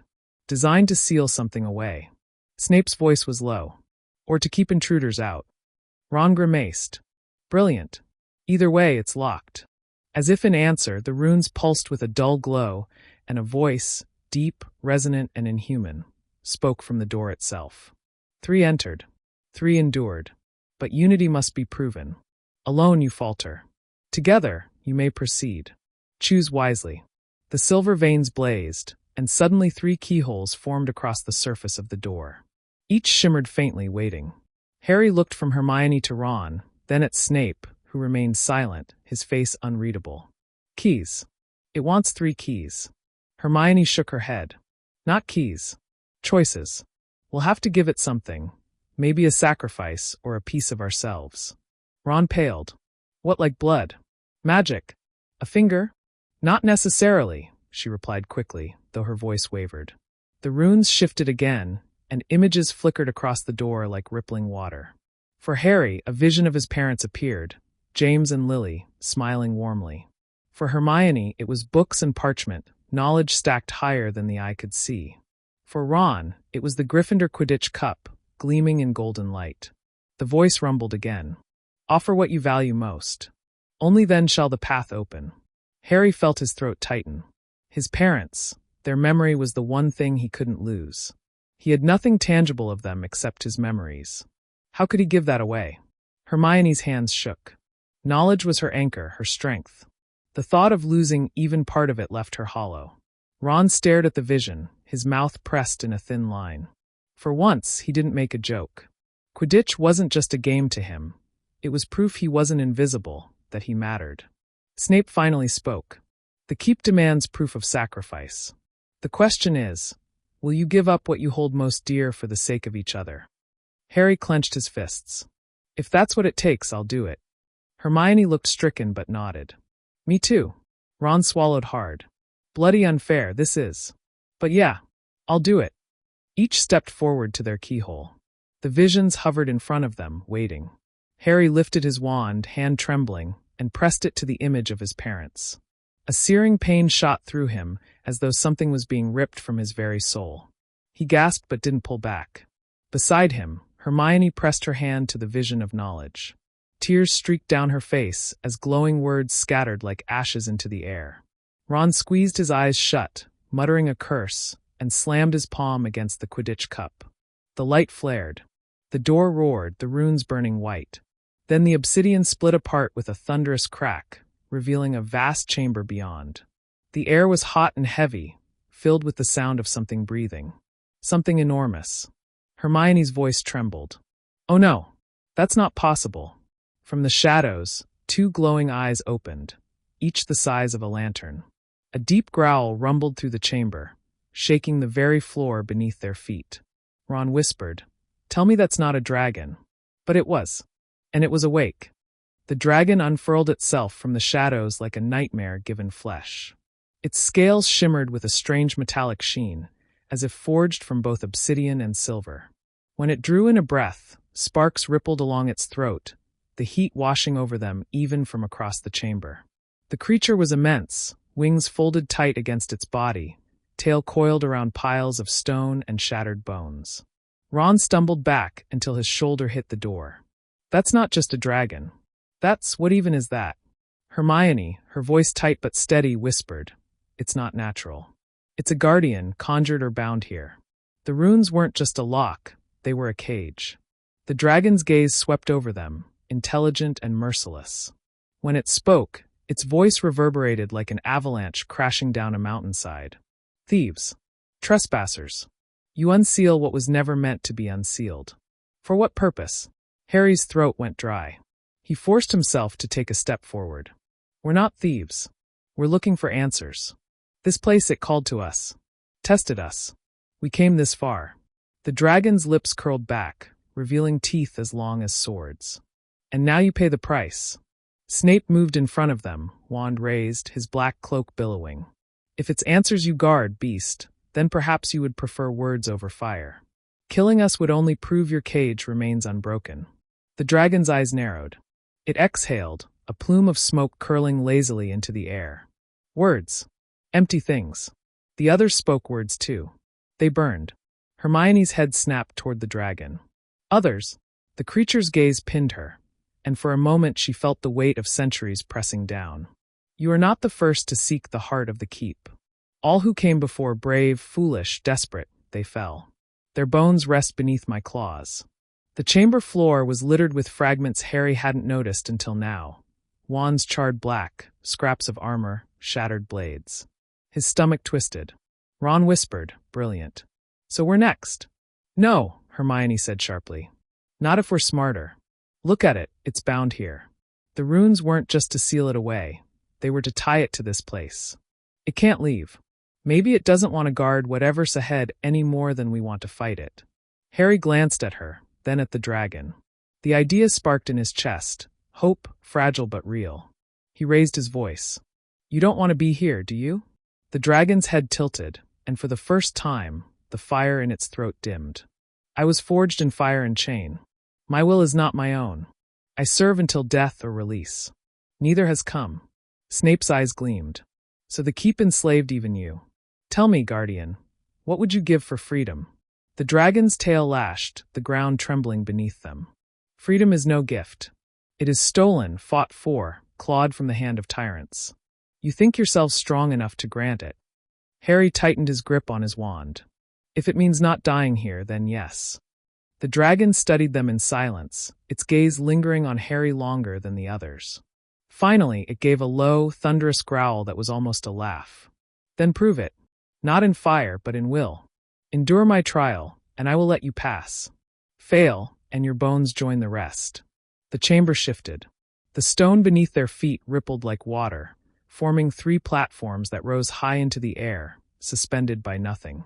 Each hovered over a pit of molten lava that bubbled and hissed. Hermione's voice was thin with dread. Oh no! Another trial. The dragon lowered its head, eyes blazing. Strength. Wit. Loyalty. Each of you will be tested. Only if all 3 prevail shall the path beyond open. Step forward or be consumed. The platforms glowed with runes, one for each of them. Harry's heart pounded as he stepped onto his, the heat licking at his skin. Ron hesitated but followed, muttering curses under his breath. Hermione drew in a shaky breath and joined them. Snape remained on the ground, arms folded, his face unreadable. The dragon's gaze flicked to him, but it did not assign him a trial. The creature's wings unfurled, stirring the air like a storm. Choose well, mortals. For each test will cost you more than you expect. The platforms shuddered, beginning to rise higher, and Harry realized with a cold weight in his stomach that this was only the beginning. The platforms ascended until the molten pit below was only a distant, seething glow. Heat shimmered in the air, sweat dripping down Harry's neck. The dragon's voice echoed from everywhere and nowhere. Strength. Wit. Loyalty. Each path chosen, each trial endured. Begin. Harry's platform lurched forward, tilting until he had to drop to his knees to keep from sliding off. A shape emerged from the haze before him. A figure with black hair and round glasses. His own reflection, wand in hand, eyes burning with accusation. You've always been weak, the doppelganger spat. Relying on others to save you. Without them, you'd have been dead 100 times over. Harry's chest tightened, anger bubbling. He raised his wand. I don't need to be perfect. I just need to keep fighting. The false Harry grinned wickedly, raising its wand, and the air crackled as spells shot across the platform, each impact shaking the stone beneath his feet. On the second platform, Hermione faced something far quieter, but far more dangerous. She stood in what looked like the Hogwarts library, but every book was chained shut. At the center of the room floated a single tome, glowing faintly with golden light. The dragon's voice whispered in her ear. Knowledge is power, but knowledge denied is torment. To open the book, speak the answer to this riddle. What cannot be seen but builds empires, cannot be touched but breaks hearts, cannot be measured but destroys worlds. Hermione's mind whirled. She paced the false library, muttering possibilities. Fear, time, hope. No, not quite. She clenched her fists, frustration gnawing at her. She had to be right. The wrong answer might bind her here forever. On the third platform, Ron stood rooted as the illusion shifted. Before him appeared Harry and Hermione, dangling by ropes above the molten pit. Their faces were pale, their voices frantic. "Ron, help us!" Hermione cried. "Don't just stand there," Harry shouted. The dragon's whisper coiled around him. "Loyalty is sacrifice. Choose who lives. Save one, and the other falls. Save neither, and both perish. But choose quickly, hesitation is betrayal." Ron's entire body shook. "No, no, you can't, this isn't real." He gripped his hair, staring at the ropes. They creaked as if about to snap, heat rising from below. His heart pounded so hard it hurt. The dragon watched them all, silent and terrible, as the three friends faced their trials. Harry dueled himself, every spell a mirror of his own fears. Hermione searched desperately for the truth behind the riddle, her breath coming fast. Ron's voice broke as he screamed at the illusion, torn between two impossible choices. Snape remained below, his gaze fixed upward. His lips curled into a sneer, but his eyes flickered with something sharper, concern, though he would never name it. High above, the platforms trembled, the fate of all three hanging by threads thinner than air. The heat from the pit swelled upward, carrying with it the stench of burning stone and sulfur. Each of the three friends teetered on the edge of collapse, the dragon's unseen presence pressing down like a physical weight. Harry's false double advanced, its spells coming faster and sharper. The blast of a reductor curse shattered a corner of the platform, leaving molten light glaring through the cracks. Harry rolled to the side, wand clutched tight. His own reflection moved with precision and fury, every strike laced with scorn. "You're only strong because others hold you up," the double snarled. "Strip them away, and you're nothing." Harry's chest heaved. He thought of Sirius, of Dumbledore, of every person who had fought at his side. But then he thought of standing alone in front of Quirrell with the stone, of facing Dementors with no one but himself, of walking into the forest to meet Voldemort. His voice steadied. "They helped me, yes. But I was there too. I stood my ground. That's enough." The doppelganger's smirk faltered for a heartbeat, and Harry seized it. With a sweeping motion, he cast a disarming charm that wasn't about skill or power. It was about belief. The wand ripped from the false Harry's hand, dissolving into smoke as the figure collapsed into nothing. The platform steadied beneath him. Meanwhile, Hermione's heart pounded as she wrestled with the riddle. She muttered every possibility she could think of, pacing the library that shimmered and warped around her. The golden tome pulsed like a heartbeat. What cannot be seen but builds empires, cannot be touched but breaks hearts, cannot be measured but destroys worlds. She froze. Her mind caught on the final phrase. Not time. Not fear. The answer slid into place like a key in a lock.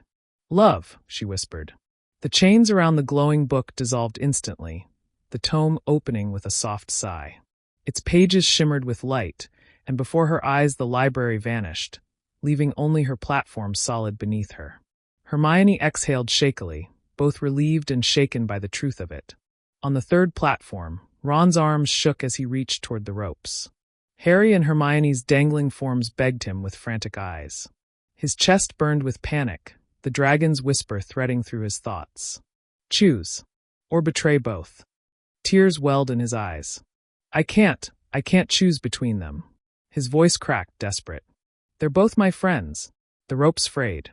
One strand snapped with a sharp twang. Ron dropped to his knees, pounding the platform with his fists. "No, you don't get to make me do this.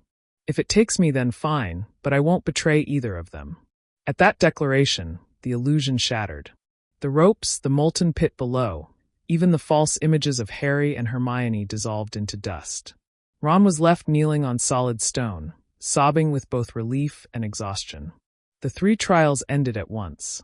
The platforms drew closer until they touched, forming a wide circle above the fiery abyss. Harry, Hermione, and Ron stood together, battered but alive, the echoes of their ordeals still fresh in their minds. From the pit below, the dragon's voice thundered, reverberating through their bones. "You have faced yourselves, your truths, your lies. You have not broken. You may pass."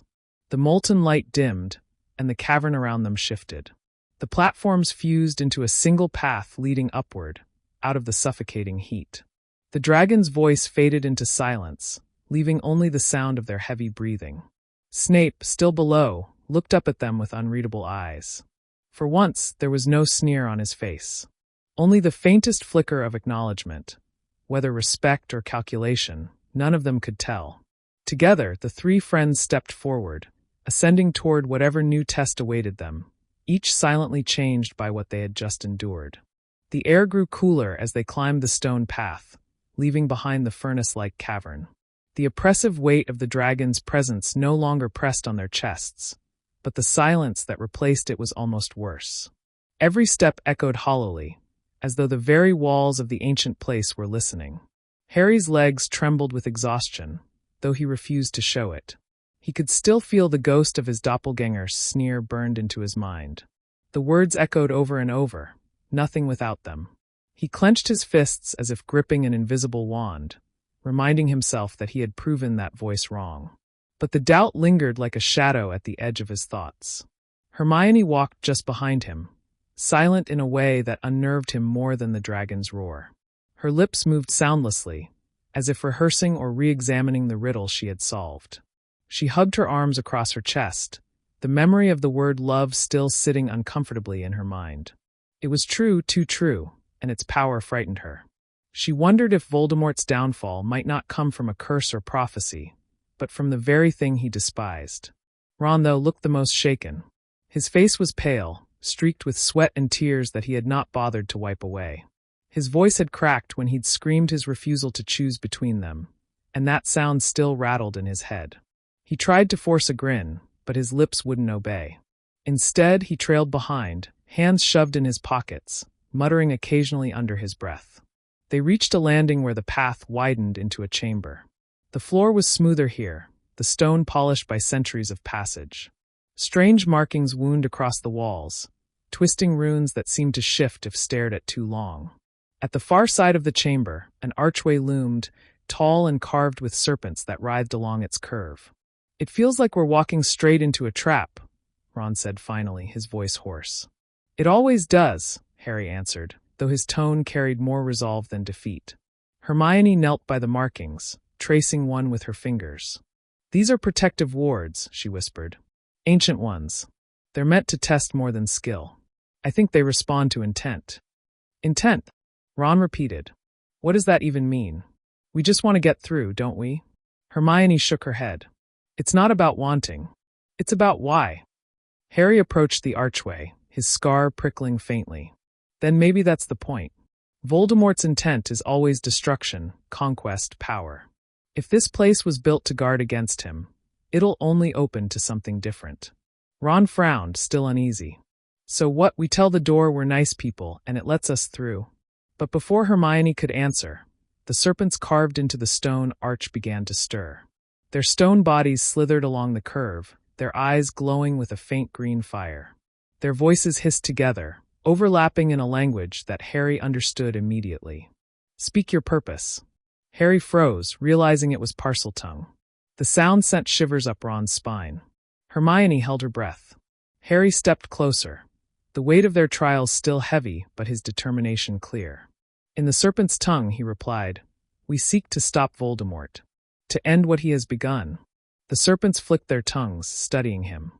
The runes along the walls brightened, casting eerie light across the chamber. "Your truth must be weighed," they hissed. The chamber shifted around them. The air thickened, and shadows crawled along the walls. From the darkness stepped three figures, familiar and yet twisted. Sirius, Hermione's parents, and Ginny, each staring with accusing eyes. Hermione gasped, clutching her chest. Ron's face went white. Harry stood rigid, his heart lurching painfully. "Not again," he muttered under his breath, realizing this was not a test of power, but of loyalty and guilt. The illusions spoke in unison, their voices sharp as knives. "Will you betray us, as you always have? Will you fail us again?" The three friends stood frozen, the serpent's glow burning brighter as the test deepened. This time there would be no simple spell, no riddle. Only the truths they dared not face. The chamber pulsed with an eerie green light, shadows stretching across the polished stone floor like grasping fingers. The illusions stepped closer, their faces sharp with unspoken blame. Sirius's figure loomed before Harry, his expression cold in a way Harry had never seen in life. "You trusted me to fight with you," the illusion said, voice dripping with accusation. And what did it bring me? Death. You dragged me into danger, and now I am nothing but a ghost in your shadow. You will destroy everyone who loves you, just as you destroyed me. Harry's throat closed up. The old wound tore open again, guilt rushing through him like poison. He remembered that night in the Department of Mysteries, remembered his reckless belief in a vision, remembered how it had cost Sirius everything. For a moment, he wanted to crumple under the weight of it. But then Hermione's voice pierced the fog. She had fallen to her knees before the illusions of her parents, who stood stiff and unyielding. "You've lied to us," her mother's voice said, eyes like shards of ice. "You've hidden yourself in this world and left us behind. Do you think knowledge excuses betrayal? We raised you to be honest, to stay safe, and you cast us aside." Hermione shook, tears slipping down her cheeks. "I never," her voice broke, but she forced herself to continue. "I never wanted to leave you. But this is where I belong. If I kept it from you, it was because I loved you too much to let you suffer for what you could never change." The illusion of her father stepped forward, gaze unyielding. "And yet you suffer alone." Ron's test was no kinder. Ginny stood before him, her eyes filled with sorrow, but her words were edged with steel. "You abandoned me when it mattered most," she said. "You looked at Harry, always Harry, and forgot I existed. You were my brother, but you were never there when I needed you. Tell me, Ron, when have you ever been enough?" Ron's face crumpled as though struck. He stumbled back, shaking his head furiously. "That's not true," he choked out. I've always tried, Ginny. I've always wanted to be more than just Harry's friend, or the one left behind. But it never felt like I was. I wanted to be enough for you, for all of you." Ginny's figure tilted her head, her eyes searching him. "And are you?" Harry's chest heaved as Sirius's illusion still bore down on him. The serpent's glowing eyes watched silently, weighing every word. He knew this wasn't Sirius. Sirius had believed in him. Sirius had fought for him. But the guilt was still real, and it would always be. Harry straightened, forcing himself to meet the hollow stare. "I did make mistakes," Harry said, his voice trembling but steady. "I rushed into that fight. I thought I had to do it all myself. And it cost me you. That's on me, and I'll carry it forever. But your death wasn't meaningless. You gave me a family when I thought I'd never have one. You gave me courage when I only had fear. I won't let that die with you." The illusion's expression faltered, just slightly, as though the weight of his truth cracked its mask. Hermione rose shakily to her feet, her tears glistening but her voice firm. "I can't undo what I've hidden from you," she told the illusions of her parents. "But I fight every day because I want a world where you'll never have to know this pain. I may not have told you everything, but I have never stopped loving you. That will never change." Her parents' figures flickered, the sharpness in their gaze softening into something closer to understanding. Ron, shaking from head to toe, clenched his fists. "No," he said, louder this time, looking straight at Ginny's image. "I'm not perfect. I've been jealous, I've run away when I shouldn't have, I've doubted myself. But I have never stopped caring about you. About any of you. I may not always feel enough, but I'll never stop trying to be." Ginny's illusion blinked once, then the sorrow in her face dissolved, leaving only light. The chamber shuddered, the runes glowing so brightly they nearly blinded the three friends. The illusions broke apart like shattered glass, fragments of light scattering into the air until only the serpents remained. "You have spoken truth," they hissed, their voices heavy with ancient weight. "The burden of guilt does not chain you. Intent has been proven." The archway before them rumbled as its stones slid apart, revealing a spiral staircase that descended into shadow. A draft of cold air rose to meet them, carrying the faintest whisper of laughter. Voldemort's presence, faint but unmistakable, stirred below. They had passed the test. But what awaited them now was no illusion. The spiral staircase seemed endless, each step echoing like a heartbeat through the hollow stone chamber. The deeper they went, the colder the air became, as though they were descending into the lungs of some ancient beast. Harry's wand lit the way, its glow casting long shadows that stretched and shivered against the walls. Hermione stayed close to him, her hand brushing the edge of his cloak, as if making sure he was really there. Ron followed just behind, his breathing sharp but steady, every step betraying a stubborn determination to see this through. At last, the staircase opened into a vast cavern, its ceiling lost in darkness. A river of black water cut across the floor, glowing faintly with a greenish sheen, and at its center rose a dais of obsidian stone. Upon it, a throne carved with serpents coiled in endless knots gleamed in the torchlight. And there he was. Voldemort sat upon the throne, robes whispering like smoke around him, pale hands draped casually over the carved arms. His eyes burned crimson as they fixed on Harry, and the faintest smile curved his lips. "I wondered how long it would take you," Voldemort said softly, his voice echoing unnaturally. "You've passed my guardians, faced your own truths. And yet here you are, 3 children playing at war." Harry's wand trembled slightly in his hand, but he lifted it, his voice steady. "We're not children. We're here to end this." Voldemort rose with inhuman grace, his tall frame looming, his presence filling the cavern like a storm. "End this? You cannot end what you do not understand. You speak of ending me as though you are not bound to me. Do you not feel it, Harry? The tether that ties us together? Destroy me, and you destroy yourself." Hermione stepped forward, her voice sharp, unyielding. "We've studied the bond. We know about the Horcruxes. You split your soul, tied it to objects, to him. But that bond isn't unbreakable. It can be severed." Voldemort's eyes flicked to her, narrowing. "You think you understand magic older than empires. Arrogant little girl. Knowledge without power is nothing. And you, Ron Weasley," his gaze shifted like a blade, cutting into Ron. "Forever in their shadow. Tell me, when they fall, will you finally find your place? Or will you cower, as you always have?" Ron's jaw tightened.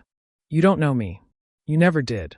The river between them began to stir, the black water bubbling as serpents rose from its surface, their bodies translucent, their eyes glowing green. They hissed in unison, their voices carrying the weight of Voldemort's will. The cavern quaked, the ground trembling beneath the friends' feet. Harry raised his wand higher, fire blazing in his chest. "We're not afraid of you. Not anymore." Voldemort's laughter rang out, cold and hollow, echoing through the cavern. "Then prove it. Cross the river. Reach me if you can." The serpents slithered across the water, their massive bodies weaving into a barrier of scales and fangs. The air thickened with magic so dense it was suffocating. Every instinct screamed at Harry to stop, to turn back, but he forced himself to step forward, Hermione and Ron flanking him. This was no test, no illusion.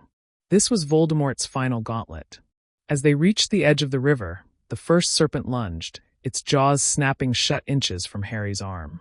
He slashed his wand through the air, shouting, "Incendio!"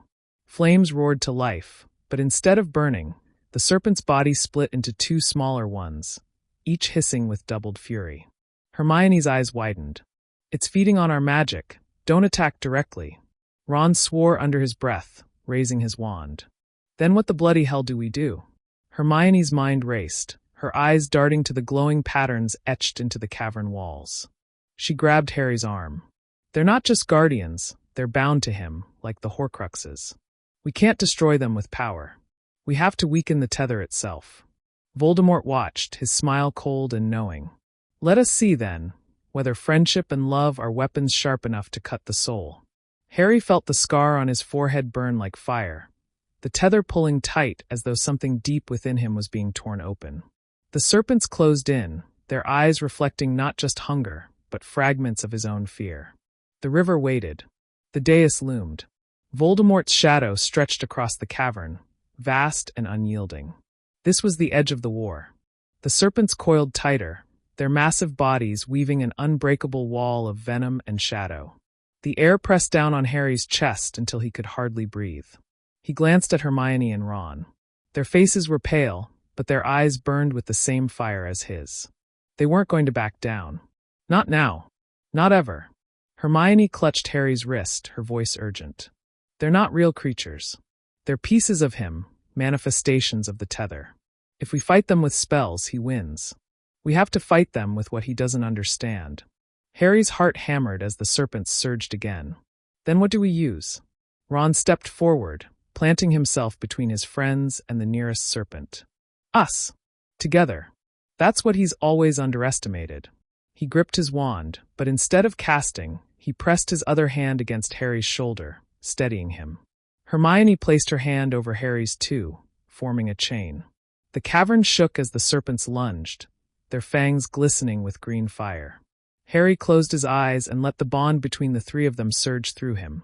Every laugh they'd shared, every tear, every scar. They weren't fragments like Voldemort's soul. They were whole. They were stronger because they had each other. A rush of warmth blazed from their joined hands, bursting outward in a blinding wave of golden light. The serpents shrieked, their forms unraveling into threads of shadow that disintegrated into the river. The black water boiled, then stilled, leaving a narrow path glowing across its surface. Harry opened his eyes, chest heaving. Voldemort was still waiting, his smile gone, replaced by a look of cold fury. "Love," he spat, the word like poison. "A child's fantasy. Do you think such weakness can undo me?" They stepped onto the path, the glow holding beneath their feet. Step by step, they crossed the river, every beat of Harry's heart thundering in his ears. When they reached the dais, Voldemort descended from his throne, his wand raised like a blade. "You speak of severing the bond," Voldemort hissed. "But you are bound to me, boy. That scar upon your head, that piece of my soul within you, it ties us. To destroy me is to destroy yourself." Harry tightened his grip on his wand. He could feel the fragment inside him, burning, thrashing like a caged animal. He knew Voldemort was right. If he fell here, so would Harry. But for once, the thought didn't terrify him. He looked at Hermione and Ron. Hermione's eyes shimmering with tears she refused to let fall, Ron's face set in fierce determination. He turned back to Voldemort. "Maybe I don't need to live if it means you're finally gone. But I won't let you take anyone else." Voldemort's lip curled. "Then die with me." The cavern erupted in green light as he struck first. Avada Kedavra! Harry raised his wand, his voice tearing from his throat. Expelliarmus! The two spells collided with a deafening crack, the force blasting through the chamber. Golden and green light twisted into a sphere between them, pulsing like a heart about to burst. The tether between them flared, the scar on Harry's forehead searing with unbearable pain. He screamed, but he did not let go. Hermione and Ron flung their magic into his, not spells, but raw will, anchoring Harry, steadying him, pouring every ounce of faith and friendship they had into that thread of golden light. The sphere imploded, sending a shockwave through the cavern. Harry felt the fragment within him wrench free, ripping away like tearing flesh from bone. He fell to his knees as Voldemort staggered, his scream echoing like the death rattle of 1,000 souls. The tether snapped. The golden light consumed Voldemort, burning through his pale skin, his robes, his very form. He reached out with clawed hands, but there was nothing left to hold on to. With one last shriek, he unraveled into dust, the echo of his voice fading into silence. The cavern was still. The throne cracked down the middle, splitting apart. The river turned clear, its surface glittering like glass. The oppressive weight that had hung over them for years was gone. Harry slumped forward, gasping for breath. Hermione caught him, her arms tight around his shoulders, Ron kneeling beside them. "Is he?" Ron's voice broke. Harry opened his eyes, the scar still aching but no longer burning. He looked at his friends, then at the empty dais. "He's gone. For good this time." Silence stretched, then Ron let out a shaky laugh, half disbelieving, half relieved. Hermione buried her face in Harry's shoulder, tears finally spilling. Harry closed his eyes, letting the warmth of their embrace steady him. They had done it. Together. For the first time in years, the future was theirs.